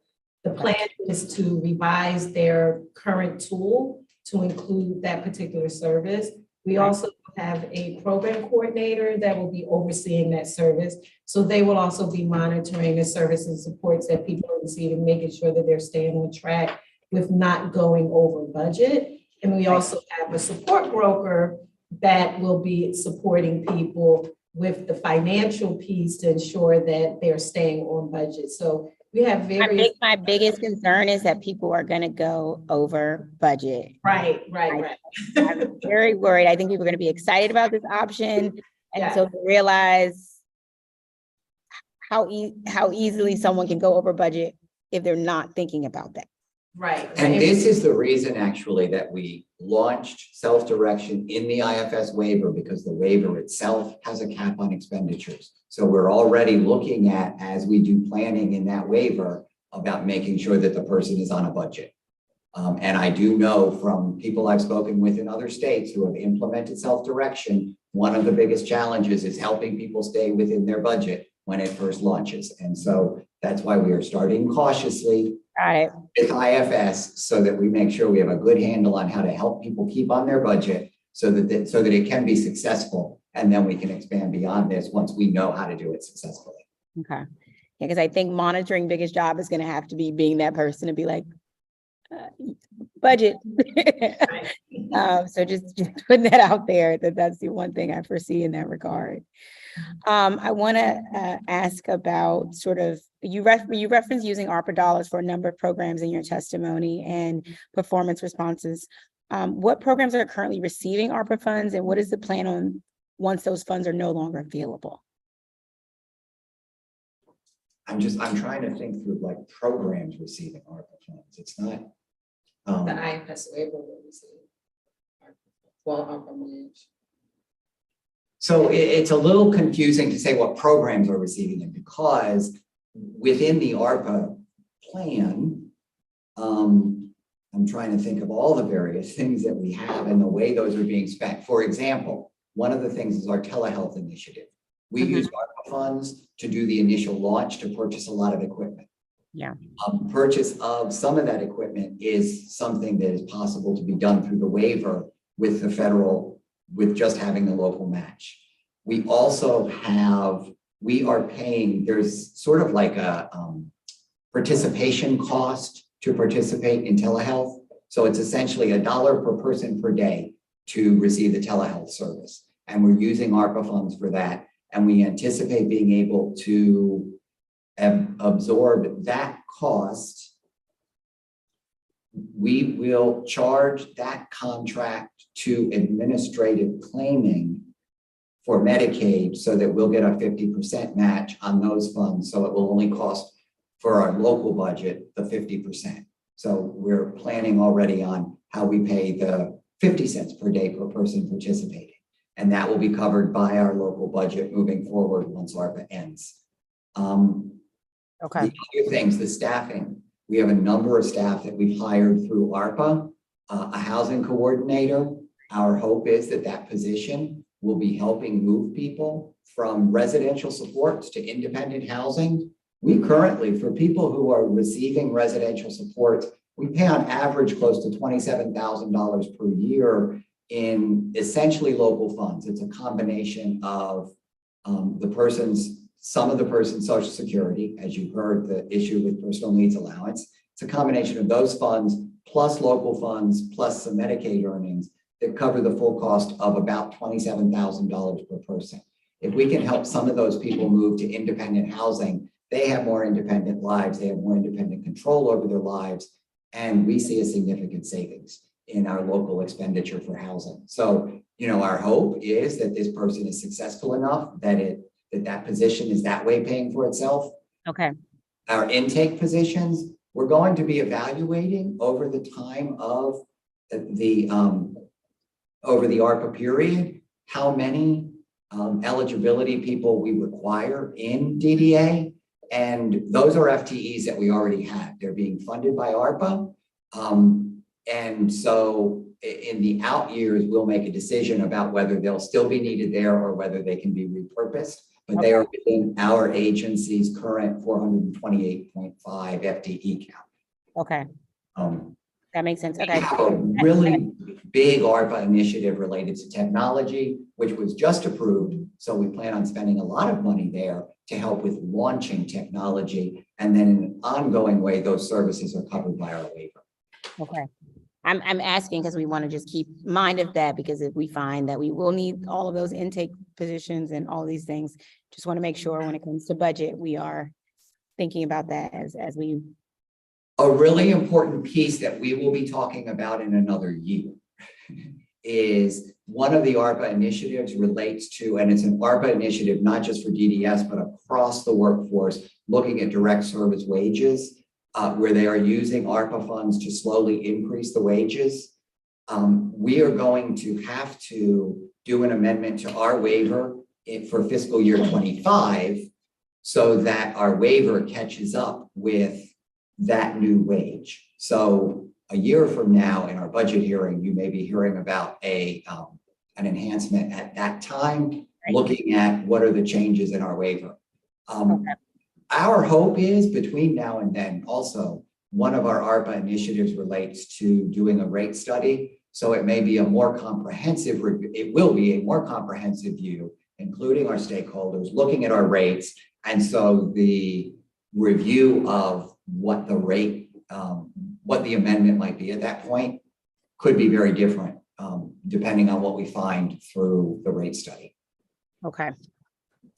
Want to talk about for serious reportable incidents, the number of neglect incidents investigated in fiscal year 22 jumped to 358, with 210 of the incidents being substantiated versus 187 in fiscal year 21.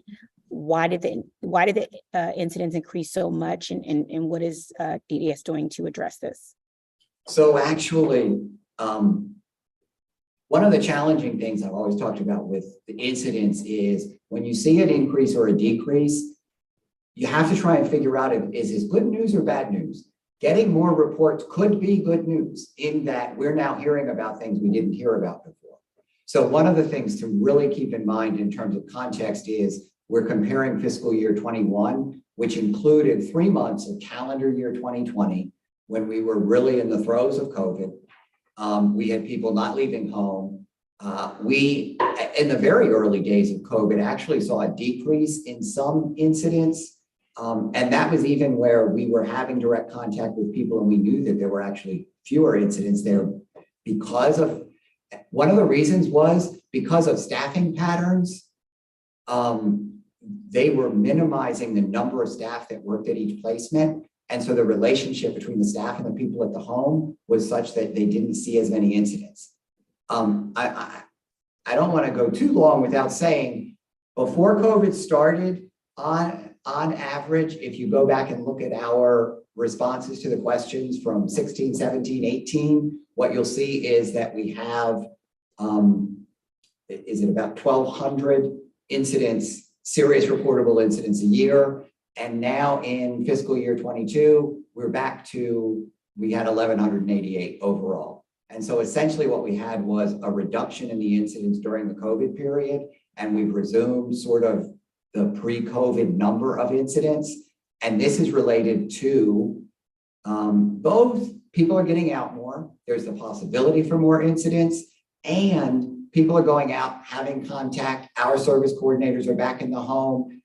You know, we have more people with eyes on who are making reports. So we are sure that we're aware of what's happening and following up on what's happening. So when you first look at it and say, wow, did that jump that much in a year? Well, if you look over the years, it actually just sort of returned to baseline. Okay. And what is sort of, have we made any, I guess, improvements in regards to how people report? What's the process of making a complaint, and how do you conduct the investigations once an abuse or neglect allegation is made? So we have the, there are these see something, say something posters that are up at every one of our placements. That's information that's reviewed at every ISP meeting to make sure that people are aware of it, that staff are aware of it. And we have a special line dedicated to that so that people can call in serious reportable incidents. They can call in incidents to that number. I'm going to let Mr. Woodland describe the process from the time that we receive an allegation up until they complete the investigation. Yes, thank you. So every morning we have an immediate response committee meeting, and that team reviews all incidents that have come in within the previous 24 hours. They determine whether the incident will be accepted or upgraded. And simply at that point, once the incident is accepted, it's then assigned to an investigator in our incident and management and enforcement unit. And then the process of the investigation begins. Now, with regard to the process of investigation, there are investigative steps that they take to include record reviews, interviews, visits to sites. And then at that point, they begin working on the development of a report. Once they finish that report, it's reviewed by the team's leader, the supervisor of that unit, and then that is determined to be then disseminated to pertinent stakeholders, to include guardians, and or people served and or our community partners who are also review our incidents and investigations on a regular basis. Okay. And so for the, I guess, do you all have like there's a hotline that anyone can do complaints to? They can call and they can leave information anonymously. We do get many calls that are anonymous, but we also get calls where people don't mind leaving their name for follow-up and are front-facing with the actual investigation. Okay. You could also see, just so that you know, in 2019, immediately before the pandemic, the Centers for Medicare and Medicaid Services did a review of the incident management system in the district and finally got us a report a couple years later with COVID intervening. And that report is posted on our website at dds.dc.gov. It's in one of the cycling panels that's right there at the front of the website when you open it up. But it gives the full description of the district's incident management system, as well as their recommendations related to it. It's overall very favorable report, I will say. Okay. I want to go to providers for a second, and sort of sanctions regarding providers in fiscal year 22 and 23. 2 of the 7 service providers that received 2 sanctions by DDA are located in Ward 4. What are the reasons for sanctioning, and what are the reasons for sanctioning? And then the specific sanctions imposed on Virgin Healthcare Services and Regal Home Services. Ms. Brown will. So we have a quality assurance and performance management strategic plan. And part of that plan requires, with the quality assurance, that we do extensive monitoring of service and supports that people are receiving. And that monitoring can be done internally by DDS staff. That could be service coordination, health and wellness, our quality resource specialists. They can go out and they can monitor service and supports. But we also have external monitors which we consider our stakeholders, which may be DC Health, because they license our ICFs and our residential rehabilitation settings. I don't want to say group homes because that's not the term we use. And we also have external monitors, which could be Quality Trust. We receive reports from them. And we also receive reports from the provider certification reviews that are held annually for providers to be recertified for Medicaid waiver providers. And some providers, if they do well, they'll be certified biannually. So some providers could be certified every other year. So in FY22, Virgil Health Services, they were actually certified because they received the unsatisfactory on their PCR review. It was the annual review, and they received the unsatisfactory for in-home support as well as companion services. So they had to go on our do not refer list. And once they submitted a corrective action plan, that corrective action plan was approved. The PCR review team went back out, recertified them, conducted review, and they are now off the do not refer list and they are certified. So that's why Virgil Healthcare was placed on a sanction list as well as a do not refer list. Regal Home Services, they were placed on a sanction list as well because they received the unsatisfactory and improvement in several services, companion, one-on-one, one-to-one services, in-home support, respite hourly, and supported living. But also our internal team with DDS has identified some concerns where they were not following our policies and procedures, which are health and wellness policy and procedures, our behavior support policy, our personal funds, our settings rules, some training, as well as not following our Medicaid waiver rules for supported living and individualized day services and companion services. So for those reasons, those 2 providers were placed on the do not refer list and received sanctions. Okay. And how quickly, I guess when someone is placed on sort of the do not refer list, they have a period of time, I guess, to cure and be reevaluated. What is that time period? Do they have to wait a year, or is it No, it really varies. If it's the PCR review, the PCR will go out within a number, within 30 days. They'll go out and conduct another follow-up review. If it is DDS that has placed them on sanctions and in the do not refer list, it can be up to 30 to maybe 60 days, maybe longer, depending on how long it takes that provider to actually address the concerns that have been identified by the team. So it's really up to the provider somewhat as to how long they may remain on the do not refer list. But if we identify that it is taking longer than 6 months for a provider to address these concerns, then we really have a problem with the provider. We need to take some other actions. Okay.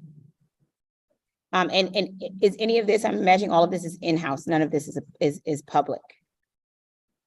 The PCR reviews are public, so they're posted on our website. Okay.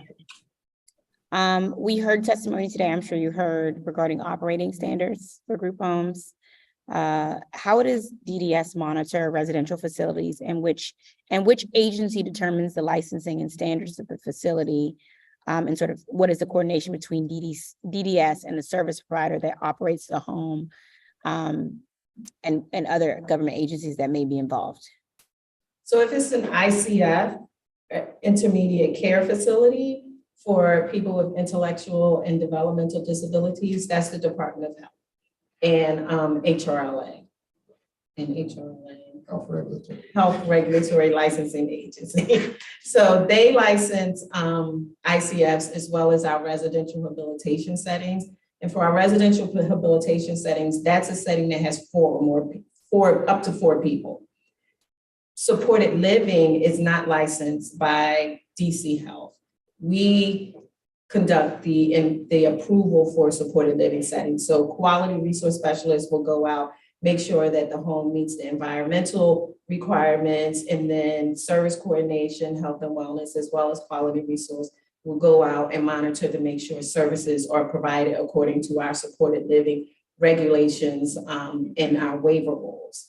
And a supported living setting could have 3 or less people in the home. An ICF can have up to 6 people in that home. Okay. That's an annual review that is conducted by HRLA, and we receive the report. So if HRLA identifies some deficiencies, we receive that report, and of course, naturally, HRLA will go back out within a certain amount of time to address, follow up with the providers to make sure that those deficiencies have been addressed. And I think it's really important to keep in mind that supported living placements are apartments or houses that people live in. We may be paying the rent, and that's the reason that we're going out and making sure that the conditions that a person is living in meet a certain standard. However, it's their home. They're staying in an apartment or a house, and the staff are there to the extent the person requires staffing to be able to live independently in that home.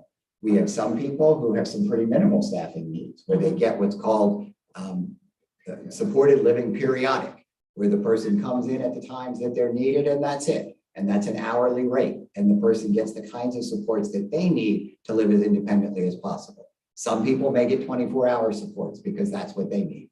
But these are essentially a person's own home.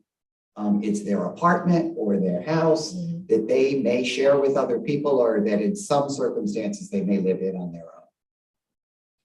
Okay, so I know in the situation regarding Ms. Tate, who spoke, for the public, for someone not receiving services, how would they file a complaint about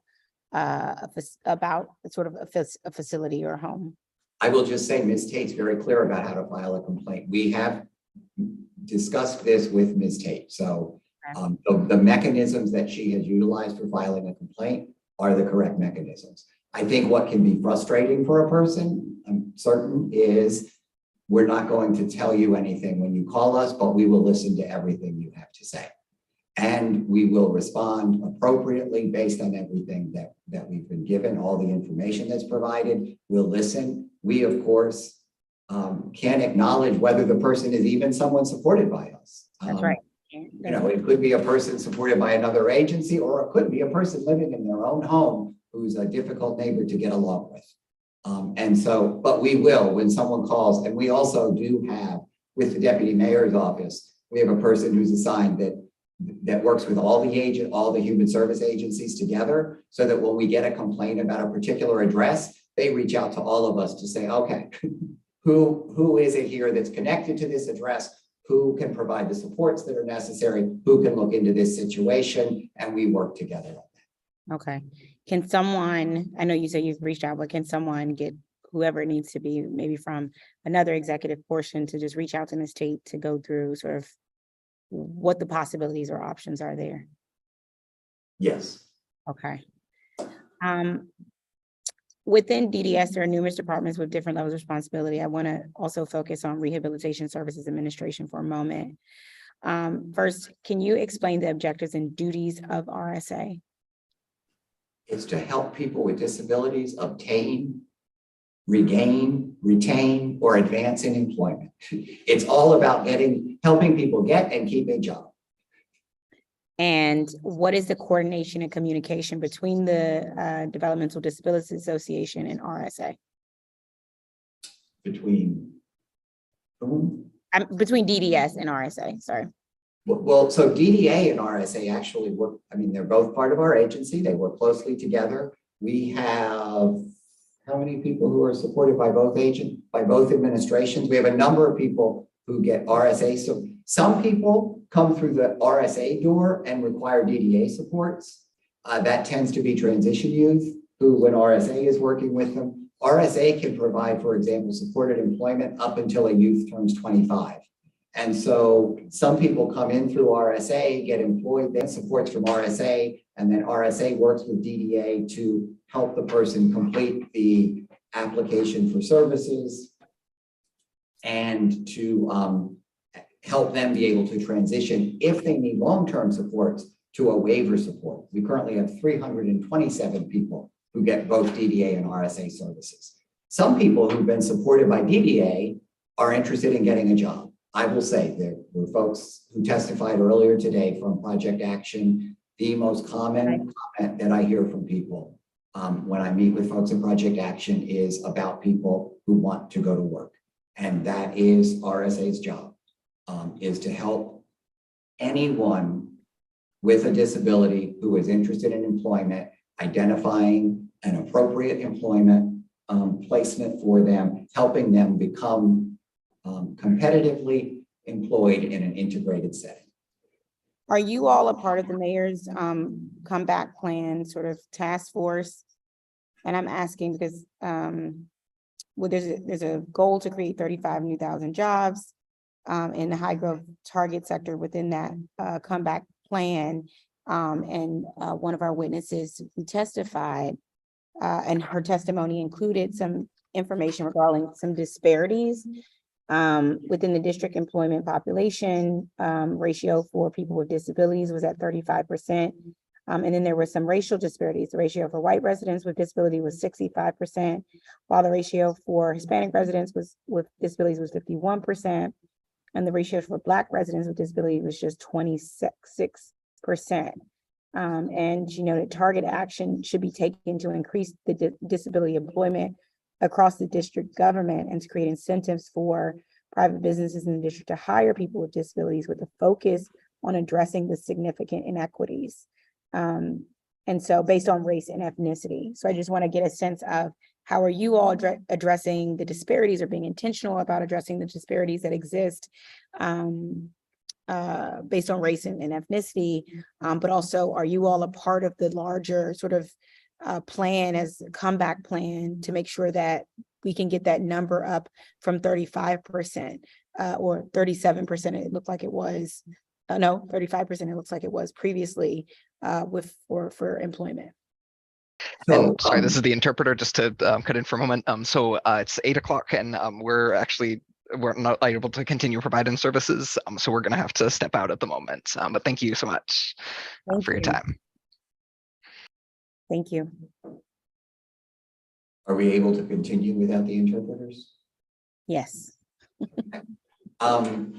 So I have a lot to say about that, actually. So first of all, and I don't want to quibble over the numbers because it's quibbling over the numbers. I don't disagree with the bottom line point, which is that there are disparities in employment for people with disabilities The only issue I have with the data is that people with disabilities broken down by race were compared with all people without disabilities, as opposed to comparing people with disabilities of this race with people without disabilities with this race. But as I say, at bottom line, we agree with the premise, which is that we have to do a better job of helping people with disabilities obtain employment, and that there is some racial disparity in helping people obtain employment. So one of the mayor's initiatives, I'm not remembering when it started, but the mayor has the Office of Equity, thank you, the Office of Racial Equity and Inclusion.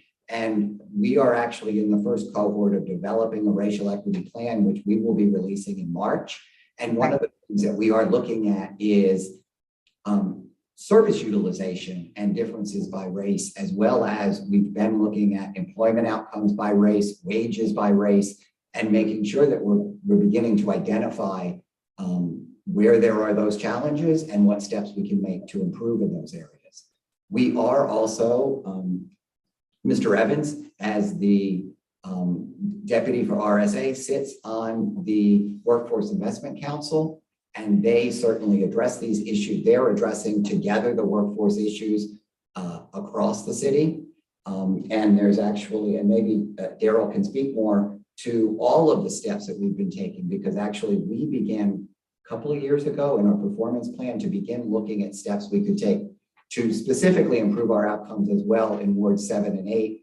I will also say historically and currently, when we look at the demographics of the people supported by RSA, currently over 80% of the people who receive services from RSA are African American.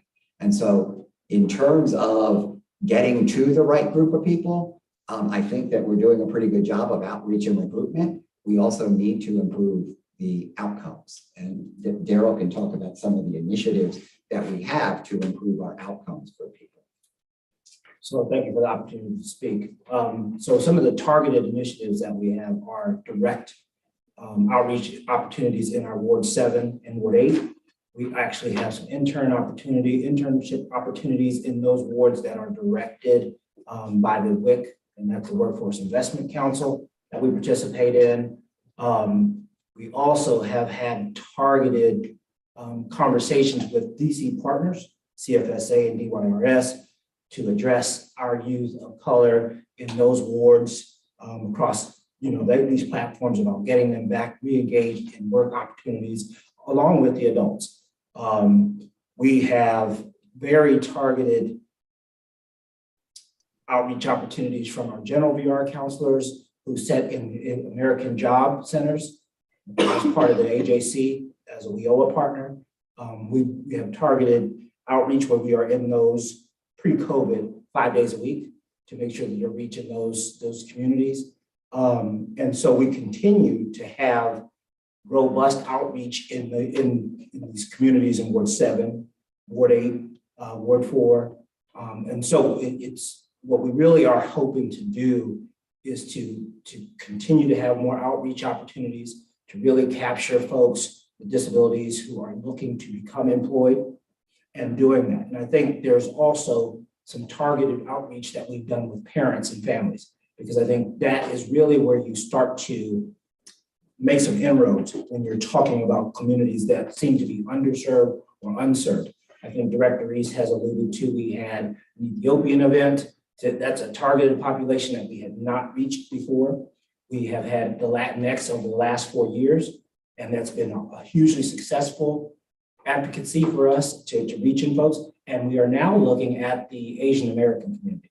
We have a high influx of Asians into DC, where we haven't been able to really engage, and we're looking to put the same similar type of outreach for that community to also capture them. So we are very invested in this, and again, I would agree with Director Reese. We don't disagree with the premise, but we are actively engaged in outreach to underserved and unserved populations. And I just want to make one note. Are we making sure every district agency, every district agency should be providing you all with positions for people to refer people to? So every district agency should be taking referrals from you all for positions? So we had a program that we haven't talked about. It's not new anymore. It's been going on for about 4 years now. The Aspiring Professionals Program is one that we've done with a number of district agencies where we fund an internship with their agency. And we've actually, the success rate is like just under 70% of the people have gone on to become district government employees. And we are making other efforts, and including someone did reference the grant that we've gotten so that we can get technical assistance to even further improve our performance.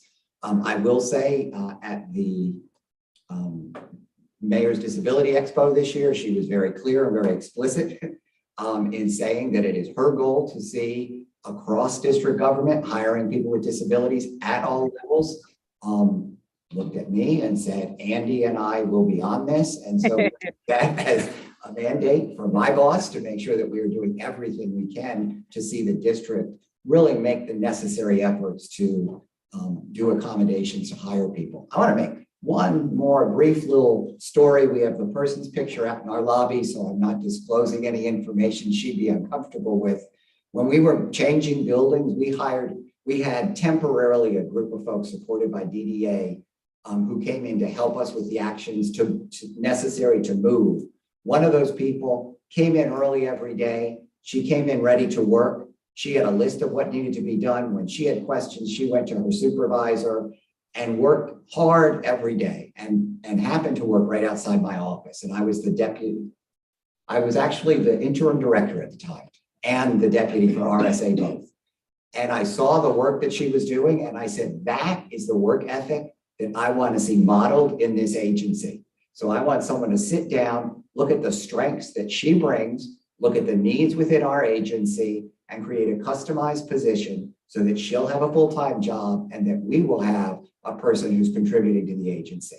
And I'm really proud to say that I shouldn't be proud, she should be proud. 7 years later, she's still an employee of our agency who really fully contributes to the agency. And that's the kind of work we need to demonstrate to other district government agencies. We're not asking them. I mean, that's we're what asking you to hire people. Telling every district agency that they have to meet this goal because the mayor told you had to do it. So you need to put it on the rest of your colleagues across the other agencies and say, y'all need to get this done. And then the other one is we give a lot of grants to businesses. We have our main streets, people receive a lot of funds. And so they also should be participants with you all and take it, when we have we have tons of business main streets. Let's get some of those businesses that we are supporting to support our disability community and be available for referrals in that regards too. And we actually we have employments. I'm blanking on the title of the people who do it, but we have employees who actually have as their responsibility engagement with district businesses. We've been very successful in that regard. And each year during National Disability Employment Awareness Month, we'll invite you to our event in October. We recognize the businesses that have been really good partners of ours. There are some hotels who have a project search program here where they employ youth with developmental and intellectual disabilities in a training program for 10 months. 75% of those youth go on to be employees. I'm trying to think of all the different, there have been really, I don't want to start naming businesses because it's many partners who have been such good partners with us.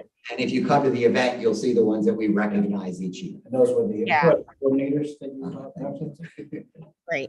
I think we're on the same page about making the district a place where we can really support and make sure individuals with disabilities have employment and have jobs and have fulfilling lives. And so let's work to try to put the pressure on everyone else to up their game in that respect, so that when we come back next year, the percentages are even further up than they are now. I want to ask about, I think, given the number of large institutions of higher education in the district, is American University the only employer partner? And have other colleges and universities been approached sort of and declined to participate? Can you speak to that? No, they're not the only partner. They're actually all partners, but I think Daryl can give the specifics of our engagement with the different schools. Right. So the reason that was listed in our answer is American University was actually a hiring partner. So when you look at that answer, you're looking at who was a hiring partner for FY22. They were the actual hiring partner where we had someone hired at American University successfully.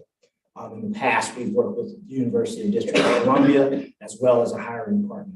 And we actually engaged George Washington University, Georgetown University, George Mason University, Trinity University, all of the local universities as post-secondary training partners and educational partners. So we partner with all of the universities. It just depends on placement as far as them being a hiring partner. So for that question, we answered it for who made a hire this year, for the performance year, but we partner with all the universities in some respect. Okay, all right. Well, we're gonna try to get all of them on the hiring partner list as well. We want to get them there too, ma'am. All right, all right. Let's talk about the services provided to people who are currently incarcerated, DDS services for those who are incarcerated. So while they're incarcerated, we don't provide services. What may occur is we do have people who are receiving services and become incarcerated. We would keep their case open pending a determination of what the outcome of that case will be. If they're going to go away for a longer period of time, their Medicaid's going to be turned off. And so, we would be available to help when they transition back to the community to reopen the case. When someone is leaving, being released from incarceration, they can contact us and work with us around eligibility, both for DDA and RSA services. We have had people, returning citizens with whom we've worked. There is the Office of Returning Citizens that works with us, that works with RSA on helping people with disabilities who are returning citizens to get jobs. And we've also had some folks who are eligible for. That was my next question. For returning citizens, how do you all, how does DDS support returning citizens with disabilities? So in that regard, I mean, both through RSA and DDA, if the person is eligible for DDA services, we don't track the number of people who may have had criminal involvement, because that's just not, it's not a factor that we track currently. But we do have a number of people who have had some involvement in the criminal justice system, but also receive DDA supports. We actually, the Office for Returning Citizens is also a member of the Workforce Investment Council, and we work closely with them, coordinating with them in terms of employment outcomes. There's a group of different members on the Workforce Investment Council who represent more difficult to place in employment people. And there's now a subcommittee with that group who's working together on improving outcomes for all the various groups that have been identified as having barriers to employment, including people with disabilities and returning citizens. And how many youth in CFSA care receive DDA services? There's currently only 2 who with CFSA who are getting DDA services. There are a number who are getting service coordination, who as they exit CFSA may transition to our services. You'll notice when you see our budget, there's a line for CFSA youth. Sometimes CFSA has youth that within their placement system, they're not able to accommodate their needs. And so when they're 18, they ask if they can place them in one of our placements, and they continue to pay for the person until they turn 21. And so those are the 2 that we're referring to, are people who were still in CFSA's care, but needed DDA services. And CFSA is fiscally responsible, but they're fully engaged in our services. Okay, I just want to make sure that coordination is there. I know that. Oh, absolutely. We have a specific person at each agency and they work together. We have an MOA between DDS and CFSA to make sure that we are identifying and transitioning youth who need both DDA and RSA services. Okay, perfect. And I'm glad to hear. We heard testimony from a number of witnesses about implementing COLA increases for personal needs allowances. I want to discuss what needs to be done to implement that increase. Is it from your side, council side, or what needs to happen? Well, first is that the mayor's budget will come out in March. And in order for it to happen for us, it would need to be included as an enhancement in the mayor's budget. And we will see once the mayor has finalized. As you're aware, I'm sure last week she wrapped up her community forums where she heard from the community about their priorities. And she is working now with her staff on finalizing her budget, which will come out in March. And if it's there, then we'll see what the council's response is to it. And otherwise, I guess we'll have a conversation about that at our budget hearing on the 29th. All right. We'll see what happens. We'll make our request and we will see what happens in that regard. Lastly, I know DDS is co-located with Department of Aging and Community Living, and I hear from senior residents a lot about a variety of issues, but what programs and initiatives are in place for our seniors with disabilities? Are you all working with DACL to ensure they are getting the services that they need? So I'm going to close down my calendar to have the name. We actually are engaged in the, okay, it's the eight. Anyway, there's a coordination. We're engaged in a community of practice that's looking at better coordination between aging and disability services. And it is a project that we began with the DD Council, DACL, and DDS just in the last 6 months, I believe. And it's about bridging aging and disability services there. It's the Bridging Aging and Disability Services Community of Practice. So that's looking at that. We work closely with DACL. There are circumstances, as you may know, Adult Protective Services is under DACL now. Even when they were under DHS, we work closely with them when issues arise where there are questions of whether the person might be someone who could be supported by DDA. They reach out to us. They actually, now that they're with DACL, they've created their own referral form and they send people over to us when they've identified folks who may need our supports. They are right around the corner from me, so we talk regularly. And you know, the issue of aging people with disabilities is also an issue that, you know, not just, there's a variety of issues that need to be addressed, both within our population of people who are aging, and then people in the community who are aging, who've been, as I said before, who've been caring for family members with disabilities. And we need to make sure that we have a system that we're doing a little better job of reaching out to them.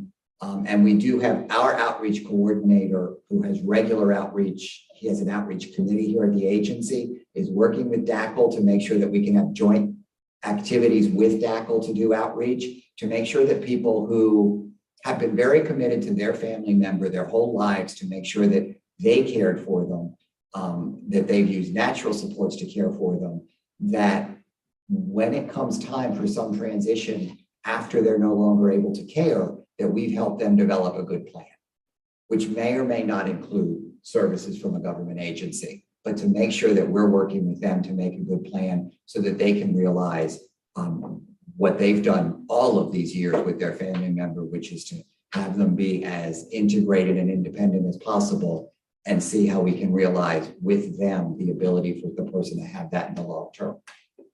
Okay, and the last agency is DBH. We heard some frustration from witnesses regarding sort of the passing of the buck between you all and DBH.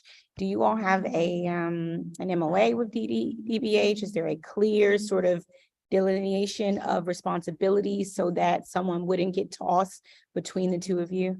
So Director Bazron and I, her senior team and my senior team at DDA meet together monthly. Our psychologist meets regularly with the clinical team at DBH. We know the number of people that we have who have behavioral health issues, and then there's sort of a small cohort of people who have really complex, challenging behavioral health issues. And our psychologist is involved with all of those and coordinates regularly with DBH. So, you know, when these issues are arising, she's reaching out to DBH. I think some of what people are picking up on is there are difference in housing requirement. DBH has a housing voucher program, and we essentially pay full freight for housing. And so there is some of this, when we have someone with DBH who could live independently with their voucher, we've asked them, have you explored that? And sometimes advocates want them to get the richest benefit available, not just, the benefit that they might be entitled to, that they independently could access. And the DBH housing voucher really is, I think DBH would like to see it be more, given the current rent in the city. However, it also allows people to be very much independent, to pick out their own housing. It very much mirrors kind of housing vouchers that anyone else without a disability in the district would have. Ours is, we pay, we have human care agreements with providers. We pay them the funds, they pay the rent. This is why we have the housing council. We're looking to try and shift our sum. We want to make sure that people are adequately supported, but we also want to see them be more independently supported in their community. Okay, so it sounds like you all are working together. It's just not maybe translating to the people who sort of are in this system. And so I think we just have to do a better job of not having people have to go back to multiple agencies, but also maybe making clear sort of where you have to go for certain things and just making it user-friendly or more understandable for the community. And we have to make sure that what I communicated happens at every level. Right. Because the reality is it's far easier for Dr. Bazran and I to say, we meet every month and we plan this together. The service coordinator and the person at DBH, they're on the ground floor doing the actual work. And so there may be more frustration for them of, does this belong to me or belong to them? At our level, we're saying it belongs to us and we're going to figure it out together. And so we just need to make sure that we give the folks at every level of our agency the support they need so that they can work together with, across the agency lines to provide that support to the people, because ultimately that is what all of us want. Right, absolutely. Well, thank you for your testimony. A few things, just high level things, making sure the Developmental Disabilities Eligibility Reform Amendment Act that we've passed, that the implementation, the ways in which we can speed up people's time and eligibility. We have to focus on that moving forward, and that has to be an area where we have some type of improvement in timing and processing, and that's an area we want to make sure we're looking at improving our disparities in employment as it relates to and putting the onus on district agencies and other directors to make sure they're supporting us in that regard as well. And a number of other issues that have been mentioned by our witnesses. But I want to thank you all for your time and your energy and your patience, and most importantly, your service to district residents every single day and the work that you do. This concludes today's performance oversight hearing. And so thank you all for your time. For those in the public, if you plan on submitting written testimony for the record, please do so by emailing it to facilities@dccouncil.gov by close of business on Friday, February 24th. And the time is now 8:26 p.m. and this hearing is adjourned. Thank you. Have a good evening.